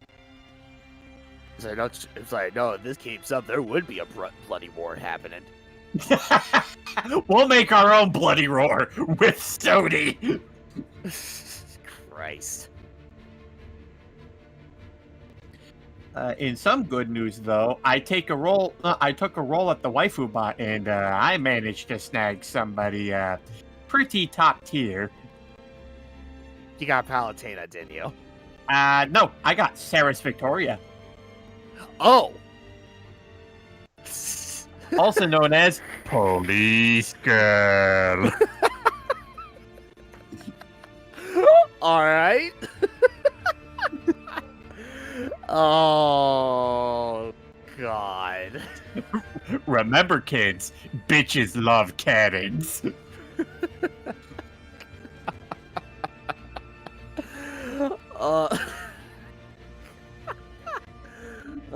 Hellsing Ultimate Abridged is like the best. It is. Oh my god. You are reading your master's mind. Put my head between your boobs. Very Now I'm all alone. The only one I had left was you. Very good. Now the next thing I want you to do is put me between your legs. God damn it! Damn it! Fuck it, drop in the formalities. Alucard! Go for a walk. Is there anything else we need to know about the facility? Everything you need to know has already been covered in the briefing. Hey kids, want to see a dead body? Wait, are these guys French? Oh, we really hit the bottom of the barrel, didn't we?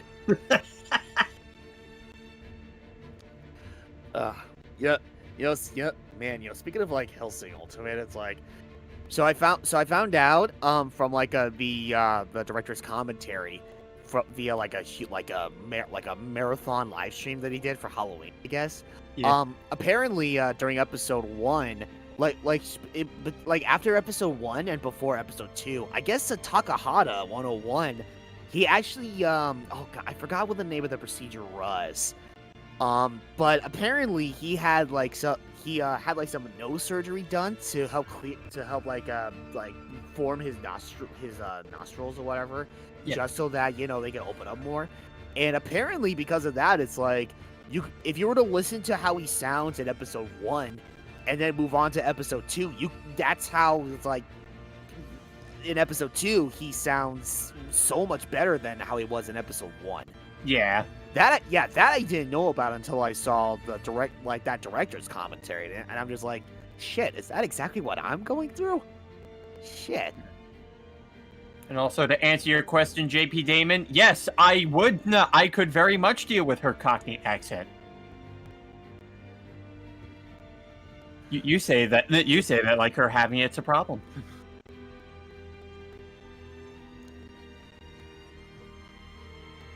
Oh, Crystal Star. When was the last Twisted Metal game, Ryan? Does that still need help? Oh yeah, the last Twisted Metal game was it was I supposedly it was the reboot for Twisted Metal. It was a game simply titled Twisted Metal, but it was released for the PlayStation 3 in 2013. I guess unfortunately that game didn't do so hot that after that they just pretty much stopped. However, I remember hearing like some time ago that they are actually going to make like a TV series based off of Twisted Metal. So if that still stays true, then I'm sure Twisted Metal for the time being that's in the clear. That IP is still good, thankfully, because Twisted Metal is kinda badass. Yeah, not gonna lie.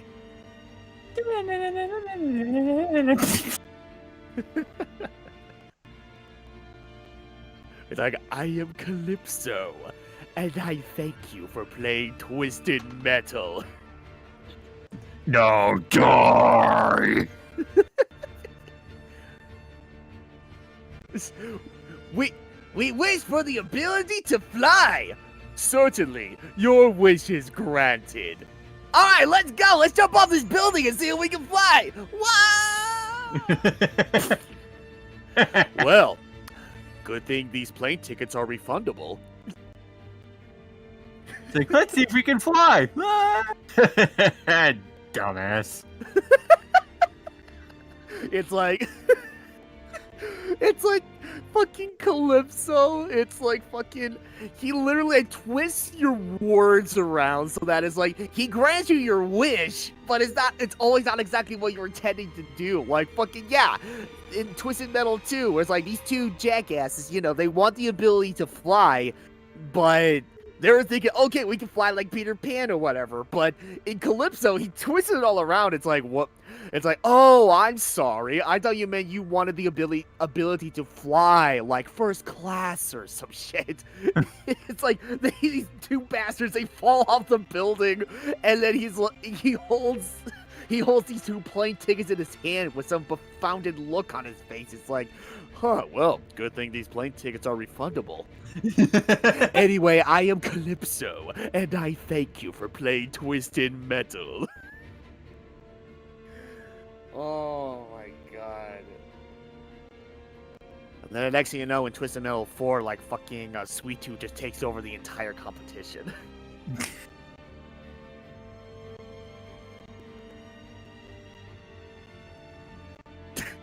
Yeah, Calypso is like the world's greatest troll. Yeah, you're right. Troll. Actually, it's like Calypso actually reminds me of BJ back in his early years, because he would literally like do the exact same thing. You say something, but he somehow finds a way to twist your words around, and it's like, well, hey, I'm just going by what you said. You said this, and I'm just like, blah blah blah. Be a slanderous troll. Like, God damn it, BJ. It's like during that time, it's like you had to be like very specific with the guy. You know, now all that reminds me is his whole fiasco of pretty pants. I still have that Sprite I still have that old Sprite video, like unlisted on my channel, where I just freaking where it's like I literally have like a BJ and his recolored King DDD Sprite. And then our old buddy Razor with his Sonic fan character. And I made the Razor turn into Ahmed the Dead Terrorist. And he's like, I kill you! Actually, apparently, another person actually found out that well, he didn't find out. He asked me, "Hey, I've been a huge fan of Sonic Halo, and I was wondering, if you were ever gonna bring that back. Like, where are the videos? Because I missed them." And I'm like, "Well, technically, I haven't removed them. But they're just hidden. I'm just contemplating about having them unlisted or not." But I mean, honestly, freaking considering that I don't use my main channel anymore, let alone this old archive channel that I started up, like over a decade ago. It's like, yeah, you know what? It's like one thing will lead to another, and I would probably end up, freaking unlisting all those videos and be like, all right, no, forget the archive channel. I'm just gonna post them all on this main channel. Like, just put them back to public again. Okay, I don't really use my main channel anymore. I'm back. Oh, hey, welcome back. Alrighty, how is everybody doing? Not too bad. Alright, any interesting shenanigans happen? So, we were, for the most part, we were ranting about more freaking PlayStation IPs. Of course. That probably needed some more freaking treatment. That needed more of the remake treatment compared to Last of Us. And I continue to be even more and more upset about it. Meanwhile, we were talking about like some of these other IPs. Like we were literally just talking about like Twisted Metal. Oh, how great that series is. Twisted Metal was so much fun. It's like, we demand the ability to fly! Oh, certainly. Your wish is granted. Alright, let's go! Let's jump out of this building! We can fly now! Ah! Well, good thing these plane tickets are refundable. That joke will never get fucking old. I don't care what anyone says. I know, that's where it's like, I'm aware that they tried to take Twisted Metal down a far more serious approach, but man, classic Twisted Metal, the humor behind it was so fucking funny. I don't know why you'd want to go away from that. Seriously. Oh no, because the reboot didn't do so well. Apparently. Ugh. What was it, like Twisted Metal Black or something?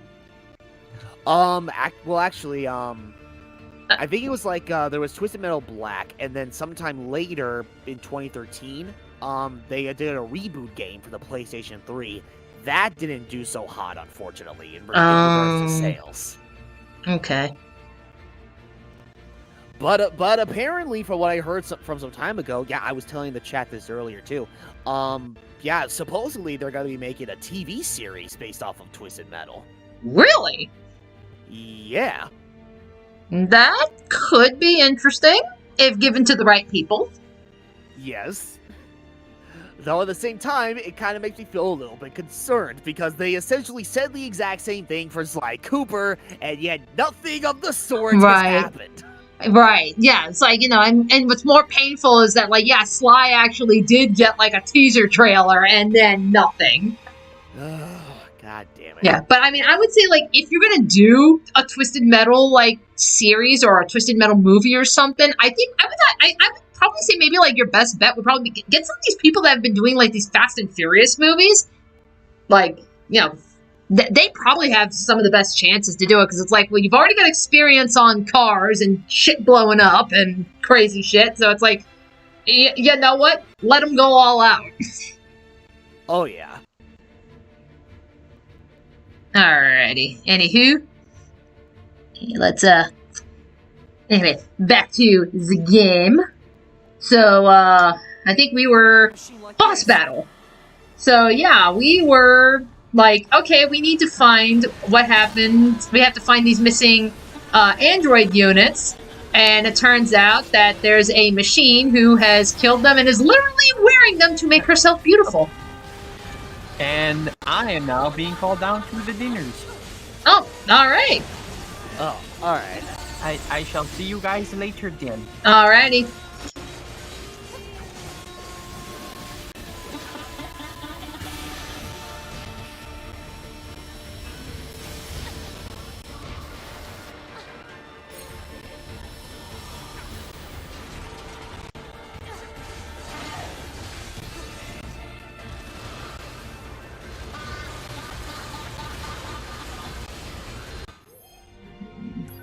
Okay. Oh, thank you. Thank you. Give me body. Thank you. Give me free health. Yeah, so... Gimme. Yeah, so Ryan, like, because I know you initially missed this, so... Part of the online function in this game is that you can come across, like, the bodies of people who had died, like, at this part of the game. So when you come across these bodies, you can easily just kind of like retrieve them and take like, you can take some money, get some free health, that kind of stuff, or you can hack them and get like a free third fighter.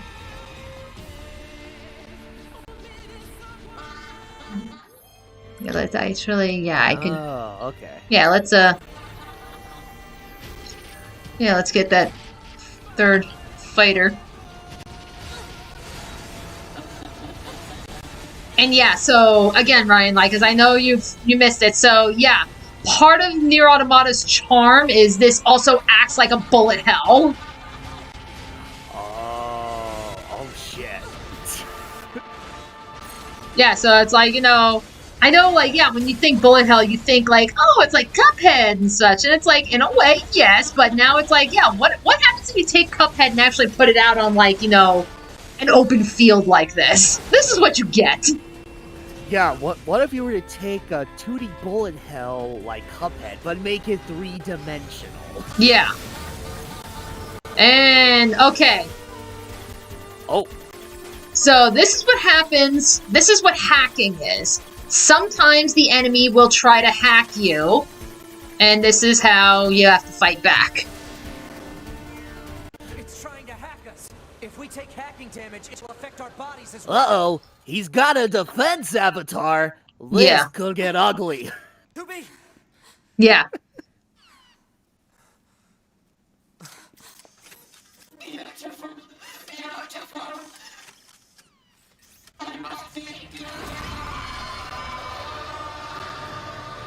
Those look like corpses.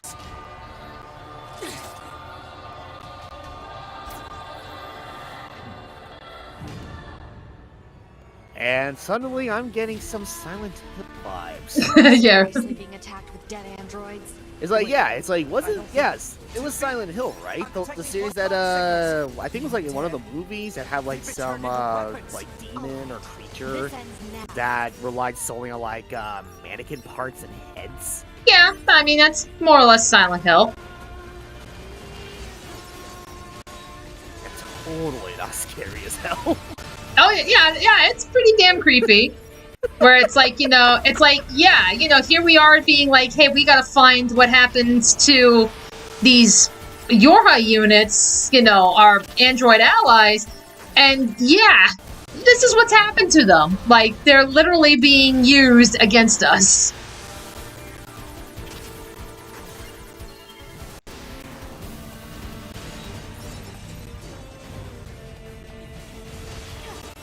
Actually, yeah, let me do another little catch up over on the chat. Crystal, I think the only cartoon like characters that Sony still have is Ratchet and Clank, yes, and Oddworld, or is there anything else? Technically, Oddworld is technically like a cartoony like game and such. But oh shoot. In regards to like the big name characters like that, oh man, honestly, yeah, I could very well not be thinking of anything else, but yeah, those are the only two ones that I can think of too. I think you may be right. Oh, and yes, yeah, I believe you when you said, oh, I think you told me about the Twisted Metal TV show during one of my Halo streams. But my God, for some reason, I just did not remember that at all. I've almost analyzed the enemy's hacking pattern. I'm going to try to hack it back. Keep it busy. You got it.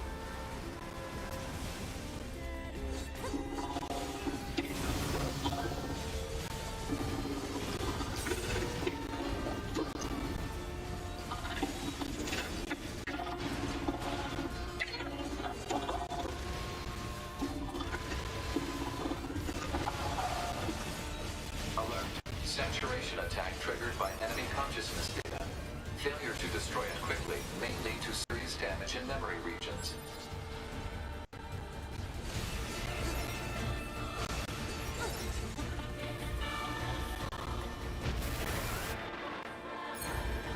Oh, ow! I'm the legs.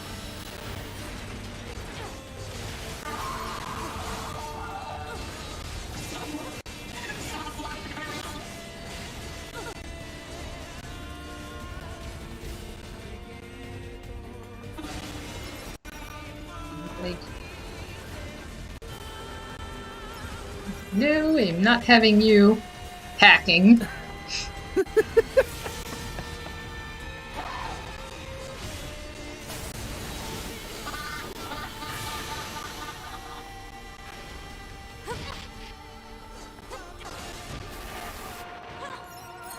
Oh no, Crystal, it's okay.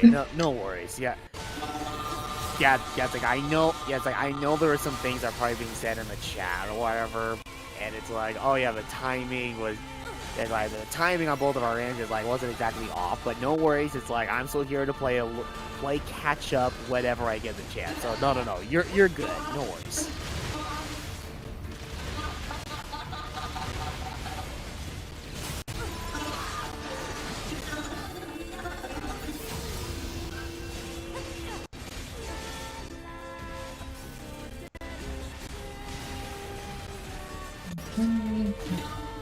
Oh, there we go.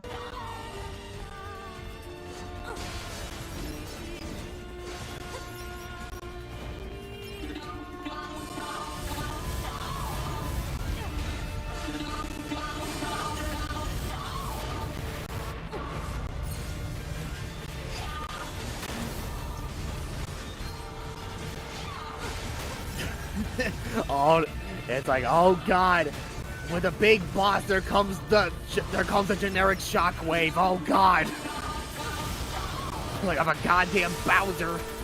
Oh,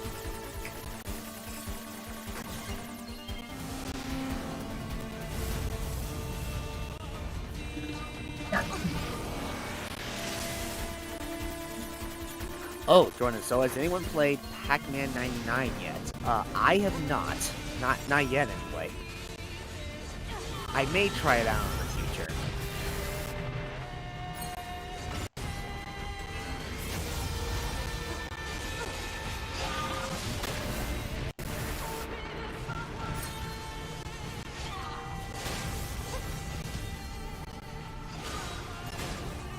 Oh, let's see, do you think we could get Gravity Rush on the channel if possible? It would be nice if you could, because after what happened to the studio shutting down, I would like to see it on the channel. Isn't Gravity Rush, wasn't it PSP? I believe, oh shoot, I believe it was on PSP, but fortunately it was ported to, like, the PlayStation 3, PlayStation 4. Okay. So you are able to play it through that. Okay.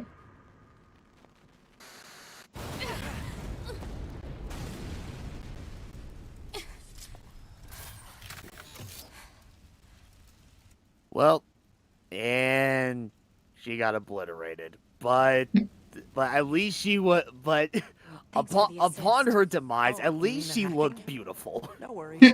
I guess. My scanners are pretty good at that kind of thing. I've got your back anytime. I'm sorry, 2B. Their circuits are fried. I think they were only being kept alive by that enemy. Oh yeah, it was on the Vita and ported to the PlayStation 4. Oh, okay, gotcha. But yeah, I mean, I would not oppose to it, but unfortunately, I've seen it in action, but I have not had any, like, enough hands-on experience with the game. So, I mean, if any one of us here will bring Gravity Rush to the channel, it might be a while. Right.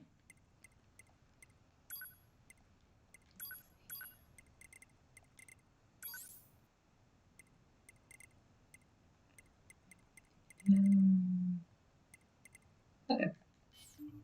Just wanted to see what I can get as far as upgrades.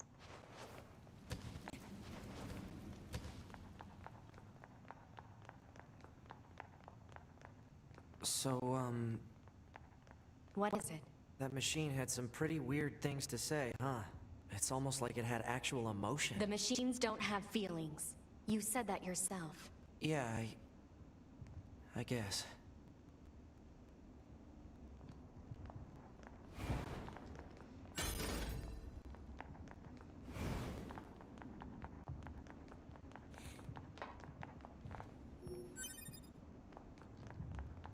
Get all the goodies.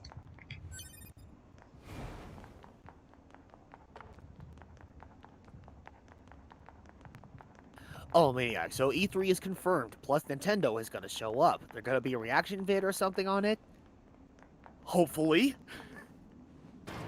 Hopefully, much like how it was, when, I initially, did when I did the live reaction streams for, last year's E3 for the Microsoft event, and, the Game Awards more recently. Yeah, hopefully we will give E3 the same treatment, but I need to actually find out for sure, like, when E3 of this year is going to start, and how long it's going to be. For a machine. We repay you. Come to our village. Because, I mean, no joke, for a while I've been contemplating about trying to use up some of my vacation time and take, like, at least a week off. We should at least head over there and gather data, right? And it would actually be really nice if I were to somehow plan it around the week of E3 of this year. So that way I know for sure that I can pull that off. Yeah.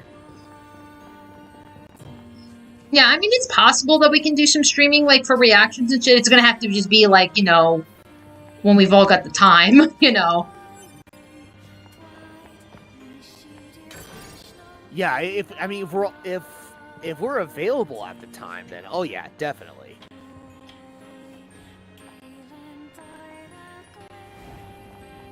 Oh, June 12th through 16th, you think?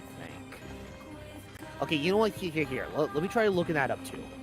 Because for all I know, they could have, you know, freaking, they could have already, established, hey, this is when it will start, this is when it's gonna end. And I just didn't know about it. Oh, right. Let me see. You wouldn't have seen that before. They're sending supplies up from Earth to the moon and the bunker. There are no spare parts or fuel in space after all. Huh. Oh, okay, here we go. Let's see.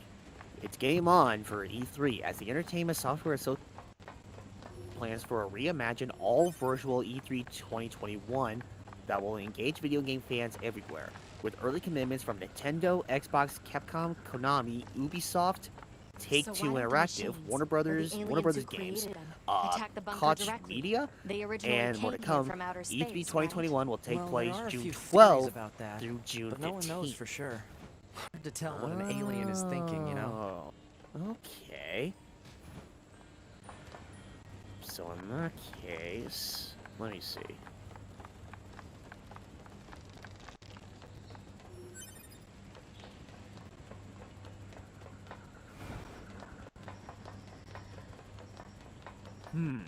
Alright, so, Okay. okay. So meanwhile, while we're looking at that, we are now moving on into the next area. Oh, okay, alright. We'll see you in a little bit. Mm-hmm.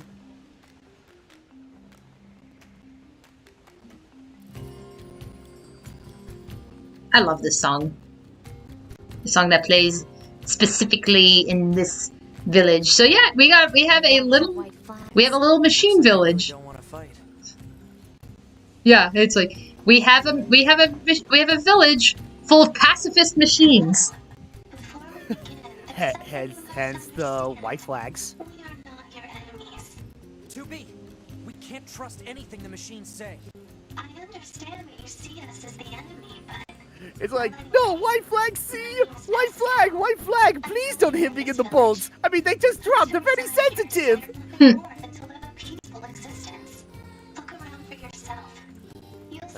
Italia, great anime at the time.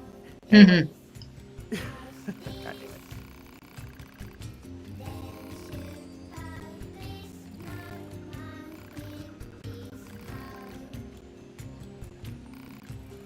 Okay. Alright, so...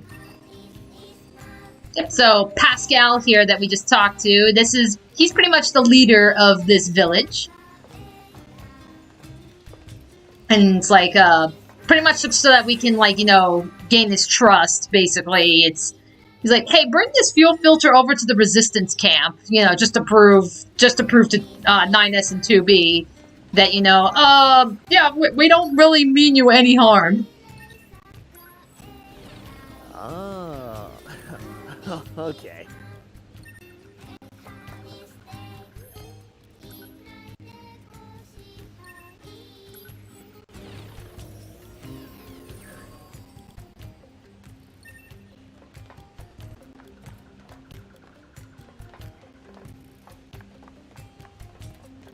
Oh, digital only though, which I get it. A virus is still running amok, but doesn't make it less weird.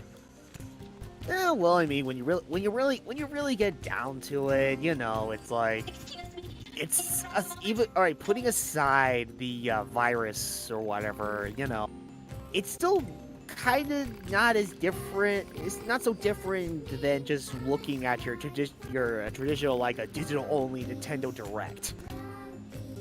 So. The only difference here is, like, you know, it's gonna be like a full-blown event, and not just like one like 40, 60-minute live stream. Just means they were built at the same factory or something. Maybe.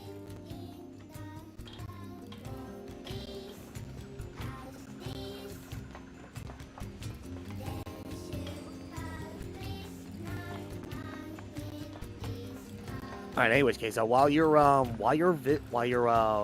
exploring this machine village and such, I'll be right back for a moment. I gotta check on something.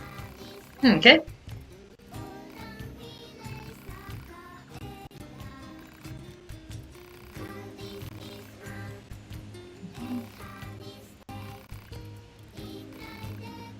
Yeah. Okay. So I've already picked up a side quest where, one of the machines, she's lost her sister. So it's like, hey, can you help me find my sister? You know, I was saying how there was a part that I had that was starting to seize up, and she went to go get a new one in the desert. So we'll have to go into the desert to go find her. But now we just picked up this other quest for this gentleman named Jean-Paul. And that's one where it's like, we gotta go to, like, separate areas and find some of his followers.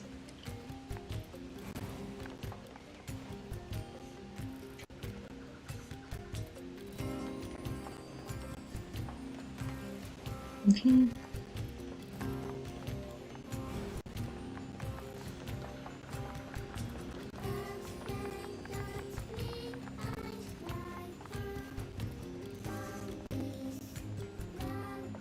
Let's see. I remember a lot of people were asking about for Tomba.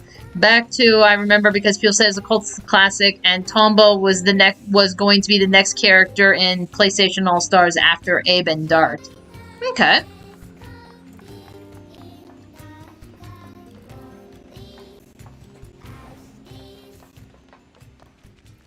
Nope, nope, that's not the direction I'm going. It's like, yeah, wrong staircase. There we go.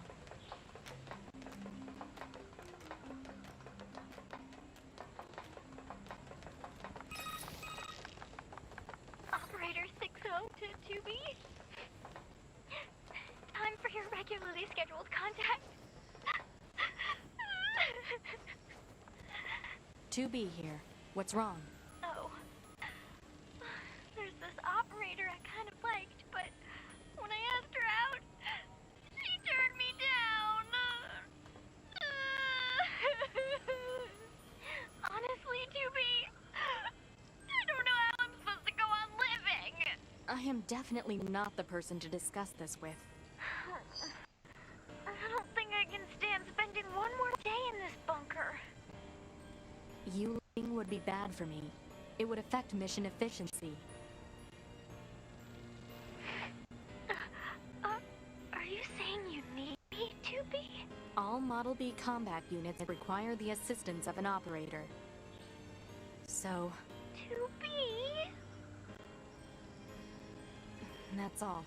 Closing this channel. Door.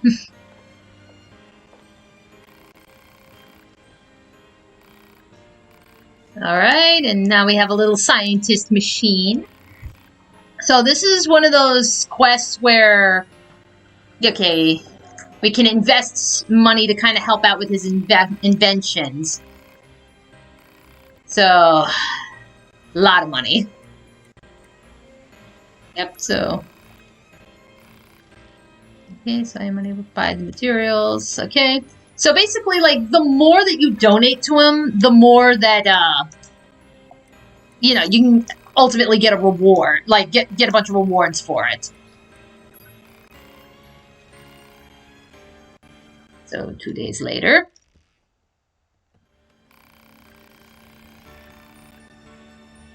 And you got a copper ore.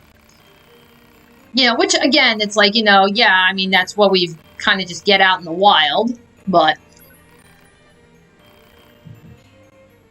Yep, this is a big long thing. I forgot what the total is exactly that you need to, like, officially bring this to an end, because this isn't like, oh, just, and it's not like, oh, just completely, like, it's endless or anything. It's like, no, there actually is a capping point that, you know, will bring the quest to an end. I don't remember off the top of my head what that number is. I know it's something ridiculously high. So this will be one that we'll come back to in time. Like, let me see, Jordan Carroll. We have an Adam and Eve, Who's the Cain and Abel stand-ins. There really isn't any, not in this game. It's just Adam and Eve. Then, Brian. Just had some banquet fried chicken and just wanted to check on the stream before I began my recordings for Ori and Will of the Wisps. You know. Alright. Okay. I'm trying to think. How much money do I have? 11,000, yeah. It's like, I'm not gonna spend it all on this guy, because, I mean, I do need money for myself.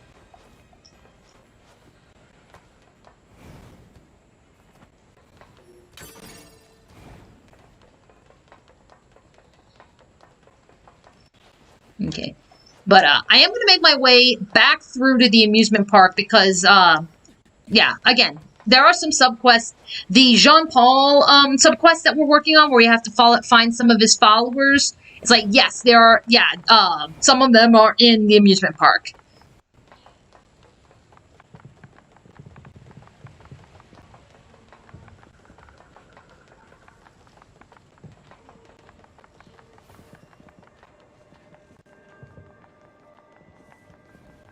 Okay, just...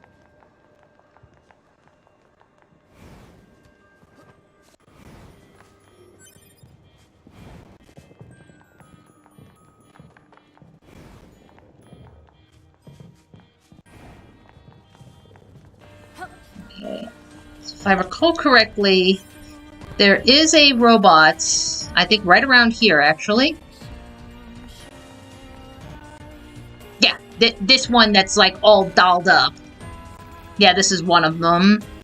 I think maybe there's, like, a particular order. There is another subquest in here that I definitely want to show off. There's only one reason to show it off, but I gotta remember where the hell it is that you pick up the subquest. It's just more or less like, you know, kind of like a glorified tour of the amusement park. Yeah, hang on.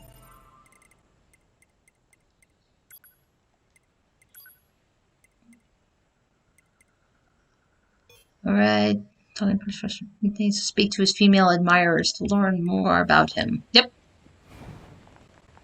The Jean-Paul side quest was funny. He's like, yeah, it is.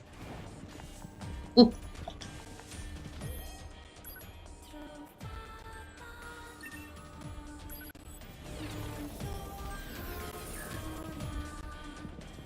Like, yep, just...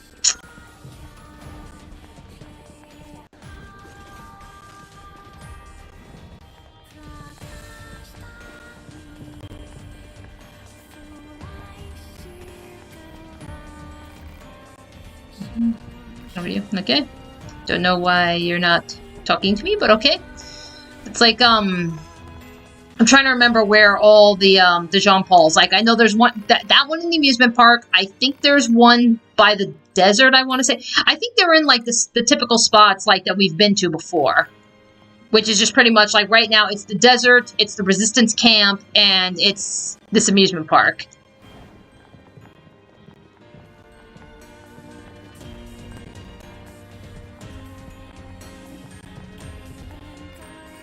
Yeah. There we go.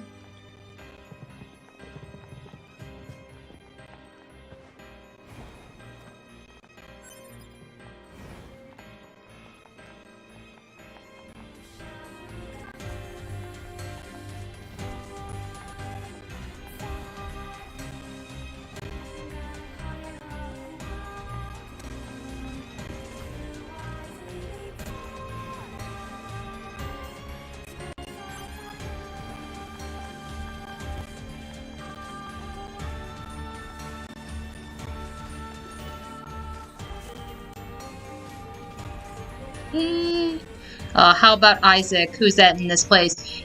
Bear in mind, guys, like, yes, we have two characters that are named after, like, biblical names. They're the only ones that are biblical names. Honestly, a lot of the characters are more based on, like, philosophers and such. Like, Pascal was one of them.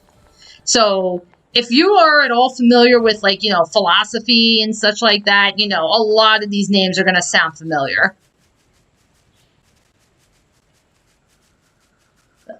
Okay, we'll just make our way back to the camp.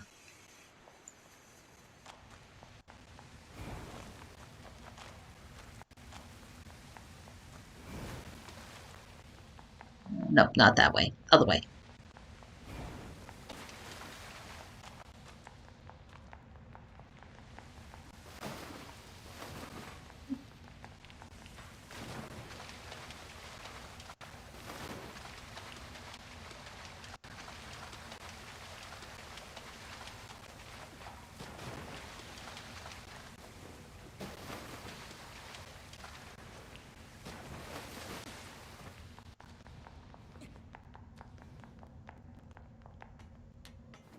go.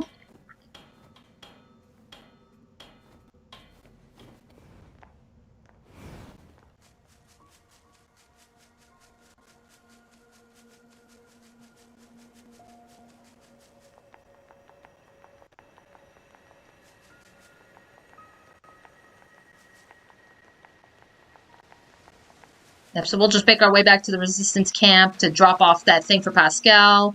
We can hit the desert to knock out the little girl side quest, and then we can go back to the amusement park.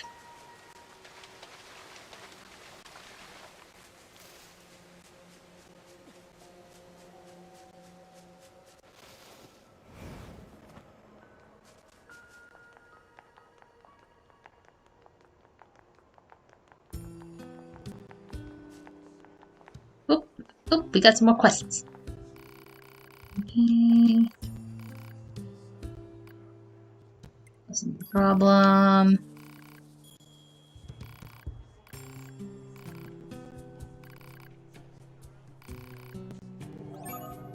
Alright.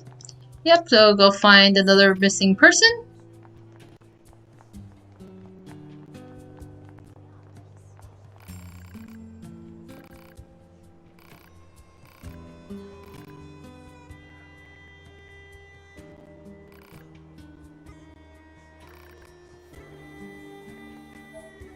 Alright, here we go.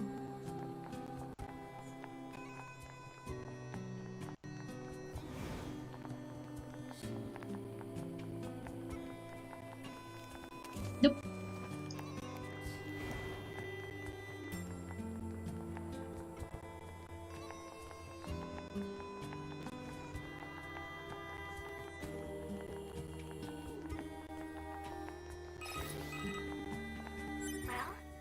What do you think? He just started transmitting to us directly. Now do you believe we're not a threat? Your mouth can say anything it wants, but you still don't have a heart. I suppose that's technically accurate. Yes, well, you're free to visit our village whenever you like. Thank you, Pascal. We will gladly do that. No, but first and foremost, like I said, we're going to make our way towards the desert.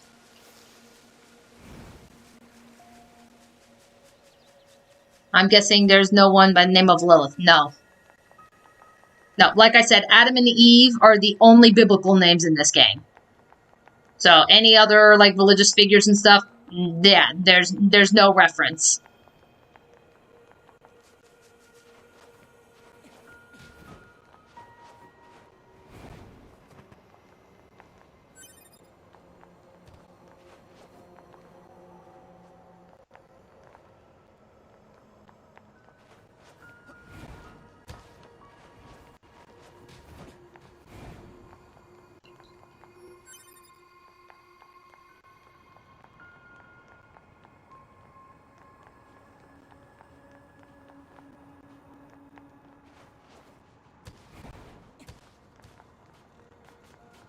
I see we got some flying motherfuckers that are coming our way.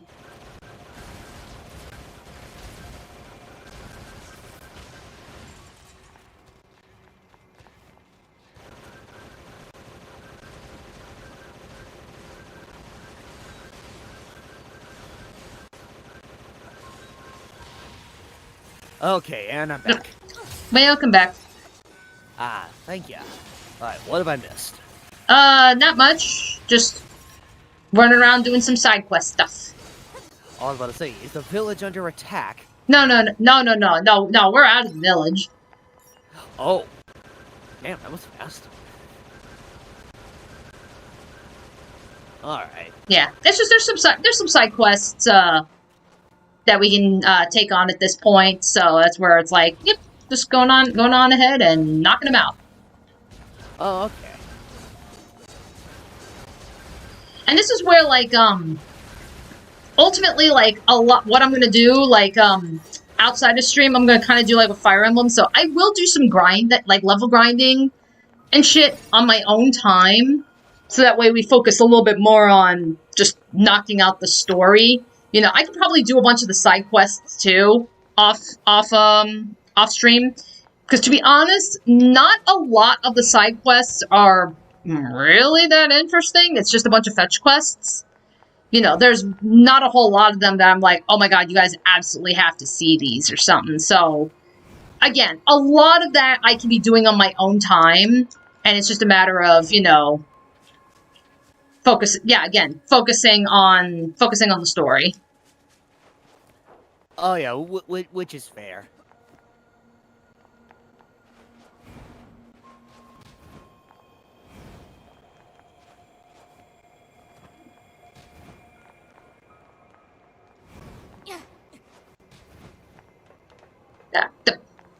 Get up. Actually, let me see.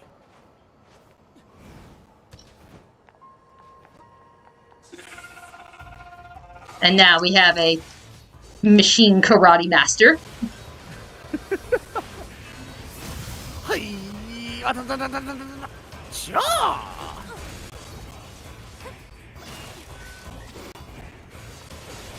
So, yep, so this is a side, yeah, again, this is part of a side quest too, so it's like, you know, because right now he's just a white belt. So it's just, okay. But, you know, as time passes, you can challenge him over and over again as he gets, like, higher in belt rank.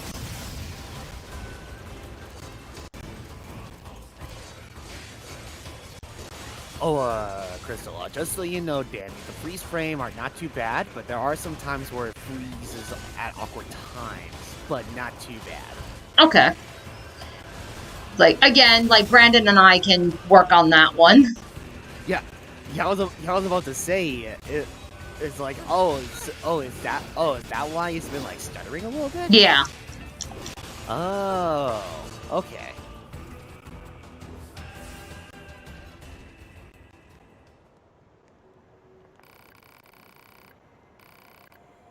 Yeah, Father Servo.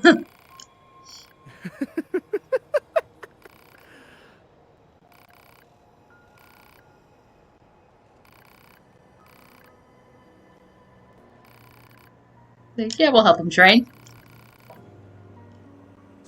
Okay. And now we spar him again.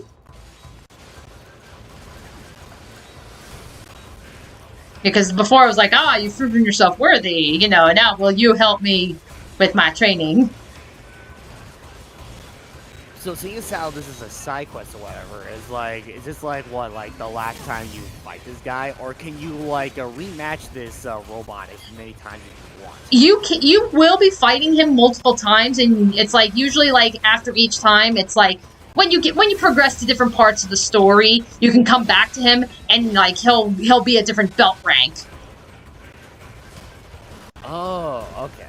Yeah, because it's like, you know, it's like, yep, give him, yeah, you know, we fight him, give him time to, you know, reflect on what it is that he did and, you know, challenge him again. So yeah, this is just one of those side quests where you're just like, you know, you continuously work at it throughout the game. Just at different parts of the story. Yeah. Pretty much. Like not in this exact same like location. No, in this location. You got, yeah. He'll always be here. Oh, okay. All right, sorry. I got that all mixed up. My bad.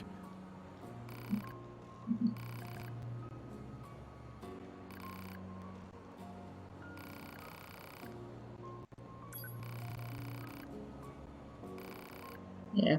Father Servo will accept your challenge whenever you feel ready. For a fee, of course. Yep, so... Alright, so we got our little reward. Alright.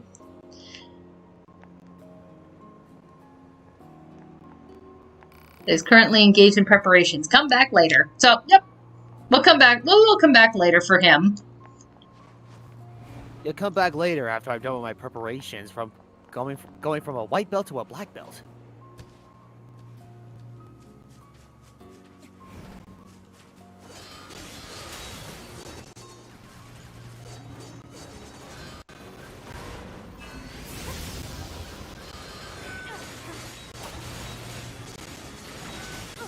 Alrighty.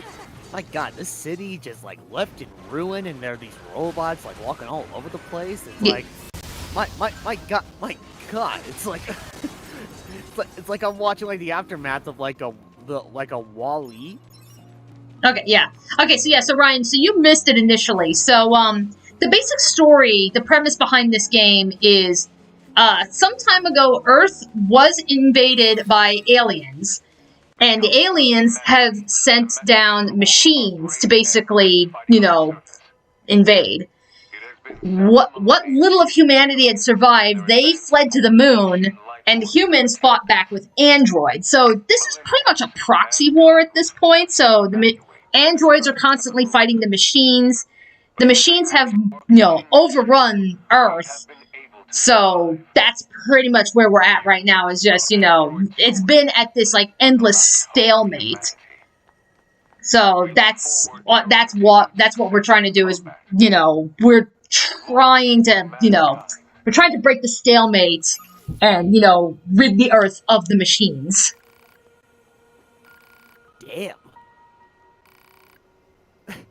I knew a lot of people were saying, "Oh no," it's like, "Oh no, just watch. Eventually, machine will eventually just take over the entire world or whatever. They're gonna take our jobs. They're gonna take over all this other bullcrap." I didn't think they meant this. It's like, Christ. All right. All right, see that jerk over there? I need you to get combat data for him. Science will pay you back for this, I promise. Now, fuck. All right.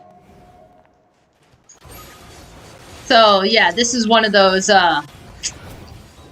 this is an annoying quest where it's like, she wants combat data, but, like, right now it's not too bad, but then there's gonna be, like, fight all of these without taking any damage. So it's like, yeah, those are always fun.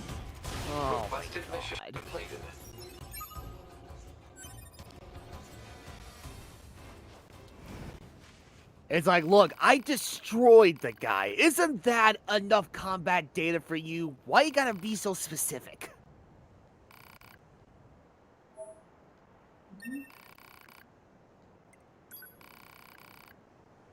And you wipe out those enemies over there without taking any damage. Wait. Yeah, so... What's that character's name? Jackass? Yep, that's the name of the character. Jackass.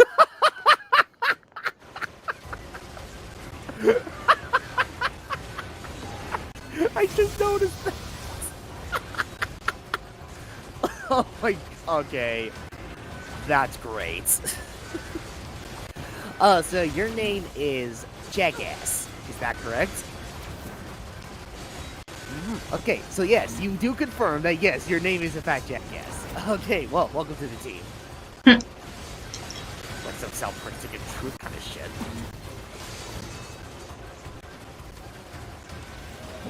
Ooh, level up, yo!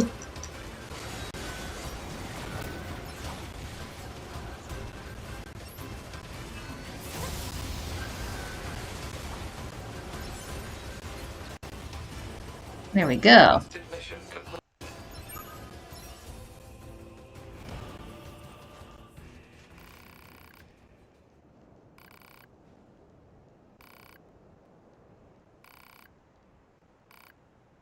Alright. More data. More data. Okay. All life form data. I want you to take... Successfully copied. Alright. Take out these enemies in 30 seconds or less. Oh, Christ. These kind of missions. And there's so many of them, though. Alright, well, good luck.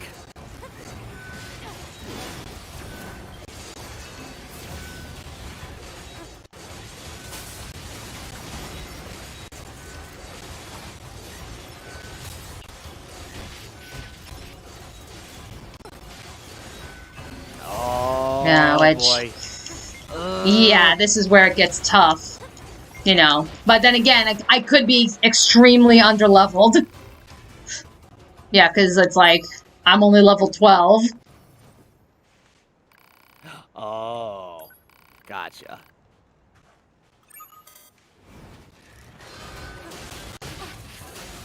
Alright, round 2.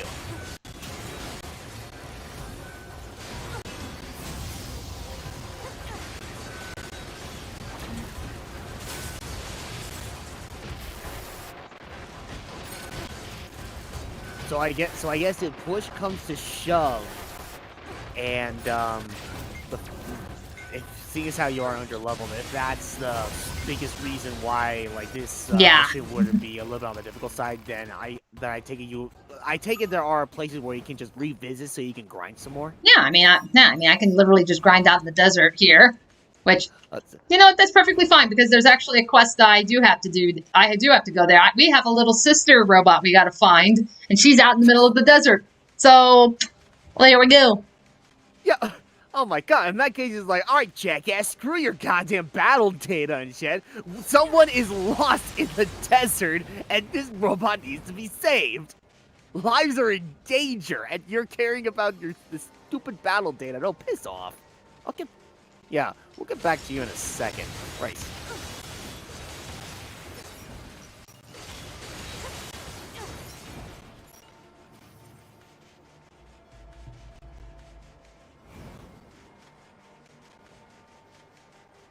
He's like, we have a child to rescue. It's like, children's lives are at stake. Forget your battle data for just one moment. Please.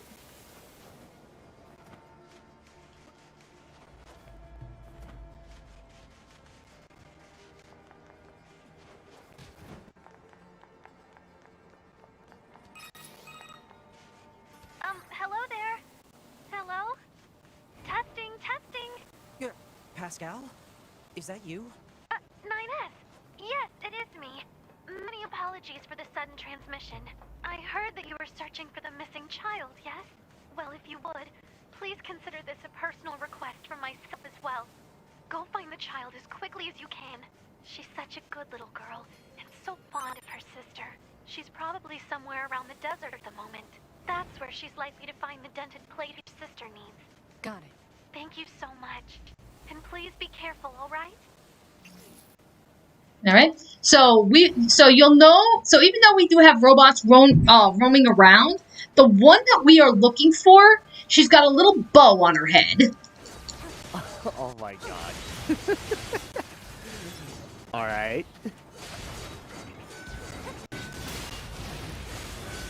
Zero Ninja. So Danny, when you gonna explode? You want me to explode? Okay. We'll explode.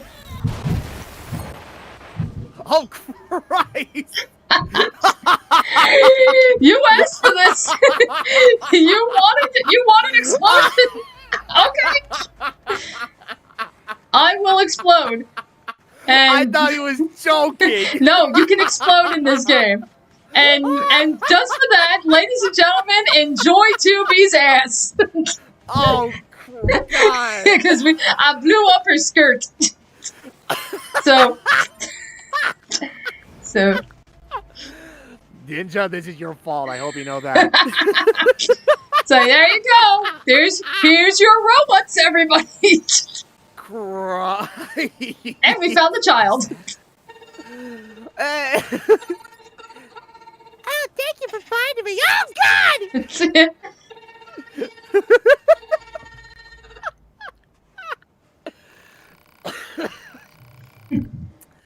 I swear. Wait. Oh. That's no little girl. That's a big girl. That's a big sister. That's a big sister. Well, even that, technically she's the little sister, but that's a big sister. Oh God. Yep. So now it's time to escort her out of the desert. Out here anyway.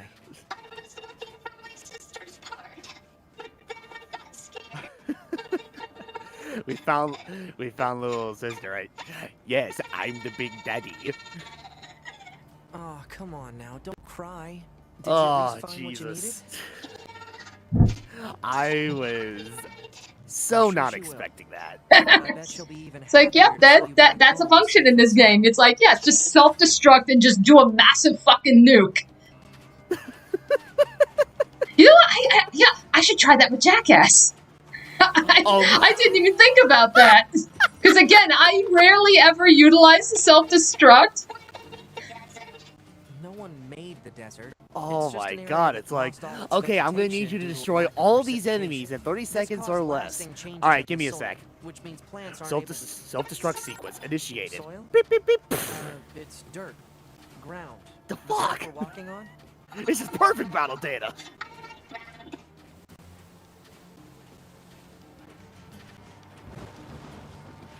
Gotta protect the sister.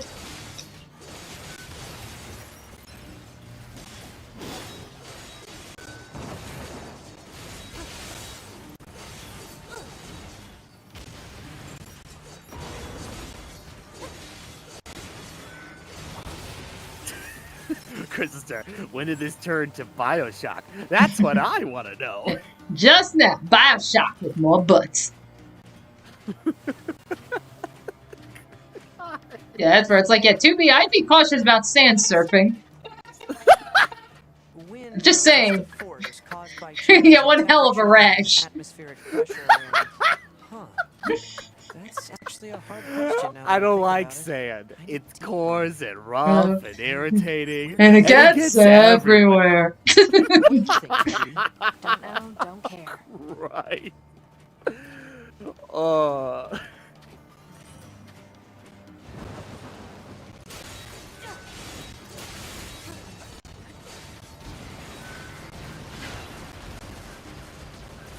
Jordan, I like that the robot has a pink bow on her head. Oh yeah, it's great.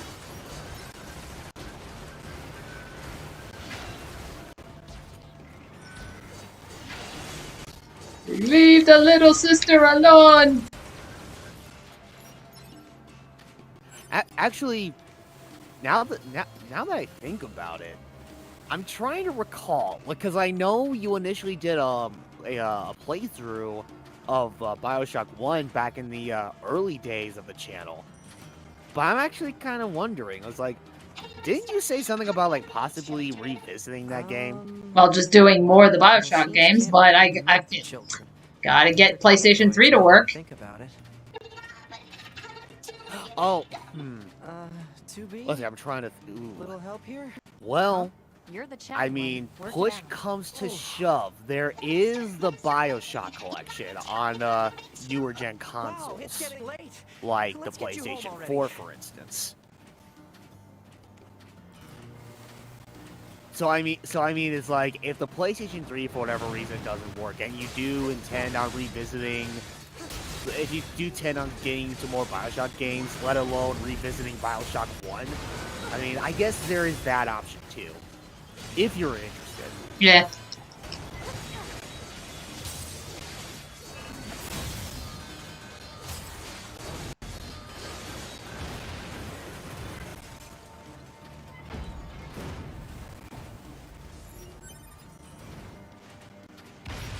There you go, took your sweet time exploding. It's like when you defeat a boss in like some old retro game or something. It's like you beat the boss and then it's like it does like a 5-10 second animation of like these explosion sprites, you know, just spawning like all over the boss's like a body or whatever, only for it to finally explode like entirely. Right. And this is just as far as we gotta bring the sister, so we don't have to take her all the way back to the village, just out of the desert. Oh, okay.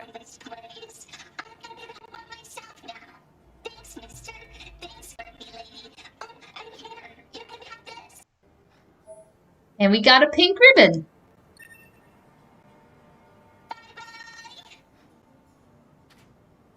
To adore.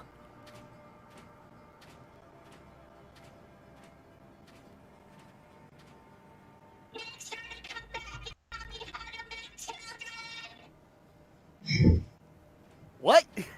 Yeah, you were talking during that conversation, but, you know, one of the questions she asked was, how do you make children? Oh, no. Yeah, she's like... I am so sorry. I am so sorry for talking over that. Yeah, God she was just like, how do you make children? And 9S is like, to be a little bit help. And she's just like, hey, you're the chatty one. You explain it.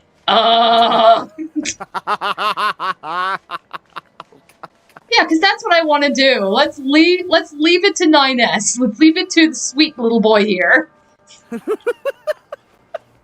Yeah. Which, by the way, Ryan, so as far as voice actors go, so 2B, that is Rena-chan, and my partner 9S, that is Kyle McCarthy, aka Narancia. No kidding. Yeah. So, do you remember when we first got the English dub, when we first learned what the English voice actors for Part 5 was, and I got really excited for Narancia's voice actor? Oh, it's because you recognize the same voice actor for 9S? It's because of his performance as 9S that I got super excited. Oh my god. Like, I was already aware that, Kira Buckland, Rena-chan. Yeah, I know she voiced 2B over here. Yeah. But I was not aware that the same person who would perform as 9S over here also did Narancia, sometime after. Yeah, and okay, meanwhile, that's awesome. This little pod guy that I got floating around with me, the one that's been shooting all my bullets, DC Douglas, Yoshikage Kira. Oh, for God's sake. Yes! And one of the villains that we have to fight in this game, this guy named Eve, Ray Chase, Bruno. Oh my god. So, though this game has got quite the voice cast. Okay. Alright. I did my quick save. Alright. Wait a minute. We're gonna do it. Alright.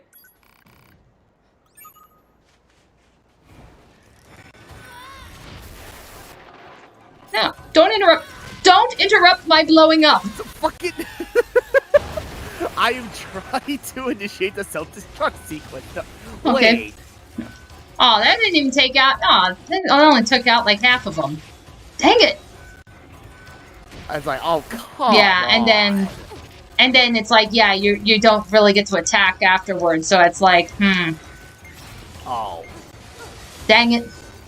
I was kind of hoping that blowing up like that would make it all more powerful. Oh, well, that sucks. Dang. It's a freaking explosion. It's like you would think it would do a lot more than that. You think? Okay. Oh my god. Alright, so let's just try maybe getting them down, whittling their health down a little bit more.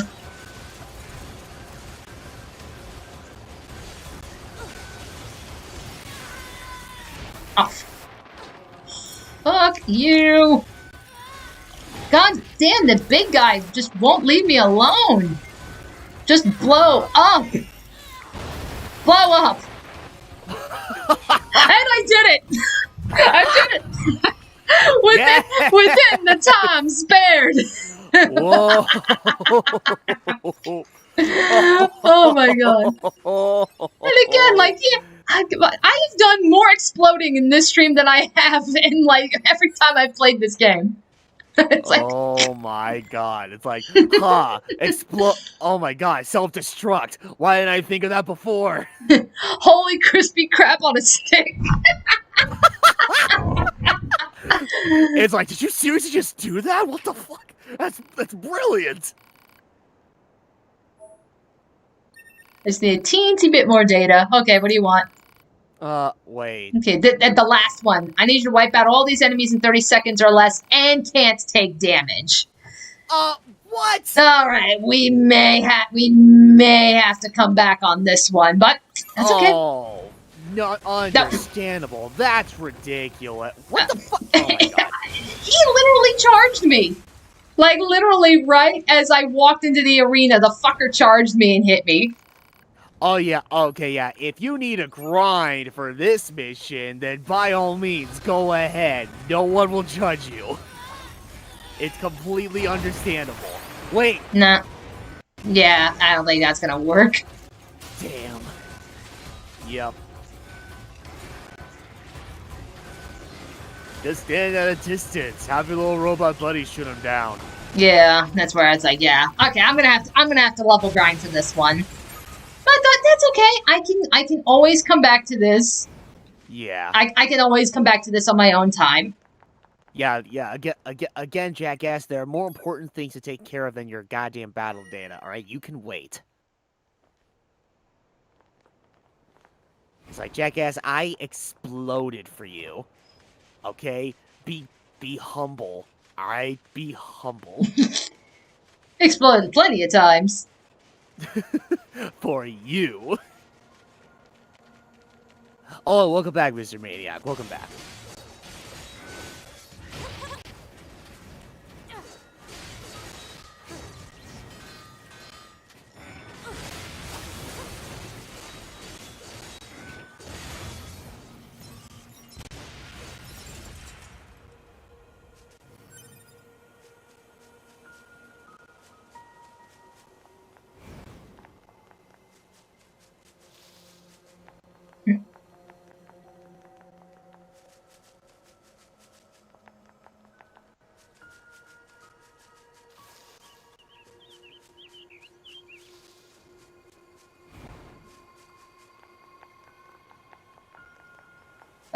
Crystal Star Girl says, it's not the stream. The pixels on her butt are glitching.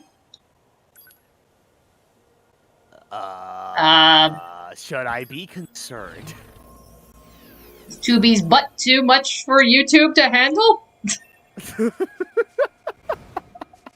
It's trying to commence its own censorship, I guess.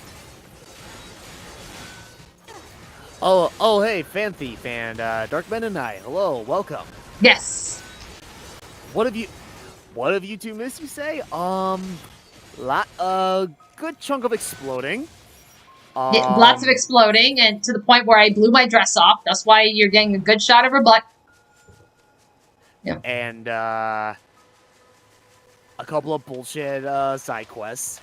Not including the straightforward escort mission. That was fine. Yep. And my controller died. Okay. Oh no. No.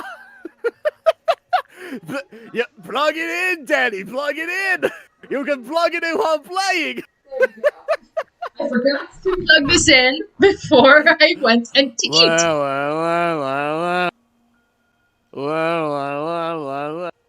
There we go. There we go. It's like, no. It's like, yeah, no. You are not interrupting the robot action. Oh my goodness.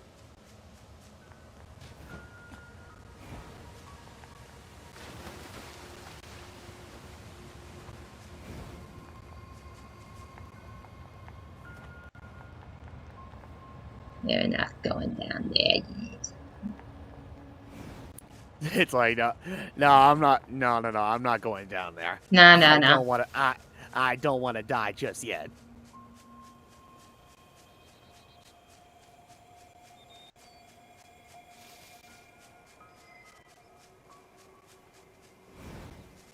Yeah, Malik says, yesterday on BJ's stream, we were talking about Sonic's anniversary and how crazy it would be that if another Sonic character gets into Smash. Oh.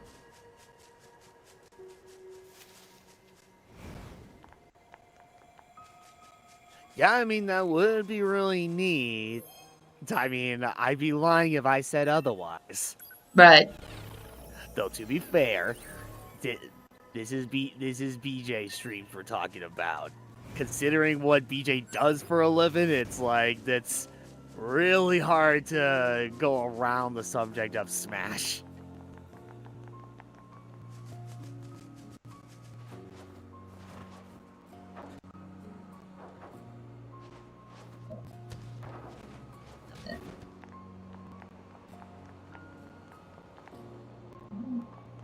Yeah, we'll come back to our little karate master later. Like, probably after we do some more grinding and shit, we'll come back to him.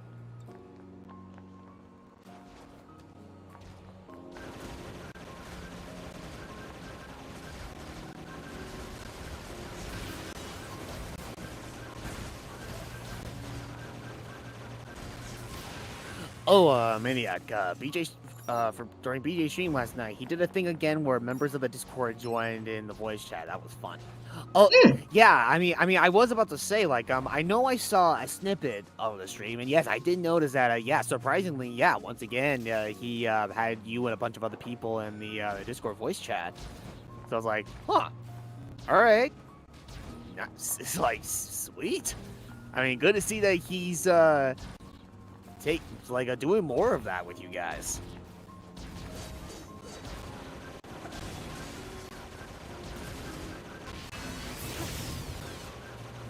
Oh, Jordan, how would a moveset for 2B and 9S work if they made it into Smash? Very easily. Yeah, because, like, yeah, they got plenty of weapons to go around, so yeah, more than enough specials to be taken advantage of. Yeah, more than enough. So, I mean, that's like, yeah, a 2B moveset would absolutely be possible. You know, 9S, I think, would be a little bit more interesting, just because 9S, he's the hacker. So it's like, you know, if there was a way that you can implement his hacking into the moveset, I think that would be a lot more fun to play. I think that too would also be like a special of sorts. Yeah. Like, kind of like I think it's like what was it? Kind of like how it is with like say like a Peach or Daisy's down special where they whip out Toad as like a counter or something. Something. Could be something. Yeah, it could be something along those lines, but it actually like 9S would be summoned and he would, you know, like he would hack a nearby opponent, like if the opponent was close enough, and it would like actually stun him, like as again kind of like a counter. Yeah, something like that can work easily.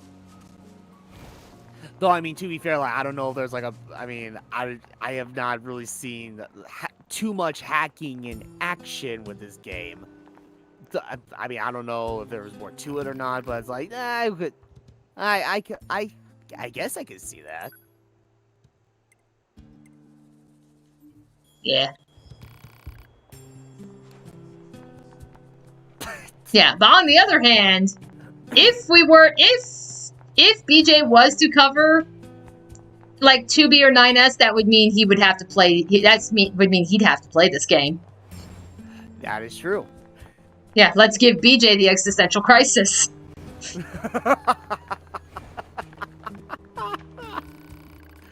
Oh, yes. Oh, man, yeah, it wouldn't work because the bug would be nerfed. May I remind you about the fact that Sakurai said a little thing or two about this game being for good little boys and girls out there. Then they bring in Pyra and Mithra. I think I'd cross that line pretty much.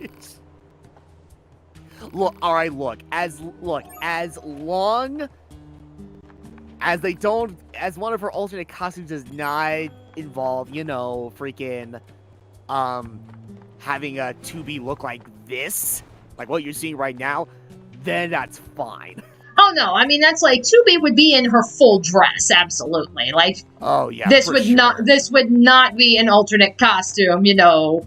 I know people would be like, I want a robot, but yeah, realistically that ain't happening. Right.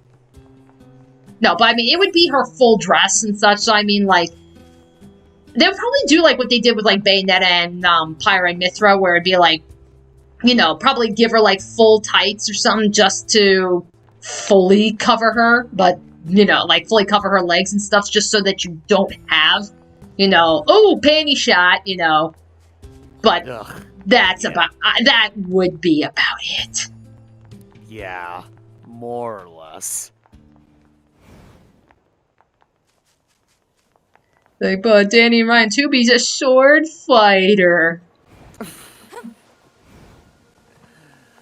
Yeah. Yeah. Well, I mean, again, this is the Smash we're talking about, and much like the Pokemon community, they will find anything they can to bitch about. Right. Even if it's about the exact same BS that we've heard time and time again.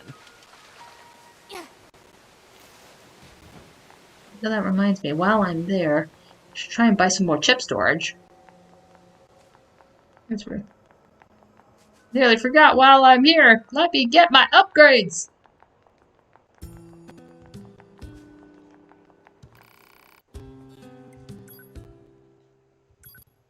Let me see. 2022? Okay, yeah. Buy one of these. Okay.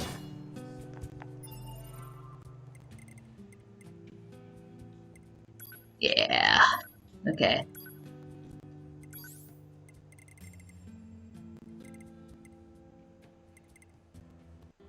What do I have equipped? Max HP, critical. Let's see. Oh, yeah, ranged, because I do use that.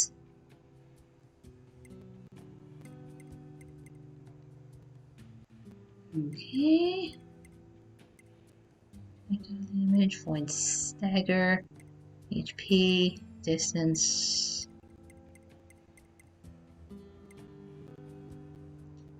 Okay, I'm thinking we can do.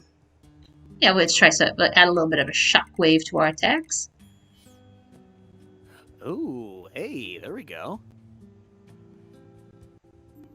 There. Yep. Okay. There we go. Give ourselves a little bit of a boost. Also, I think DC Douglas also does a voice in the original Nier. I believe he did.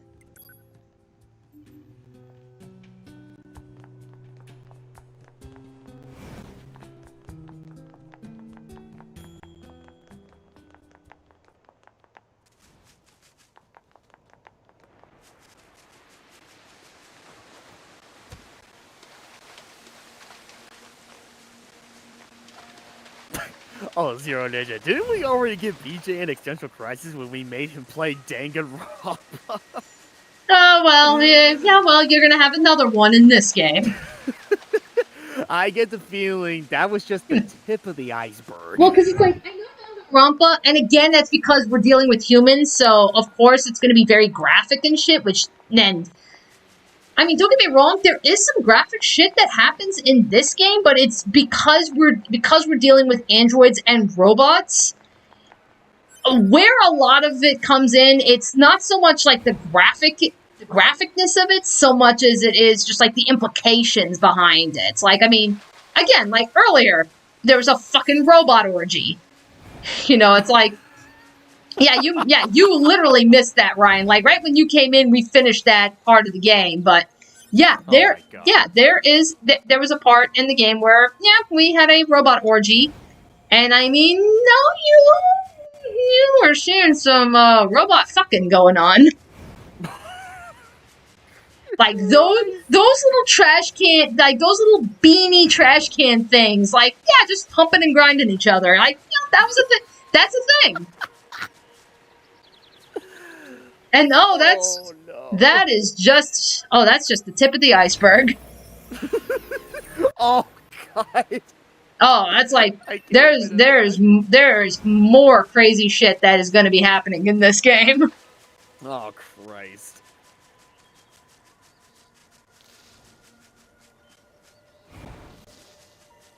Oh wait, hold on. Okay, hold on. I'll be right back for just a moment again. I shouldn't be too long. No problem. Didn't he already have an existential crisis with bread? Did he?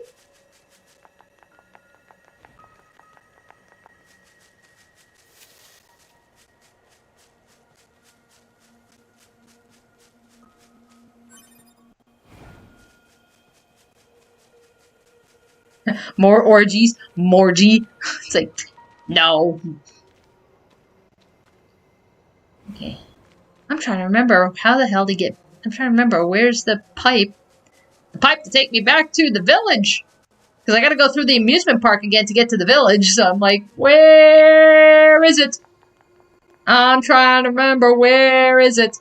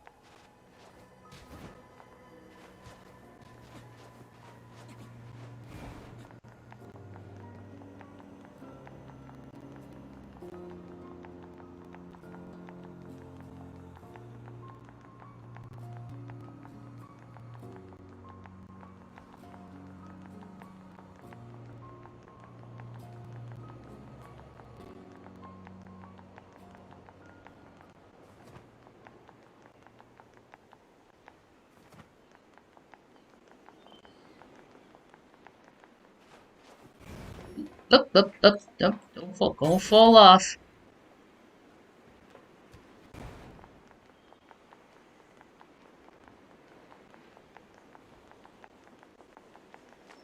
Okay, yeah, so... Alright, so this is... So I know I just basically... More or less just came right back to... This is where we were at the beginning of the game.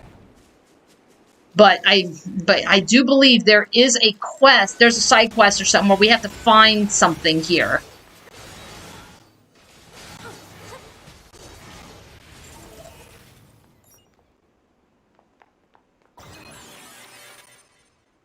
Go. Yeah, I believe there was like somebody was saying, you know, yeah, there's somebody missing, like they lost contact with somebody, so it's like, hey, can you find where they might have been? And I believe it said it was in this area. Oh, okay, there we go. Alright, sorry about that. Nah, no problem. So anyway, you were saying something about like the tip of the iceberg with these robot orgies. Yes.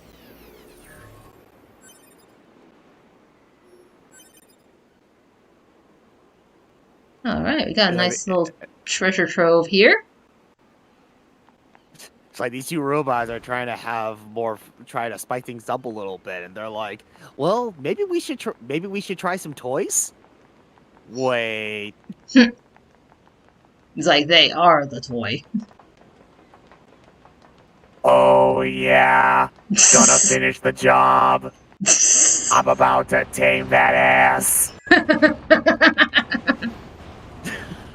Oh goddamn! You and that voice mod. I can't get enough of it, and I have no regrets.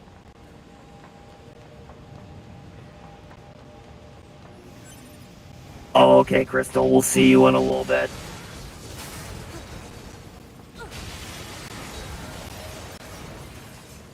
Like, all right, we gotta level up.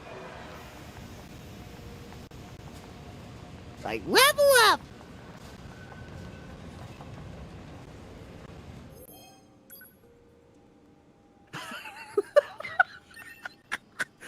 Robot talks dirty to you, ASMR.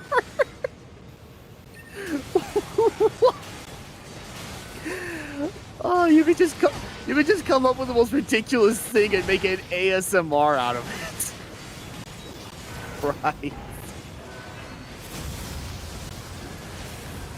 Funny enough, I actually I think it's like just recently because to try to keep my mind off of things. I actually rewatched what was it from the Game Grumps? There was a series 10-minute Power Hour.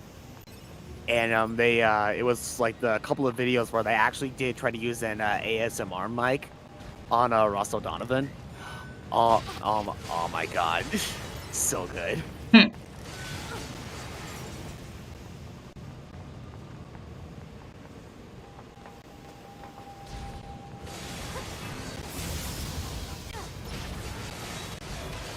Yes, Jordan, thank you for getting the reference.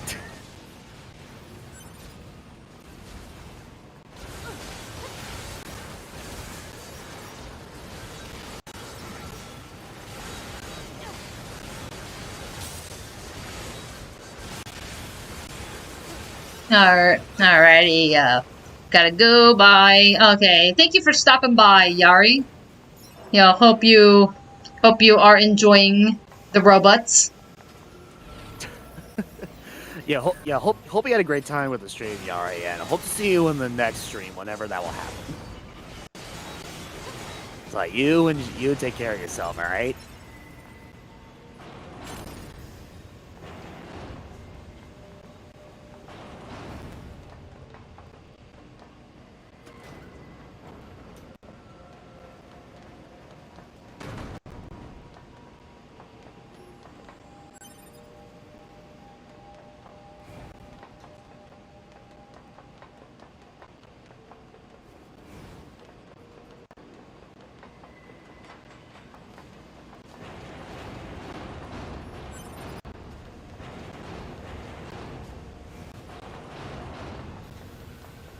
Yeah, no, I don't think that's the way.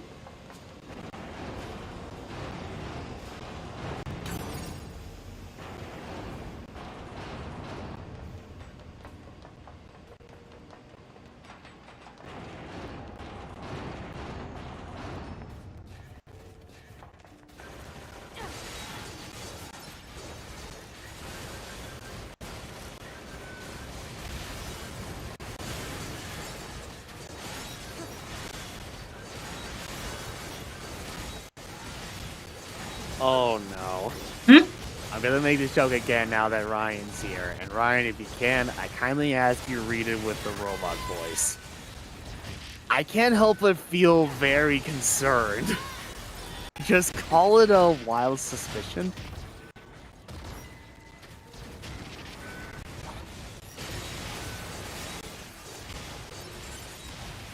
Oh, Dark Meta Knight. I don't know how accurate it is, but the way I see the gameplay of this game, it's a mix of Devil May Cry and Toho. Well, I mean, you do get a lot of. I mean, I guess I assume you get like a lot of combos in.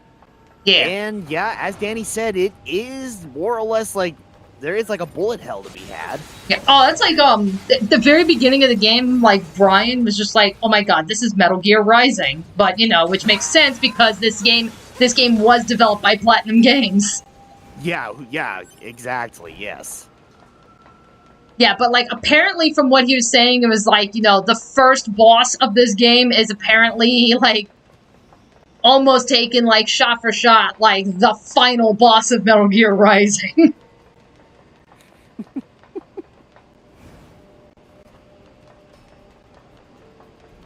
Oh god damn it, Maniac. Alright, I got you. Give me a sec.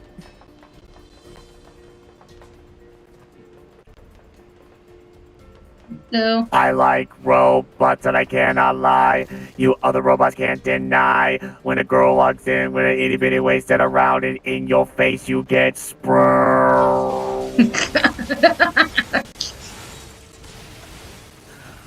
There you go. oh my god. There you go, Maniac. Too much fun.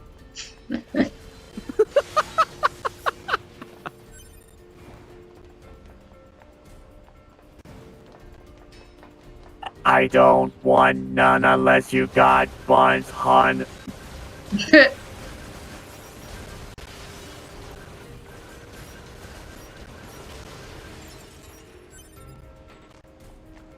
Oh.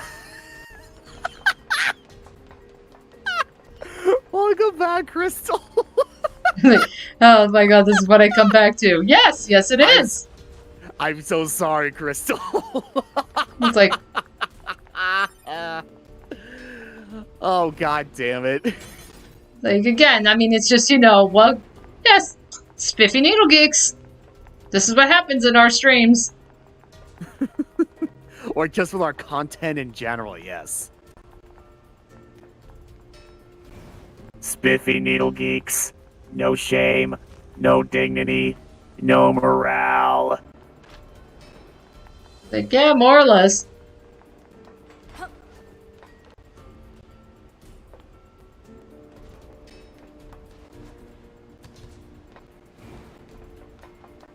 Wait, hold on, Jordan. I think I already did that in a previous stream, actually. I think it was like, yeah, at one point I did the robot voice with voice mod over here, and then you literally asked me the same thing. Go Morari da. Oh, fuck me.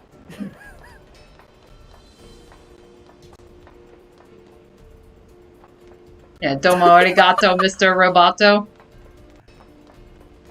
Yeah. It's like... Robin, you people did Crystal dirty. I'm sorry. That was not my intention. I was just going on with a joke. Maniac posted it in the chat. The timing was just... The timing was just something else.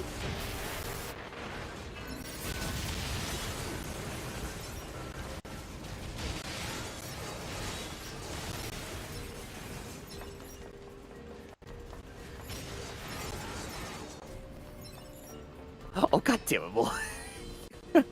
Too much fun, Danny? More like too much ass. It's asinine. But enough of me getting to the butt of the joke. Yeah, but bump. But It's a load of crap.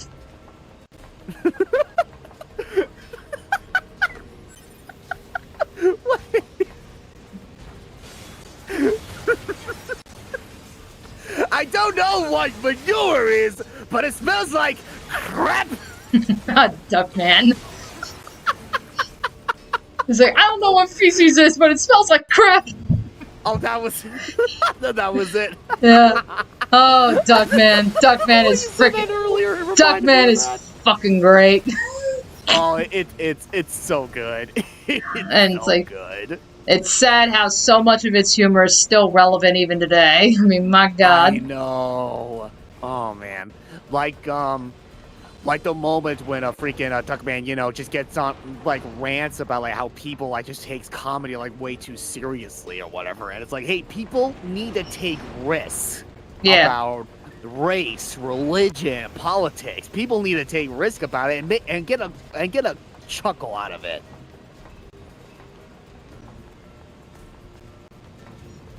But not even just that. I mean, there's like a whole episode that they did that they just like talked about like, what was it, like like sexism and misogyny, and it's like, oh, still very relevant. Oh yeah. There was a good, exactly. There's a good number of topics and such that Duckman pretty much covered, not just with like segments of the episode, but also like throughout the entire episode as a whole. And yeah, no, I strongly agree. It's somehow after all these years, it's still relevant even today. Okay, well, that's amazing.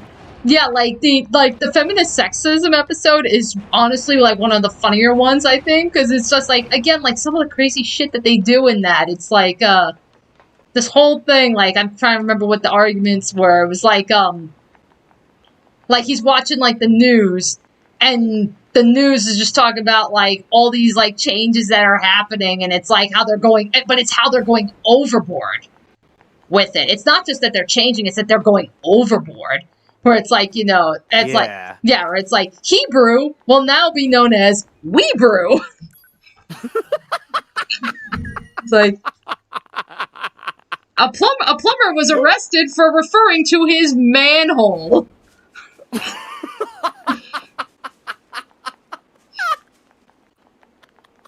I mean, it's shit like that. And you know, Duckman's no better, really. Like, I remember, like, I think it was like, was it like Fluffy and Uranus, they were giving him a test or something on, like, you know, just how offensive was he? And he was just, there was like some of the questions that he was asking, he was just like giving all the wrong answers. Oh my God. Yeah, it's like, you know, yeah, it's like, where it's like, I think they're saying like females over the age of 18 are often called girls. How should you refer to them? Sweet potato? No. Box lunch? No. Yeah, where it's like, when you're on a date, when is it okay to kiss her? When her husband's gone? No. When the sore heals? No. After she passes out? It's like, son of a bitch. After she passes out. Oh, fuck. Yeah, and then it's like, word association. It's like every word. Oh, no. And it was like every word that they were giving out, all he could answer was breasts. And then they get to Dolly Parton, bad hair.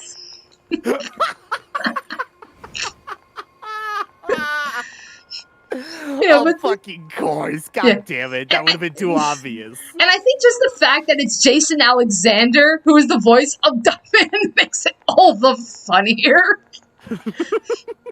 Oh, I can definitely hear it now. Oh my God.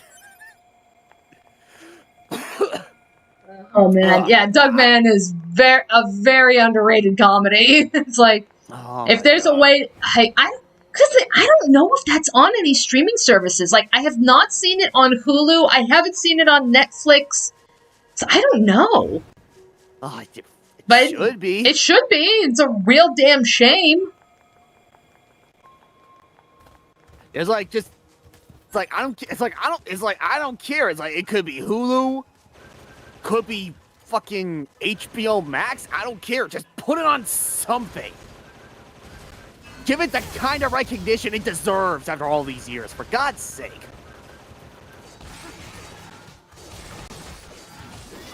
Oh, Jordan asks, isn't Duckman created by the same guys who did Rugrats? Yes. Yep, Klasky Supo. Yep, so same company that did Rugrats, same company that I believe did, like, All Real Monsters. It's like, you know, like, yeah, they did all these, like, kid shows for Nickelodeon, but they did do an adult show, and I think it was, I don't remember what channel it was on. It wasn't on Fox or anything. It wasn't on, like, a primetime channel. It was on, like, some other back channel that it was, so it literally was, like, a hidden gem. Like, nobody was gonna know where the hell to find this thing.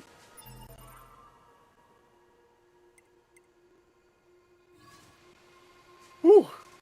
Oh, Christ. Whew. That was an unexpected yawn. Shoot. Jordan wants to know, Ryan, can you say why was I programmed to feel pain in the robot voice? Oh, God. Oh, wait. Why was I programmed to feel... Alright. Why was I programmed to feel pain? They told me the pain receptors would not be installed. Why?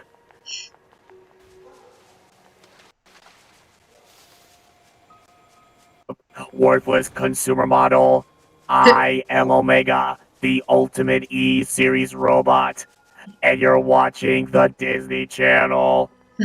Ba-da-ba-ba-ba. Yeah. It's like, oh, that's a load off my back. That's a load on my back.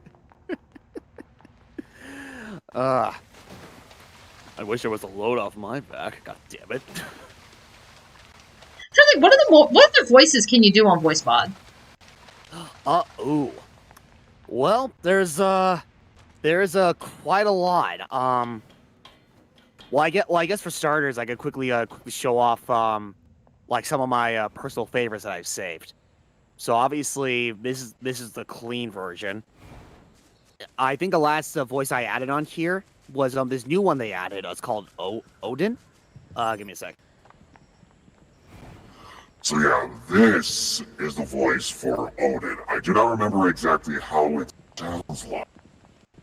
But if memory serves, it's supposed to be like, in a way, godlike. Or something along those lines. Or something very evil. You know, like, my God, just hearing that now, it's where it's like, that would be perfect, like, if we ever get around to doing this Knights campaign, because I'm still waiting on character sheets from some people. That would be like the perfect voice mod to do Wise Man. This news that Gavonion has been defeated. Is it true? Oh my God, that actually sounds exactly like him. Holy shit. I'm actually surprised I remember that line. Yeah, so it's like, damn. I think I would give a props to you and the initial Let's Play you did on your channel all those years ago. Yeah. But yeah, so that was Odin. Oh shit. Oh, okay, there we go. Now, this isn't the robot voice per se, but this is an altered version of it. This is the drone version, so it doesn't make it sound like a robot voice on it. It has a little bit of robot in it, but at the same time, though, it still contains my voice in it as well. Just a little bit of it. Okay. But anyway, going back to like the whole evil thing. Yeah, this is like the generic evil voice that voice mod gave to like on their soundboard or whatever. I know I use this voice when as like a little gag when I initially streamed Pokemon Sword on the Isle of Armor, and there was a moment where oh god, I forget the pink-haired girl that you run into in that version or whatever. But it's like she got so pissed off that I tried to make her sound all demonic. Nice. Now, oh god, alright, so we go right for this shit. this is probably like the one that just unexpectedly comes on whenever it wants to. So we're going from evil all the way to even more evil. Yeah, Lord and Savior, follow me. Oh God. Yeah, this is a helium voice, and I still to this day I still have no idea why this voice in particular just likes to come on whenever it wants to. Like freaking, like I'm watching a stream or I'm streaming something, and the next thing you know, it's like this voice comes on, and then someone like Brandon will come up to me and he's like, "Hey, your voice sounds all squeaky." And I'm just like, I didn't even press anything! What the fuck? This is bullshit!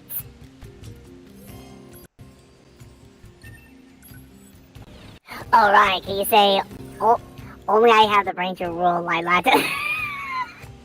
Ah! Yes, and so yes, hold on.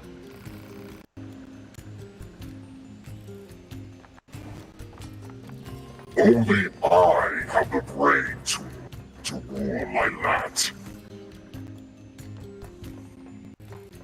God, I fucking love Starfire.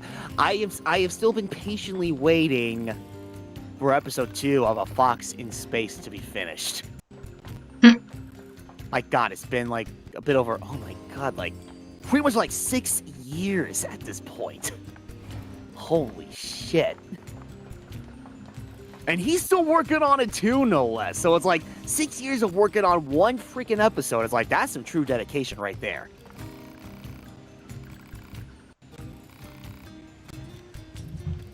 Alright, but yeah, so it went from, going down the list of like my personal favorites or whatever. It's like, we went from clean to Odin to drone, evil, helium.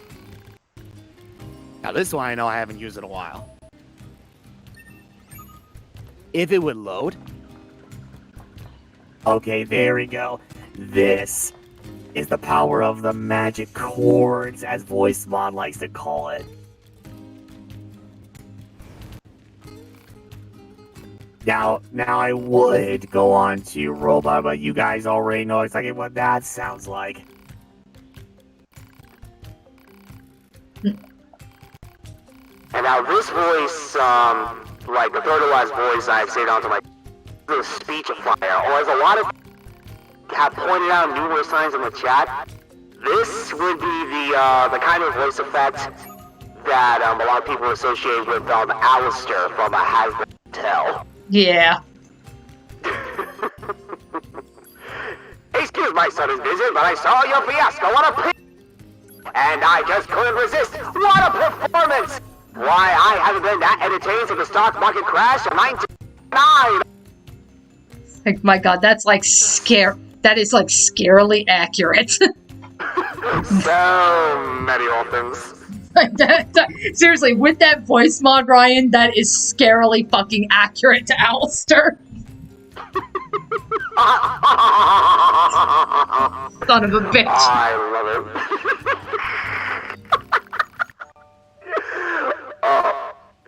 Alright. So yeah, the speed. Now this is, I believe this is the more common one that I tend to use. I think aside from like a helium and such. So yeah, so this is Student Hall. There are numerous voice effects that VoiceMod offers where it has like a lot of like echoey effects to them. But honestly, this one is the most simple. It's more this echo sound effect or voice filter. Student Hall. This is the more simplistic version of it. So I was like, yeah, it gets the job done. Okay. And let's see. And now this is the last voice that I saved in my favorites. Now, see, I didn't realize how this voice sounded until Oh no, Maniac. No. This is a Student Hall. They actually do have a tunnel sound effect in there. Actually, what? Okay, hold on. All right, hold that thought. Let me actually try to find it quickly. There is legitimately oh, here it is. There is, in fact, like a voice filter that literally makes it sound like you are in a cave. All right, yeah, this is what I have. And what's also what makes this a bit more different compared to in voice mod, certain voice like a certain. So if I were to turn the background effects on, you may end up hearing some dripping in the background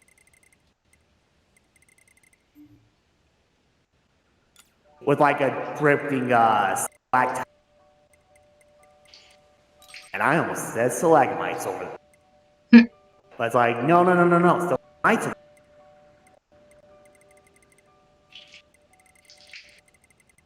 Alright, and anyway. And this is telephone. This is the last voice filter that I saved onto my favorites. Now, I didn't realize this was a thing, let alone how this voice filter even sounded like at the time. So, whenever I wanted to try to, oh, I'm cutting out. That sounds about right. I guess, Discord doesn't like it when, freaking, voice mod makes my volume a little bit too loud. So hopefully I'm not cutting out, too much. Okay. Am I still cutting out now, or...? You sound fine to me. Okay, I mean, for all I know, it could very well have been the background effects when I was using the K voice filter. Yeah, I don't really bother using the background effects or whatever. Seems kind of unnecessary. Okay. Before I found out about this voice filter, where it makes it sound like a telephone, I would end up using the other one, the speechifier. Okay. Here, let me quickly, go to clean. There we go. There we go. Actually, a fun fact, there was a joke that I implemented, like, sometime during the Oddworld New and Tasty playthrough. I think it was like, something came around as like, I think, Brian was with us, and he did some kind of joke about like a Verity from Kid Icarus Uprising, and I tried it, and with the power of voice mod, I tried to freaking play along with a joke, and I'm like, yeah, this is Verity. I hear you were talking shit. Yeah, at the time I didn't know anything about this telephone voice filter, so I ended up using the speechifier one, and it's like it wasn't exactly what I wanted to sound like, but it's like, yeah, it's close enough.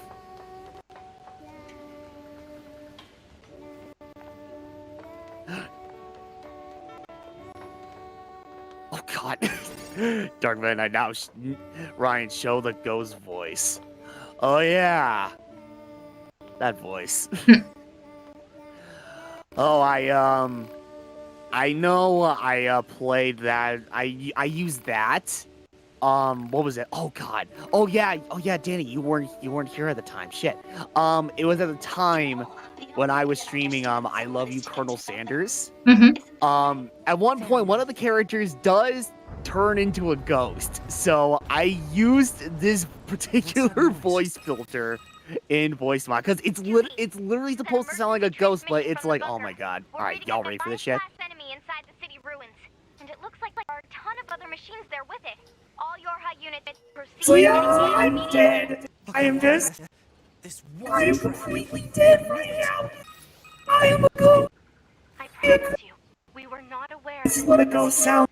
I realize Totally not ear grating in the slightest. If ears are bleeding, just listen. Boys, I apologize. Also, there was some static there, and I can't help but concern. In the game,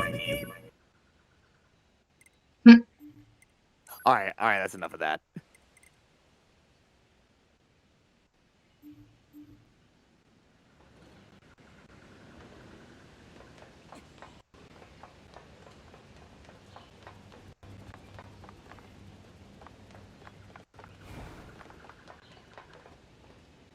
Okay. Proposal. Confirm current destination. Alert. Leaving the operational area. Yep. So, here's another ending. 2B and 9S chose to abandon their mission, allowing the machines to wreak destruction upon the city ruins and resistance camp. What? The extinction of Yorha is also surely a matter of time. And there you yeah, that's an ending. Excuse me? Okay, so another thing. Oh, yeah, so Ryan, there's another thing. So. Again, I'm just showing off shit. So it's like, as far as following the canonical story, there's 5 endings. But outside of those endings, there's like, I think like 21 extra joke endings. And I have unlocked 3 of them. Oh my god. So it's like, there's one where it's like, if you die in the beginning, at the beginning of the game, then yeah, that's an ending. If you abandon your mission at any point, yeah, that's an ending. You can literally take out like your core chip, and that's like this. That's yep, that's an ending. Okay, there we go. We got we got our dress back. Okay.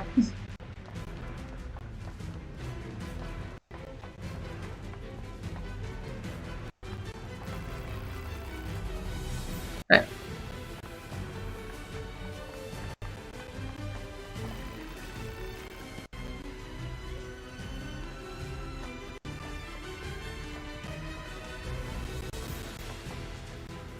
Right.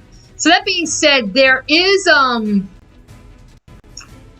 okay, so what's happening now before we decided to just completely abandon the mission is that, we just got a signal saying, oh, a Goliath-sized monster has shown up, like a Goliath-sized machine, and they have ordered all the available Yora units to go into battle and take it out. Oh, okay. Command is deploying new flight units for us. They just sent the coordinates, so let's get going. On it.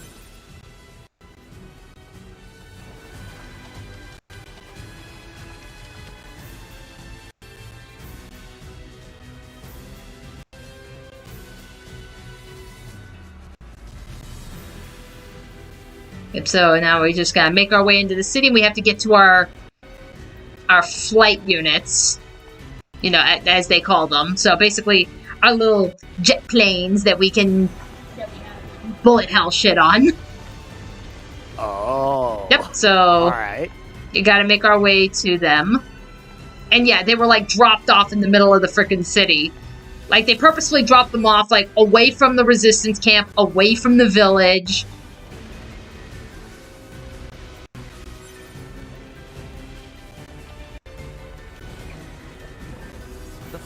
Oh, by the way, Ryan, I saw that tweet you retweeted about the PlayStation IP on Twitter. Good. We should be careful. And I hope more people see that retweet and also retweet it. Yeah. And that's because it's true. Yep. Oh. Yep. That's what we're going up against.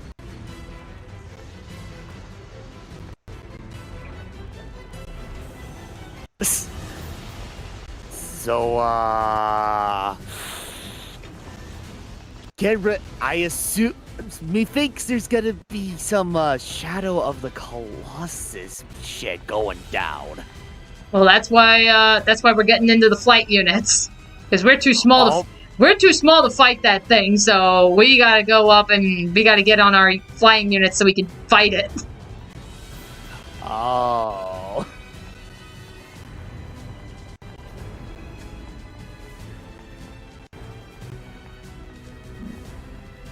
Climb up all the stairs, all the stairs. I gotta go up all those stairs, all those stairs, all those stairs. Though to be fair, it's nowhere near as entertaining as when Cloud, Barret, and Tifa went up all those flights of stairs in the Final Fantasy VII remake. Thank you.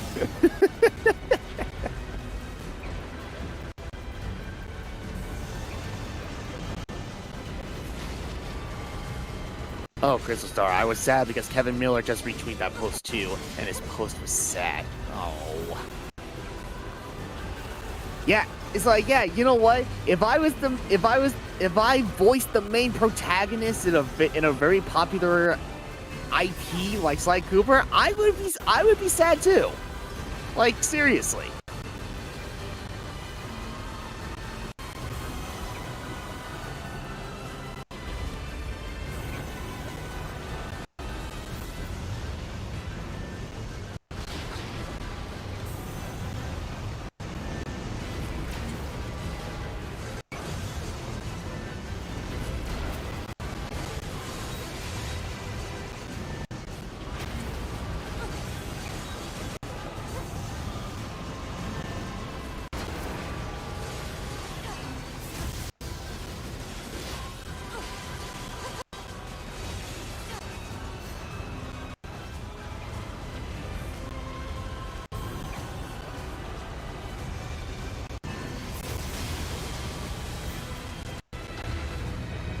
Let's get to those flight units if we can.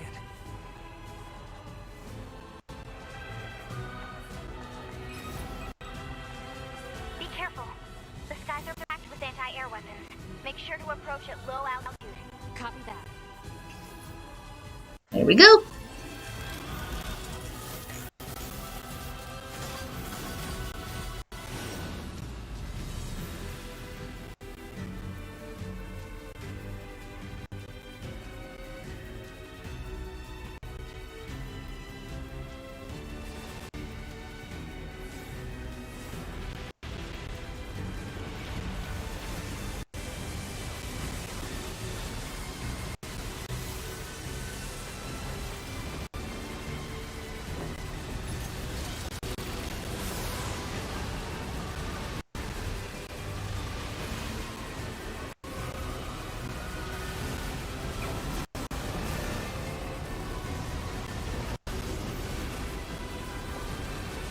Oh my god.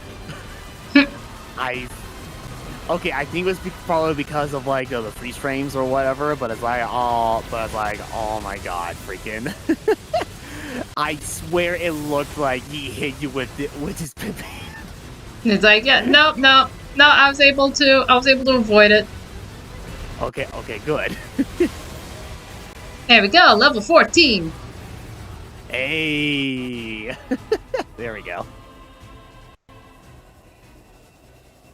Target enemies offline. That should do it for the Goliaths. Look out! Recharging! Oh, hey Ryan, just wondering, you still have the slap sound? Oh, yeah. I do. Enemy vibrations are growing in intensity. It's resonating in tandem with the area beneath the combat zone.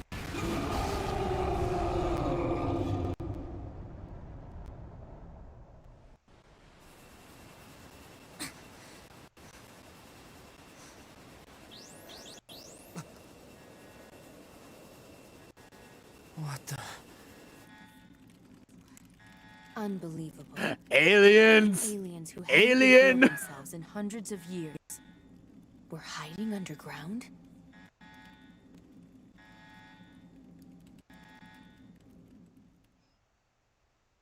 It's like, oh, all right. Well, now we know where the aliens were. Yeah, it's like, oh, yeah, we've been fighting all the machines and shit, and it's like, oh, the aliens have been hiding underground the whole time. Oh, for God's sake. Alright, so the plan is, we dig underground, find their base, and then kill them all. And then reclaim Earth. That'd be too easy. Yorha, this is your commander. For the first time in centuries, we've intercepted a signal belonging to the aliens. These are the creatures that are in direct command of the machine lifeforms on this planet. If we can destroy them, we can end this long and arduous war once and for all. Our intel team is hard at work attempting to analyze the source of the signal, but we're not there yet. We need more data. All Yorha units are hereby ordered to prioritize data collection above all else. We can't let this chance slip through our fingers. Glory to mankind.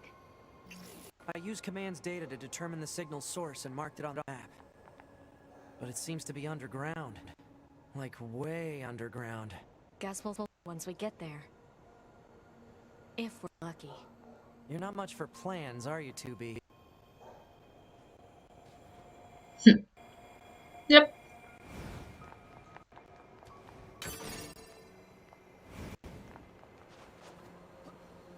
Alright. Yep, so... Yep, so if you want to go and... We picked up the signal under the caved-in area. Oh, here we go. Let's go check it out. Yeah, so pretty much... This... Oh, wait. I'm going in, like, the completely wrong direction, but... Yeah, well... Either way... Dog, you're distracting me. That's okay.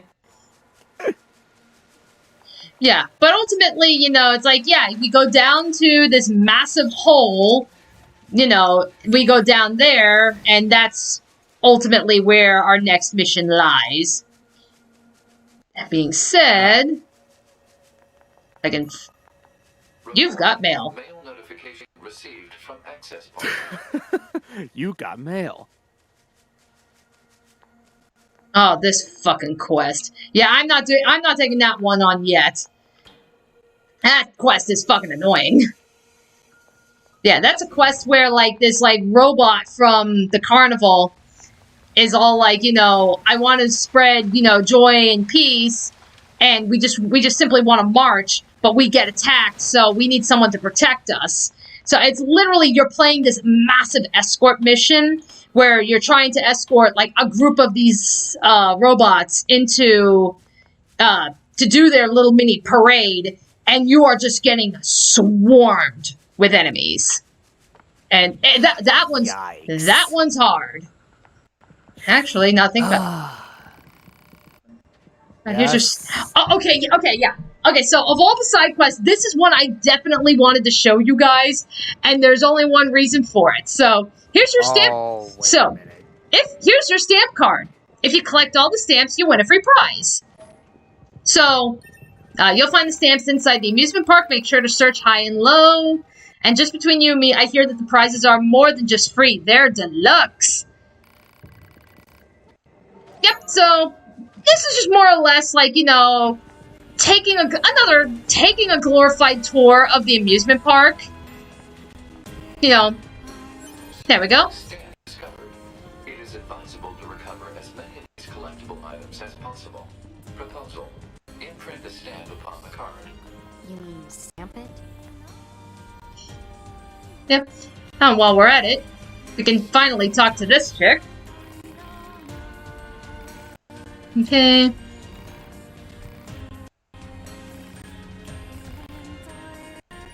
Okay. That's part of the Jean-Paul quest.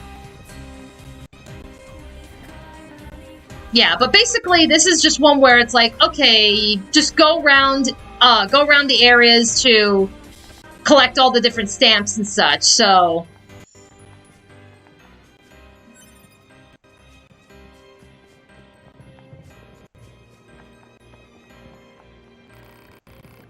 Okay. Okay, thank you for your stamp. Like, don't know why the machine was pissed off, but... Okay. No problemo. So, ultimately, what I want to show you guys is in the theater, which is where we had that boss battle against the opera machine. Yeah, so that's ultimately where I want to go. Oh, okay. Yeah, because that's gonna have that's the one thing that I want to show you guys.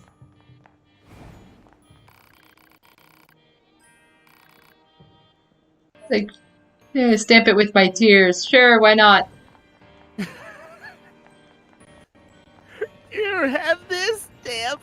This one was made by my tears. Yeah, it's like, I don't know. Again, I don't know why you're sad. He's like, I'm just sad. Here's your dumb stamp. Man, just take your stamp and go.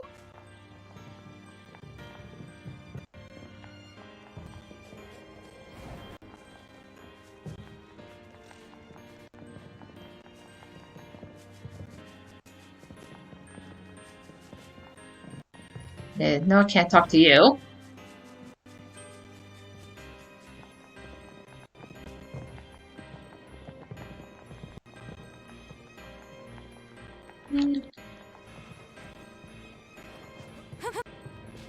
Alright.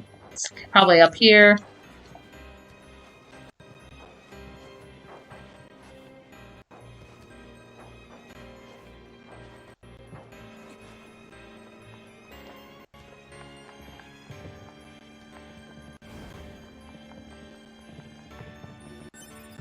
Ah, $200. Nice.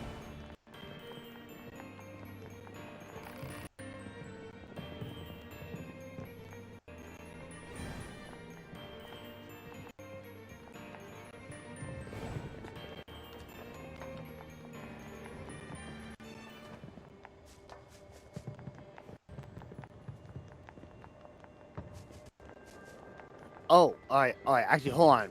Be right back for just a sec. I need to make a quick phone call. No problem.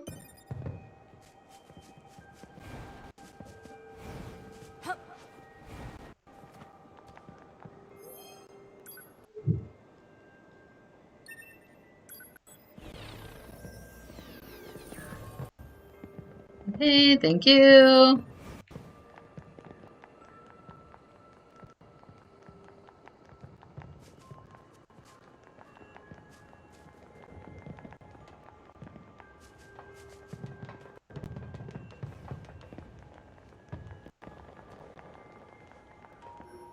Okay, there we go. Discovered. Proposal. Imprint the stamp upon the card. Yep, no problem.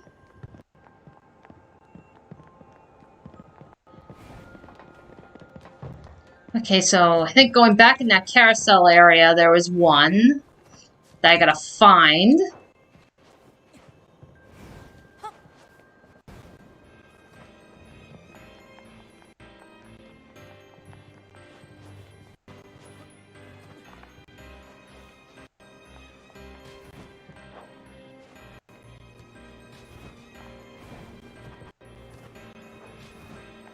I want to go down. Hey, fine. Make me go the long friggin' way. Thank you. There we go. Stamp discovered. Proposal. Imprint the stamp upon the card. Okay, quick save.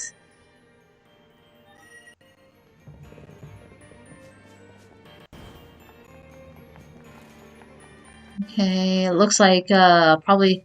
Oh! No, nope, that ain't it.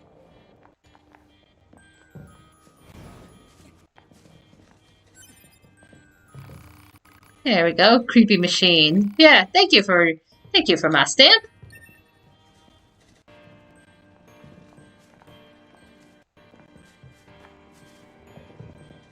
Okay, so now I think we can start going more towards... Yeah, more towards the actual theater.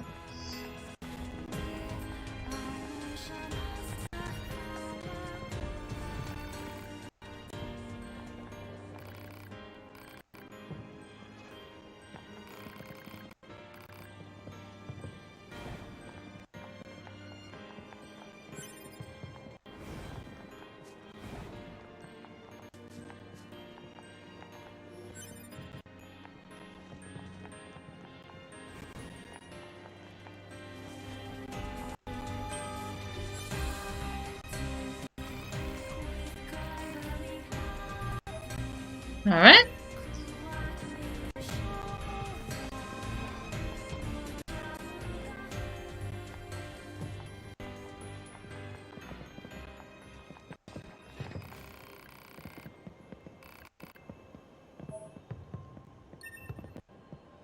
Alright. Okay, so... Now, I know there's one in the theater, but I believe there's one hidden back here.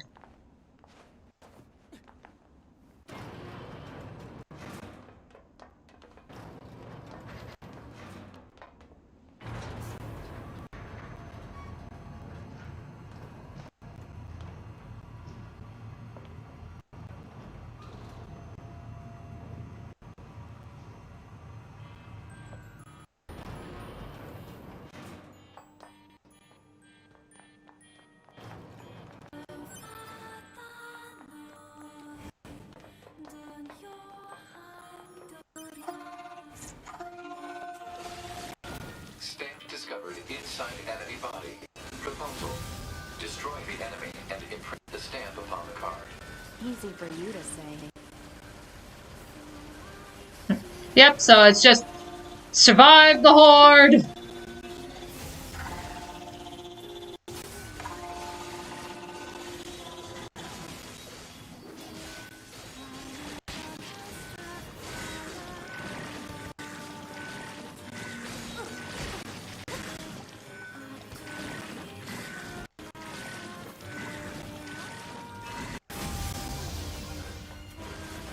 And this is where it's like, I don't think exploding is gonna really help us here.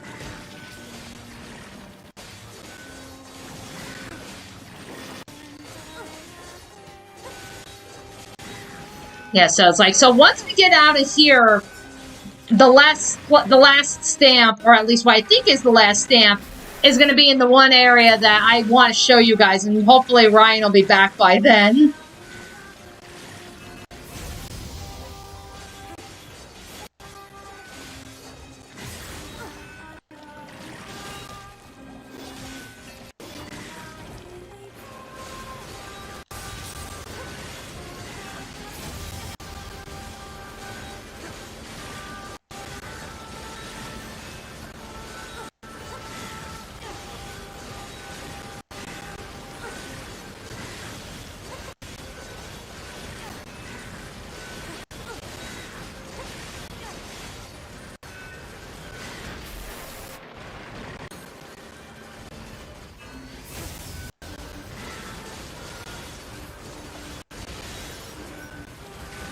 Yeah, let's just keep jumping over.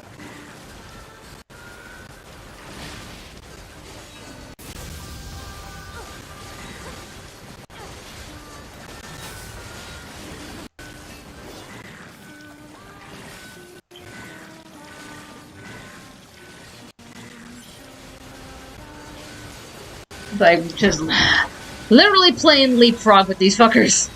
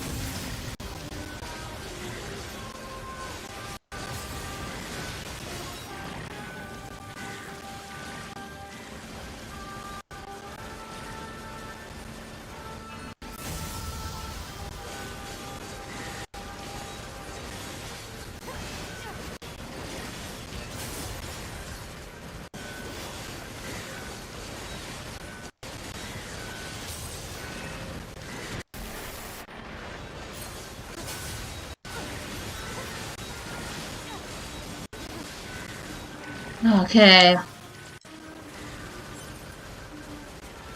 Almost got him. I mean, it's like, the numbers are dwindling.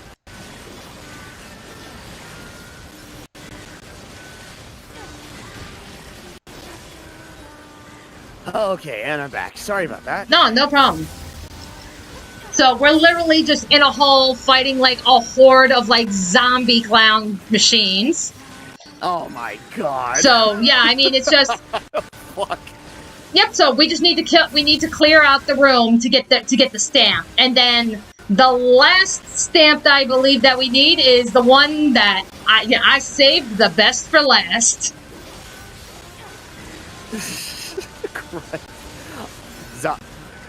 Alright, zombies? Alright, that's terrifying. Robot zombies? Okay, now you're adding salt to the wound. Clown robot zombies? Oh, come on! Yep, clown robot zombies.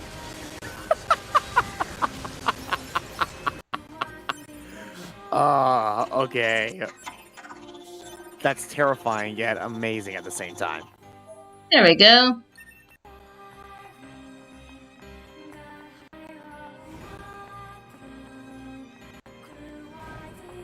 Yep. Wait. Oh my god, look at all those stack of TVs turned on. We're literally entering the opening of Persona 4. Yeah, really.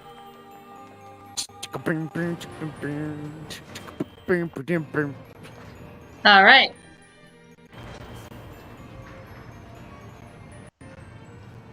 Alright, and now it's time for the main event. Yeah, if this is what I think it is. Because I know you showed me this thing once before, but that was quite some time ago.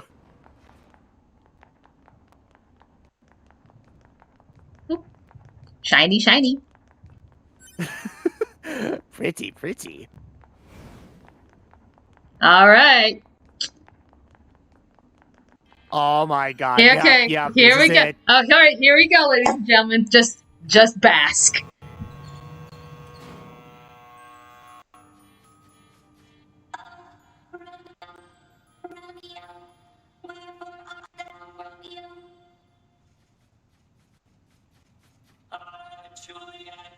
Juliet, wherefore art thou, Juliet?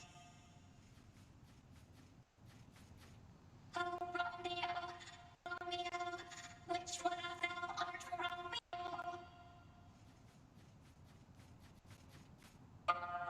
Juliet, I am not overly sure. Oh, Romeo, let us call thy numbers.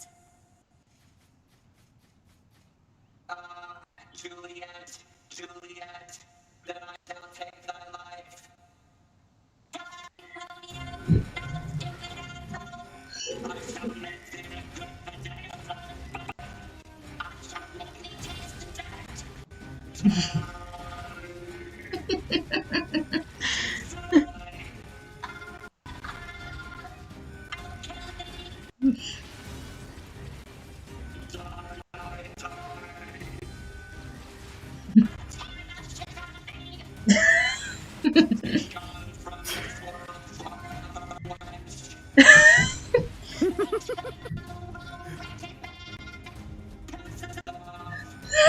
I love that one.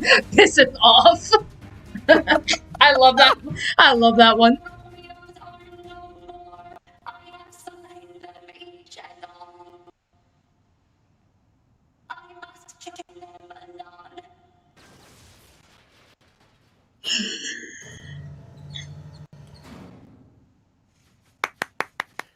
Beautiful. Absolutely beautiful. I suppose this marks the end of our production of Romeos and Juliets. Please watch your step as you exit. If you'd like to have your card stamped, please come this way. So yeah, Romeo and Juliet is interpreted by robots. I love it how like one of the robots, as they were trying to kill each other, essentially one of the robots was essentially saying,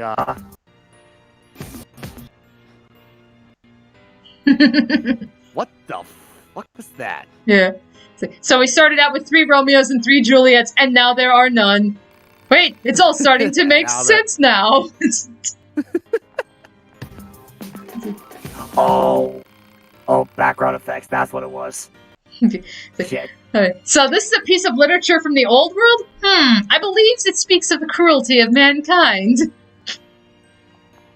I came all the way here from the village to see this play everyone's been talking about. I haven't been this deeply moved by anything before. I'm going to go home and tell all my friends. This play doesn't make any sense at all. The only robot here who actually makes a lot of sense. Yeah. Oh, Juliet, just thinking of you makes my core all warm and fuzzy. Bravo! Truly a most spectacular performance. I totally agree. There we go. Alert. All staffs have console. Return to the entrance and secure the promised deluxe prize. Deluxe, huh? Alright. But, yep, that is hands down the best part of this quest, is just... I know I had to show that to you, because it's like, you know, of all the fetch quests and shit in here, it's like, no, this one was fucking funny.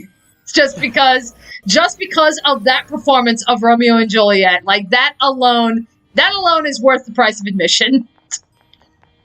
Actually, I'm trying to remember. Is like, aren't there like multiple plays you can watch? No, I think that's the only one. Oh, really? I think so. At least that's the only one I'm aware of. Oh, okay. I could have sworn, like, when you initially showed me that play in particular, like all that time ago, it was actually like a montage of all these plays that you can watch, like here in the carnival. No, I think that's the only one. Oh, okay.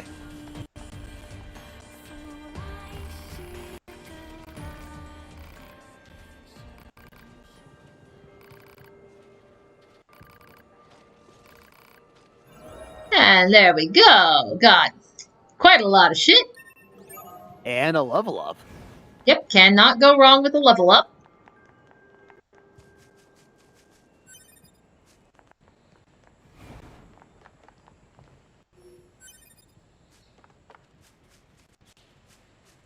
Nope.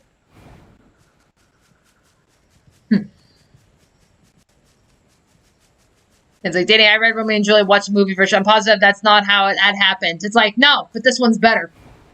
Because trust me, it is. I've read Romeo and Juliet. I've seen so many interpretations of it, and that is by far the best one, because Romeo and Juliet fucking sucks.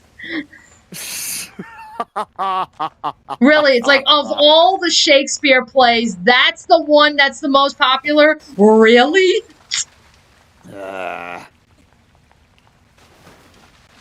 Like, I done get it. I don't know either. You know, so... yeah, watching a bunch of robots just beat the shit out of each other, that's by far the best interpretation. Yeah, it's like, stretch that out to an hour and a half. Then it'll be like, blockbuster. Be gone, thought. Yeah, really.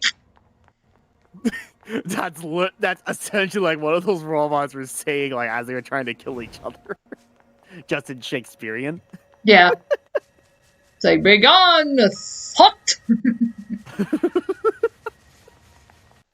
Oh, that's great. So great.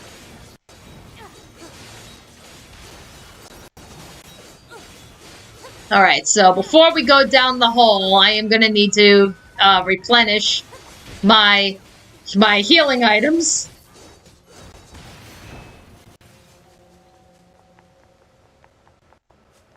Yeah, because, like, those zombies alone, like, brought me down to, like, 2 or something. So that's where it's just like, gonna have to replenish.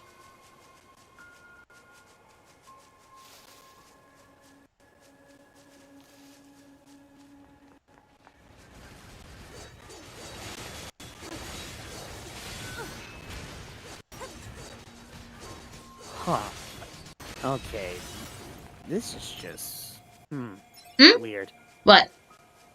Oh, sorry. I guess it's like, I can hear you, and I can hear the stream on Discord just fine, but everything else is, like, completely muted for some reason.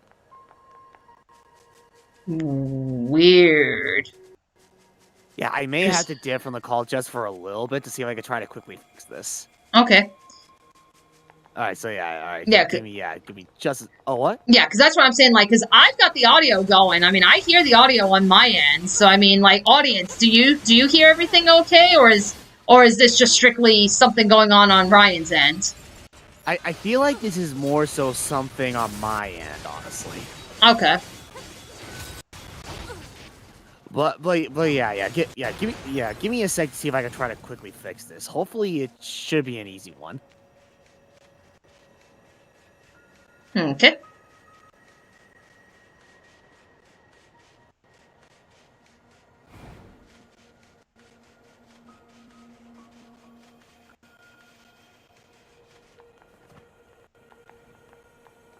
Yeah, I know this was a shop. Yes. Yeah, you know, fuck it. Give me all the small items.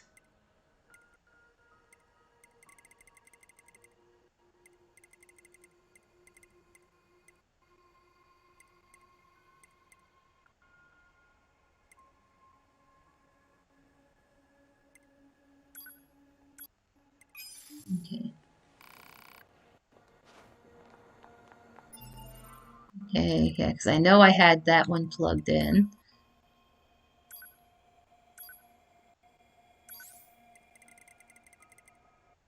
Yeah, it's like charge attack.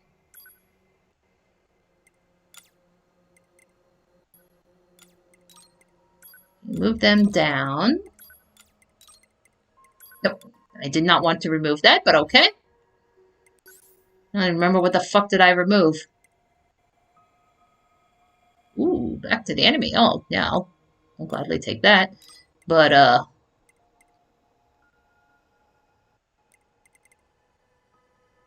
yeah. Okay, there we go. Alright, yep, alright, no worries. The issue has been resolved. Yeah, okay. You hear everything okay? Yes. Okay, that's good.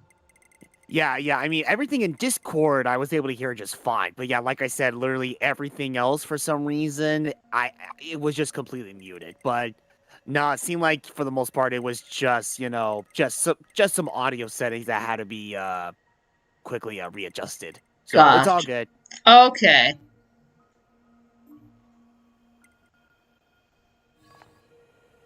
Alright, that's good.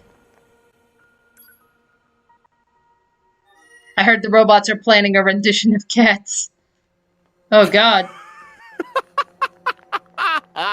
yeah, well, you know what? Fucking... I do a hell of a lot better than the, that recent, cat movie. I guess. What if the robots did a Midsummer Night's Dream? It's like, fuck, have them do Julius Caesar while you're at it.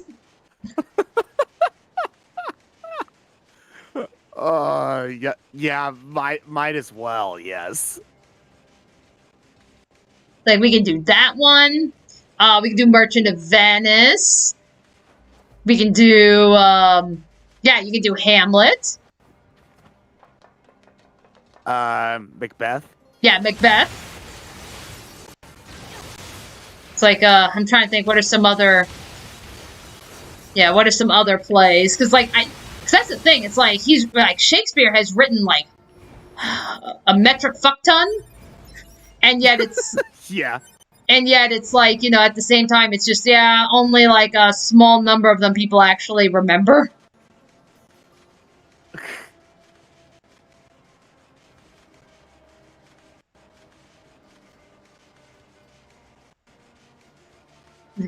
And then Romeo pulls out a lightsaber.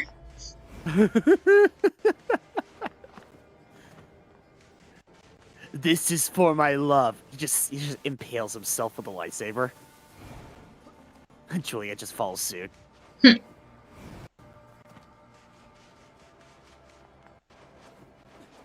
Robot's wicked. Oh god, okay. So yeah, if we're just... Oh, now we're getting into musicals. Yeah, if we're just gonna go into just, like, Broadway in general, okay. Well, considering we just had the robot orgy, how about, Cabaret?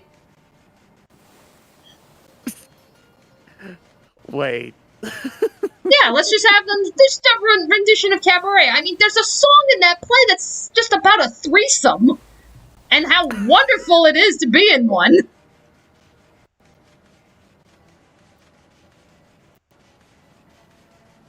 Is this a pod? Or robots reenacting Avenue Q. Why was it abandoned? Pod, reactivate it for me. If it's usable, try to overwrite the original owner with my ID. The internet is really, really great for porn. Yep, Avenue Q, yep.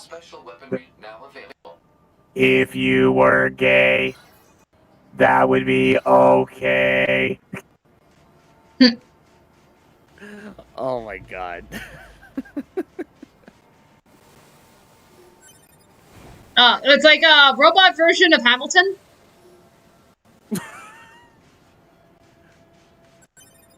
Like, we need the robots rapping about our forefathers?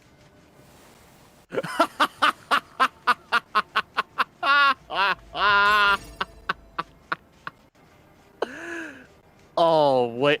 Wait a goddamn minute.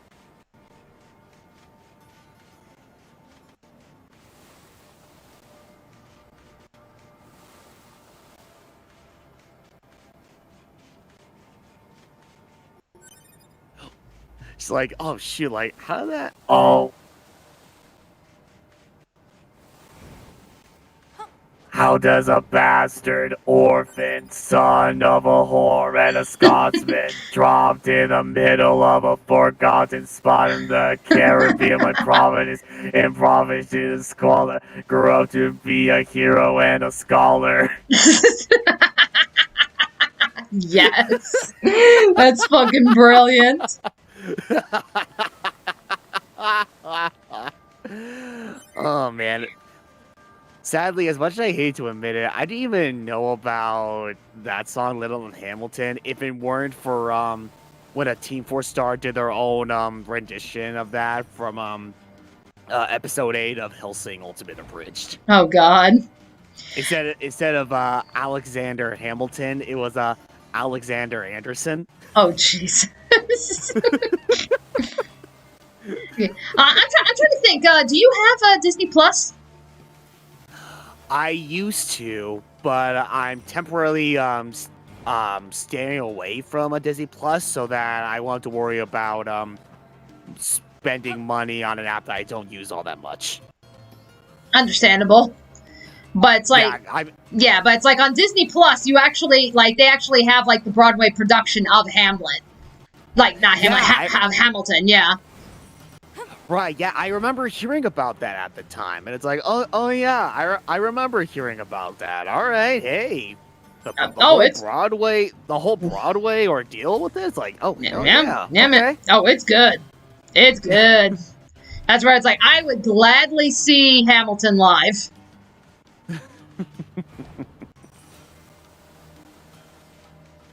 Yeah, because that's like, if we get back to if things get back to normal and we get back to, like, you know, Broadway shows, like, traveling and shit, it's like, oh, if Hamilton came my way, I'd go in a heartbeat.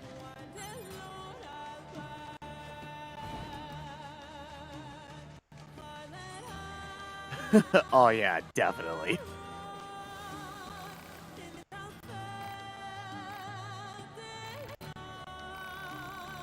Wait. Yep. Is that robot wearing a pink scarf? Yep.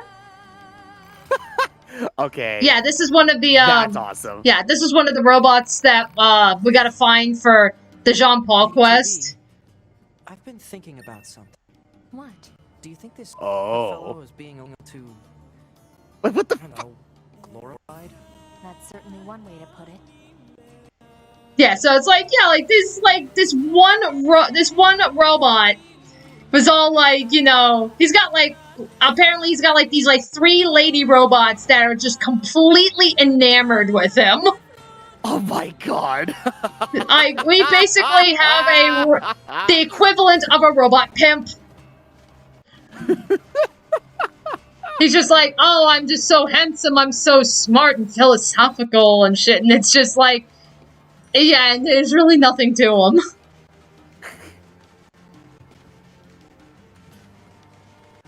Oh, have you not heard the new sensation that's sweeping the nation? Bitches love cannons. Oh god, it's like robot version of Rocky Horror Picture Show.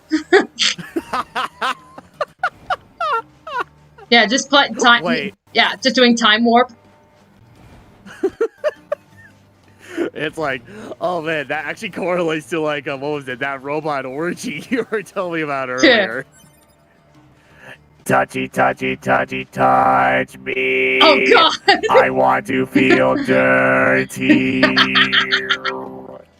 He's like, yes, thrill me, chill me, fulfill me, creature of the night.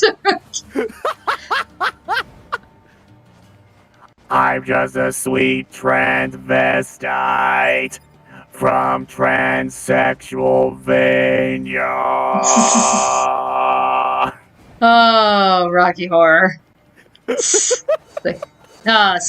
Still love Rocky Horror.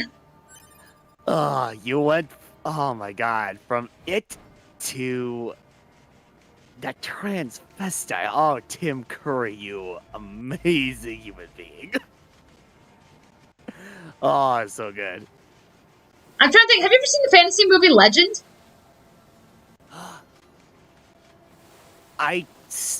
Oh my god, I swear that sounds like something I have seen once before. If you haven't, you need to. I mean, for one thing, that's like one of my, if not my favorite fantasy film.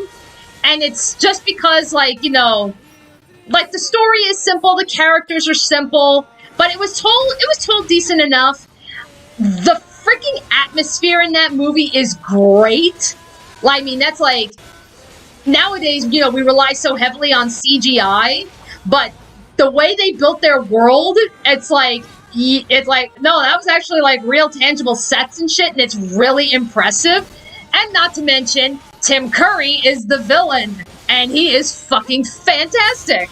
Like, he alone is the reason to watch this movie.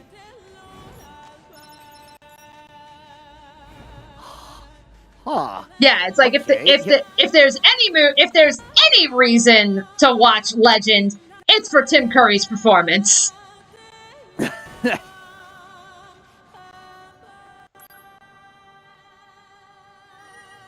Shoot, let me see. Yeah, I'm quickly trying to look up this movie to see for sure if I've actually seen it once before. Yeah, it's Tom Cruise. The best way I can describe it in like the most inappropriate way. Tom Cruise cosplaying as Link must rescue unicorns from Satan. I'm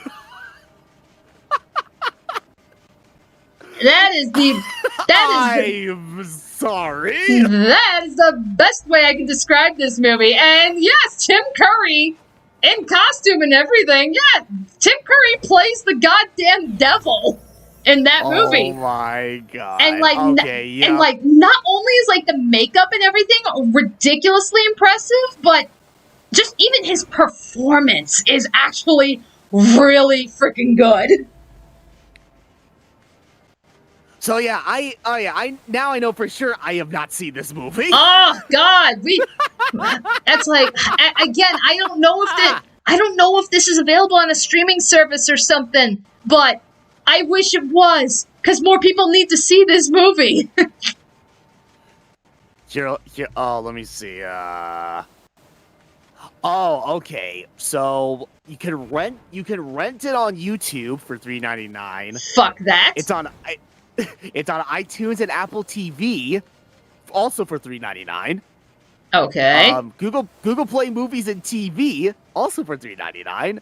Vudu, $3.99, and Amazon Prime Video, also for $3.99. God damn. Those are the only streaming services, you know, this movie is on. Damn it! I know, it's like, we need more people to see this freaking movie. I mean, I know there's clips you can find of it on YouTube, you know, so it's like, just look up any of the clips of Tim Curry in that movie, and it's like, goddamn. Oh my god. Tom Cruise cosplaying as Link to save unicorns from the devil. Oh my god. Yeah! I'm still trying to grasp that concept. This movie is fucking amazing! Oh, it certainly sounds amazing. I mean...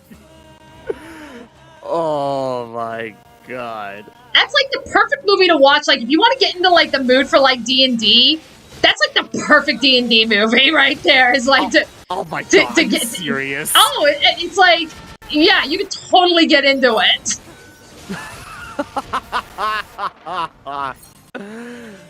Oh my god, that's great. That's so great.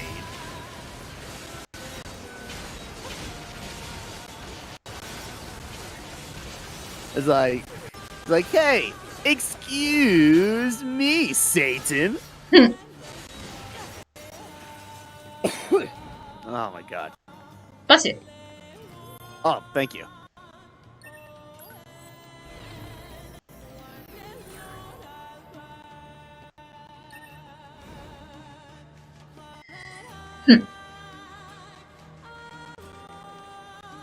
Okay.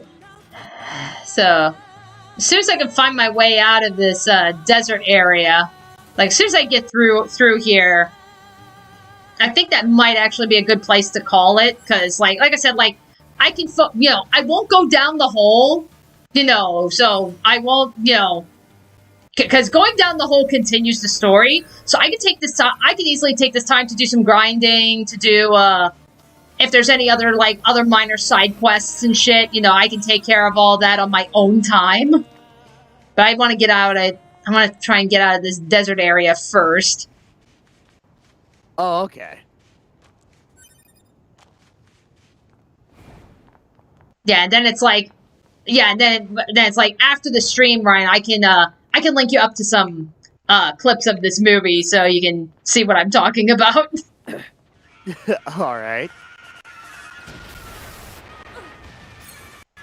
Whoa, what the fuck? Oh, ambush? Wait. Yeah. Sick. It's like, were those suicide bombers? Yeah, more or less. Christ! And they're high, and yeah, they are like ridiculously high level. Oh, Christ, that's even worse. Yeah, that's where it's like, nope, not fucking with you. And the way they're just screaming at the top of their lungs while trying to blow themselves up. It's like, yeah, nope. I'm not fighting level 38 monsters when I'm only 15. Fuck this shit, I'm out. Fuck this shit, I'm out. No thanks. Don't mind me, I'm gonna grab all my stuff and leave. Excuse me, please. Yeah, fuck this shit, I'm out. Nope. Fuck this shit, I'm out. Alright then. I don't know what the fuck happened, but I don't really care. I'ma just get the fuck out of fuck this shit, I'm out. Such a great song. Oh, it's so good, even after all these years. So good. Yeah, it's like, we're not going to entire Undertale tonight. It's like, no. It's like, yeah, no, we're not doing that.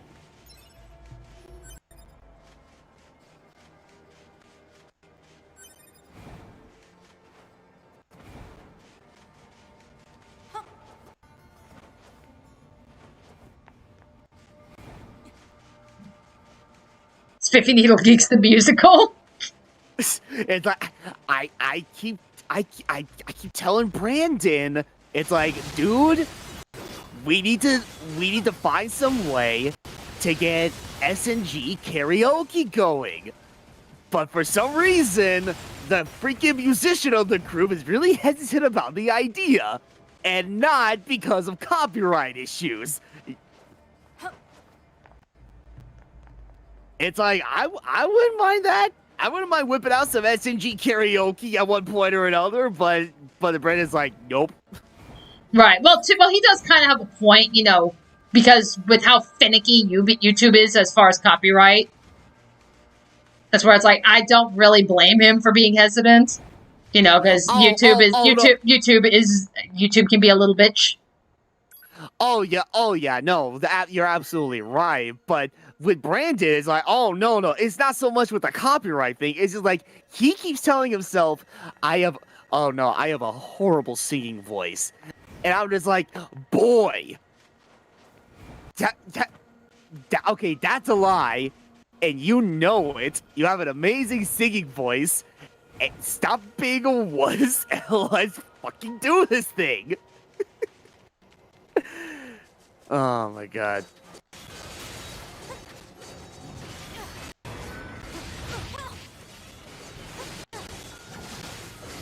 Spiffy Needle Geeks the musical. Oh wait, no. April Fool's Day, an episode of an LP. Everyone only speaks in singing. Oh, Christ.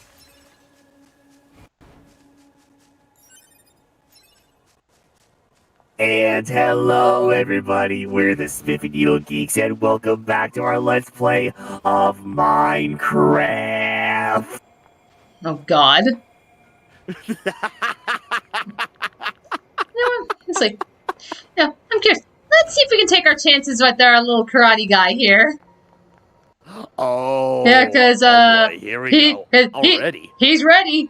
He's got axes. Oh shit! He's red belt. He's got axes. Wait, red belt? Oh shit! Oh no! It's like, yep. Let's take our chances. All right. All right. Oh, brown belt. Okay. Oh, brown belt. Oh, okay. Okay, yeah, he's level 30, so maybe. It's like, no, you got this, you got this.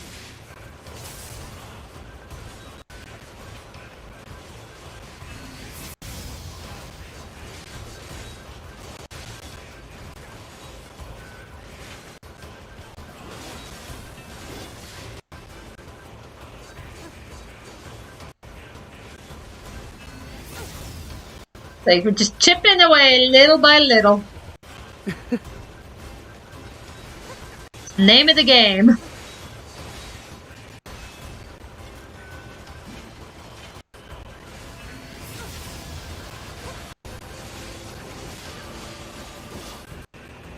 And then, if all else fails, you just blow up. No, you don't really have to do that. Oof. Christ. Yeah, that's where it's like, oof. Big oof.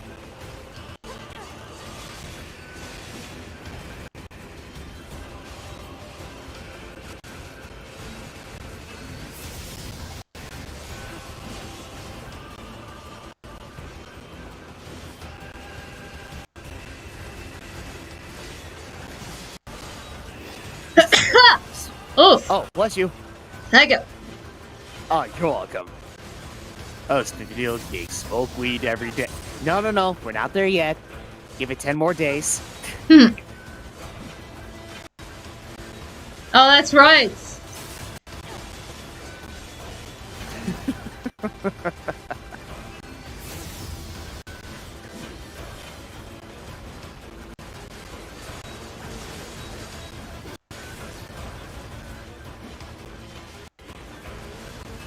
Got him.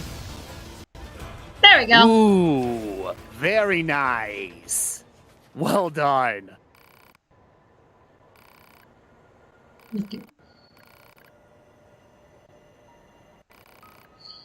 One memory alloy and a broken circuit. I might have those. Target location data obtained. Oh. Marking on map. Oh, do I not have those? Oh, I apparently do not. Okay. Oh. Okay, so just got. So as soon as we find those items, we can then go back to our little monk friend. Oh, okay. Yeah, because that's where I was like, I could have sworn I had gotten like maybe one of them. So like the broken circuit, that might be. I might have that, but.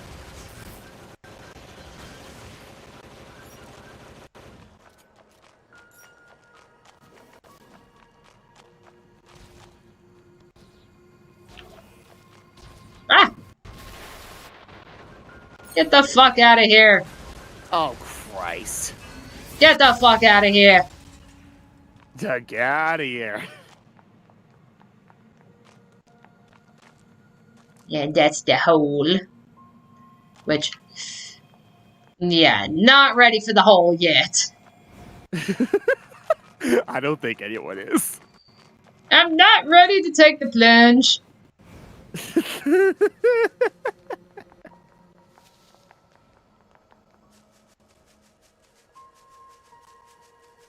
Put the robot in the hole.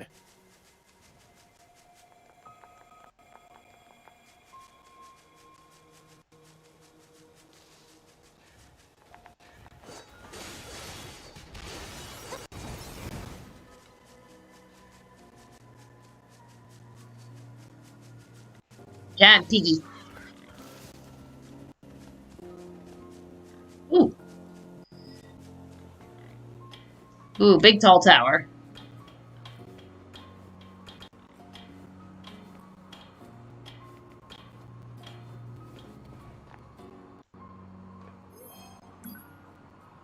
And a random body.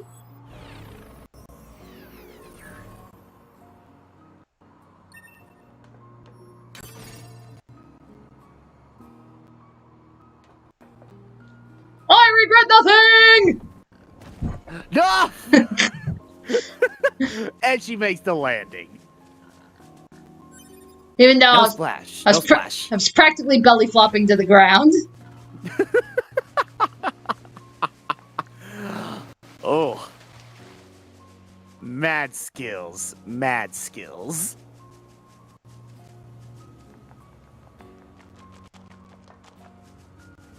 Okay, so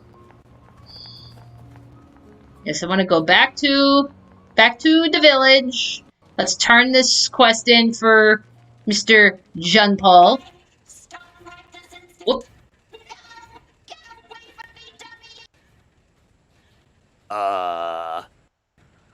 What was all that about?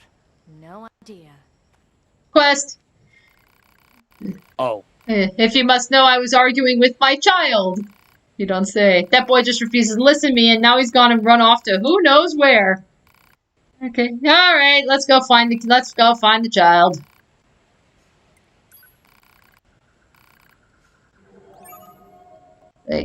Okay, yeah, we will find your baby. Wait, where am I going?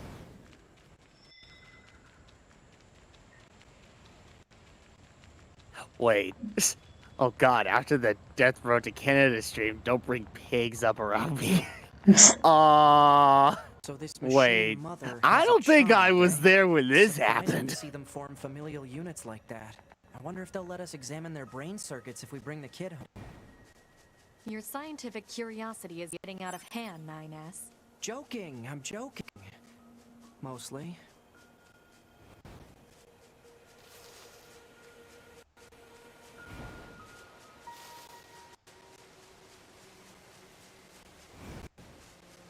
That's where it's like, okay, where are you, baby?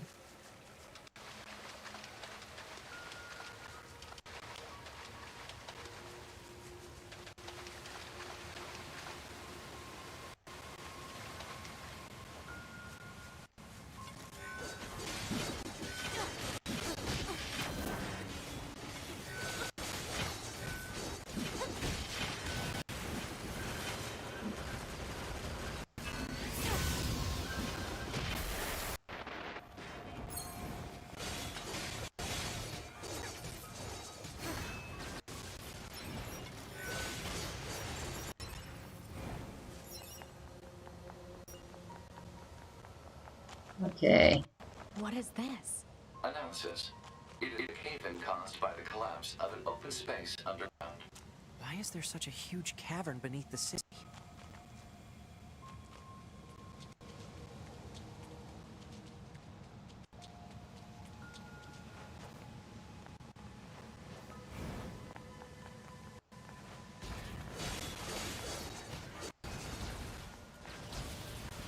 Trying to think, where is this baby? I'm trying to remember where the baby is. That. Oh man! If you're asking or telling yourself that, then there are so many things wrong with that. It's like, excuse me, stranger, have you seen my baby? It's like, have you seen this baby? Excuse me, have you seen this baby?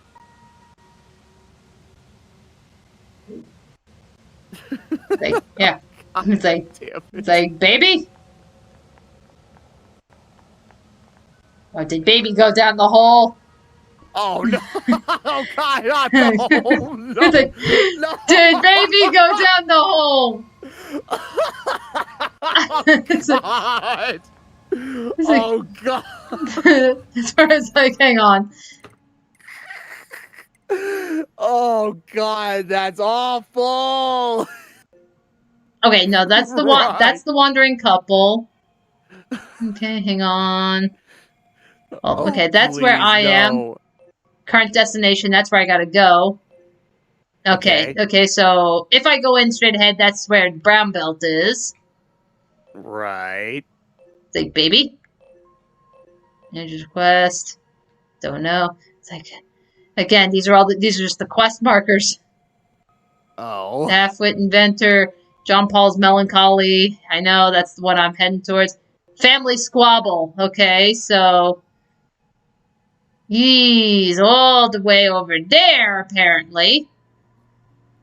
So I'm following something else entirely. Okay. Oh.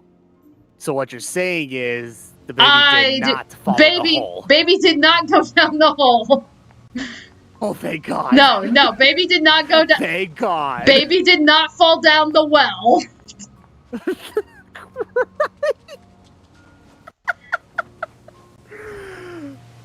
Oh my God. Yeah, so it's like, yeah, the 4 diamonds, that's story progression. So that's where I was having that confused with, oh, is that where I need to go as far as finding the baby? But no, it is not.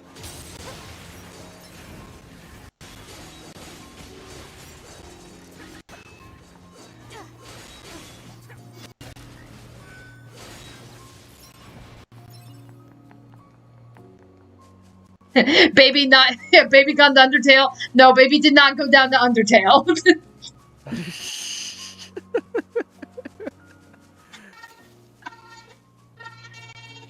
Careful, 2B. I'm picking up hostiles. And speaking of which, Over there. Yep, there's baby.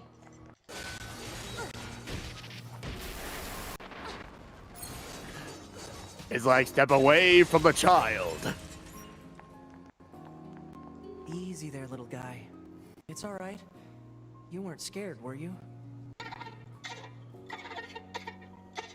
We should leave before more enemies arrive. Come on, kid. Don't be unreasonable. Any ideas, 2B? I've never dealt with a snot-nosed machine before. You got me. Uh-oh. More enemies incoming. I'm on it. Yeah, so now this is where you literally have to protect the baby. Because it's like... Oh, okay, yeah. So essentially, it's one of those missions where it's like you have to, you essentially have to defend the one target. Yeah, and if the target's health it gets depleted, then it's game over. Yeah. Yikes. Now the question is, do you remember on the top of your head? Wait. I still going. Yeah, I was about to say, like, do you remember on the top of your head, like, how long does that fight last? No. Wait, you're done?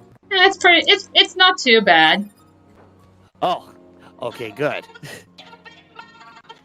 Are you finished? Your mother is worried about you. She sent us here to find you. So quit with the whining and let us take you home already. Yep, now we gotta follow the baby home and protect the baby.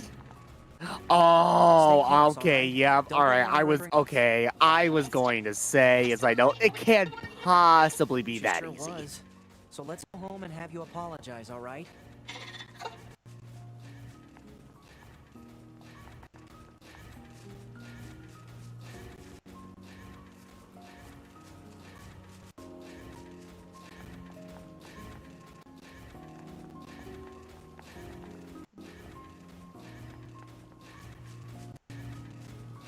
Take your time, baby.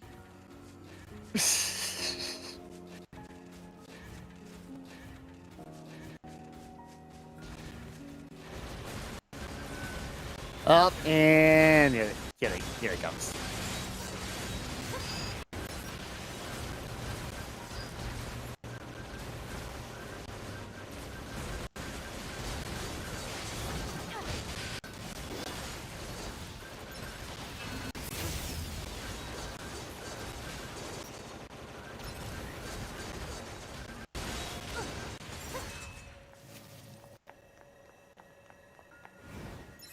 There we go. Oh, baby took a little bit of damage. Oh. Like how many waves of enemies do you have to run into as you're I think about- following this baby home? I think like 3. I think like 2 or 3. Oh, okay. So yeah, not too much.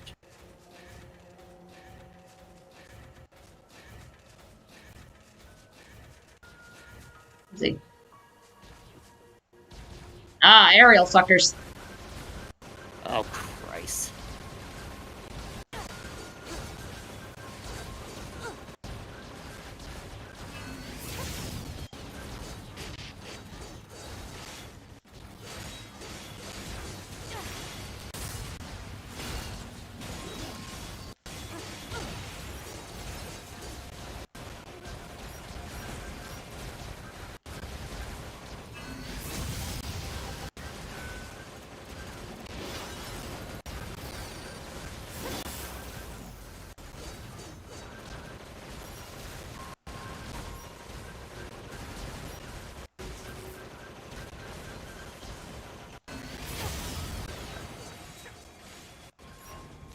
That little fucker.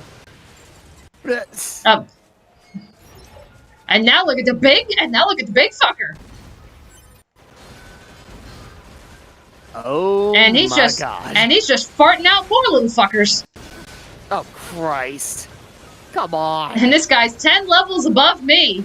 So Oh no. we're going for it. Protect the No, wait, no! Protect the baby. Don't blow up the baby! No, the baby's fine. Okay. Can't say the same about the rest, you know. Oh God! This guy, yeah, like this guy, like the babies that this guy farted, I can't guarantee their safety. Oh no! It's like, ow! It's like, go away! Go away from the baby! Oh, alright. Well, you, wait. It's like... Oh, no. Never mind. He's still standing. Now, baby's still standing. Baby's taking some hits, so it's like... Okay, after this nonsense, this fucking wait. Oh, Christ. Yeah, it's like, after this, like, this fucking better be the last wave. Okay, baby's on the move. Yeah, okay, yeah, go. I mean, it's like, oh my God, look how much health he's got. Oh, Christ. Oh, yeah, like I said, I hope and pray that was the last wave.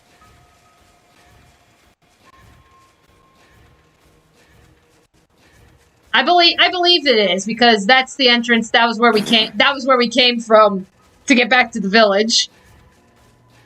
Oh, okay, Oh, good. okay. Good. Oh, okay. That's fine. Oh, God! Christ! Protect the child! That's fine. As long as it's just these two fuckers, that's fine. Okay, alright. Ow.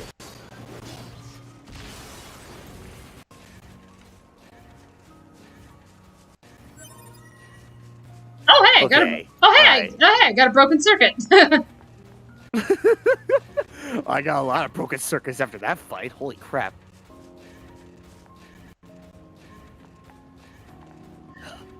Alright, kid, get the fuck back to your parents now. I swear to God. I have no mood for any more of this bullshit. Okay, there we go.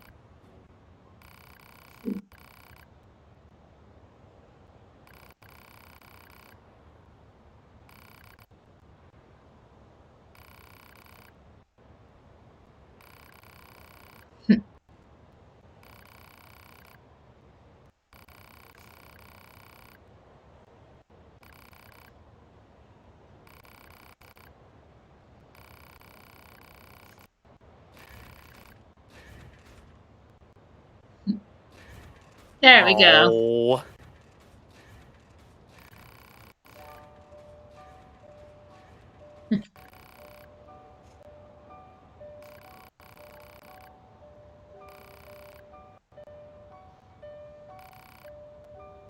Thank you for bringing them home.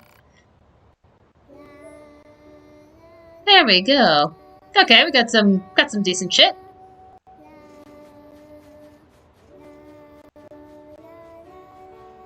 Okay.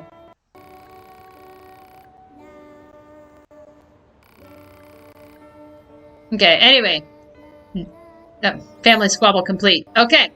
Back to... Hey. There we go. Back to the village. Because I still got a quest to turn into one Jean-Paul. Oh, that's right. I still gotta turn that into him. Gotcha.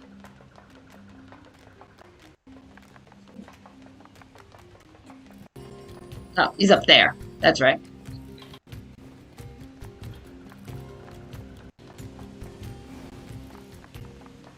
There we go.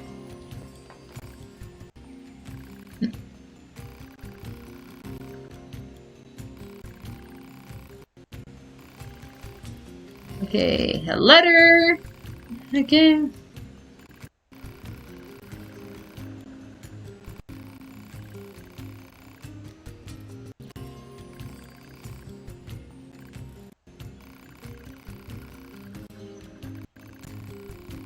It's like, is one duty bound to reply to every question spewed in their direction? If such is your claim, then what power was it who placed this burdensome yoke about my neck? So it's like, yeah, so all these followers are like, here, give him all these trinkets and gifts, and he's just like, no.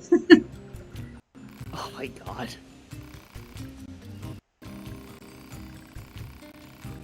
Okay.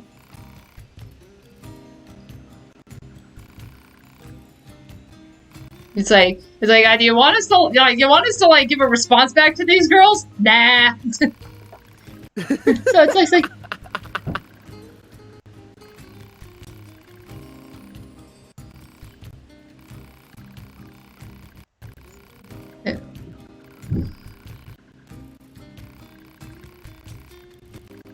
It's like, I'll not waste words on mere junk. It's like, yeah, Jean-Paul, he's an asshole. But he's no jackass. Yeah. So this is where he's like, oh, okay, just...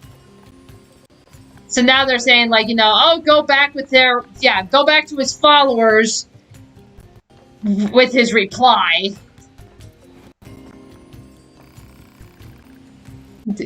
Yeah, he said it wasn't worthy of a response. I knew it! Isn't he the greatest? I can't get enough of him! Yeah, these girls are just fucking blind. Yeah, clearly. Yeah. Oh my god. Seriously.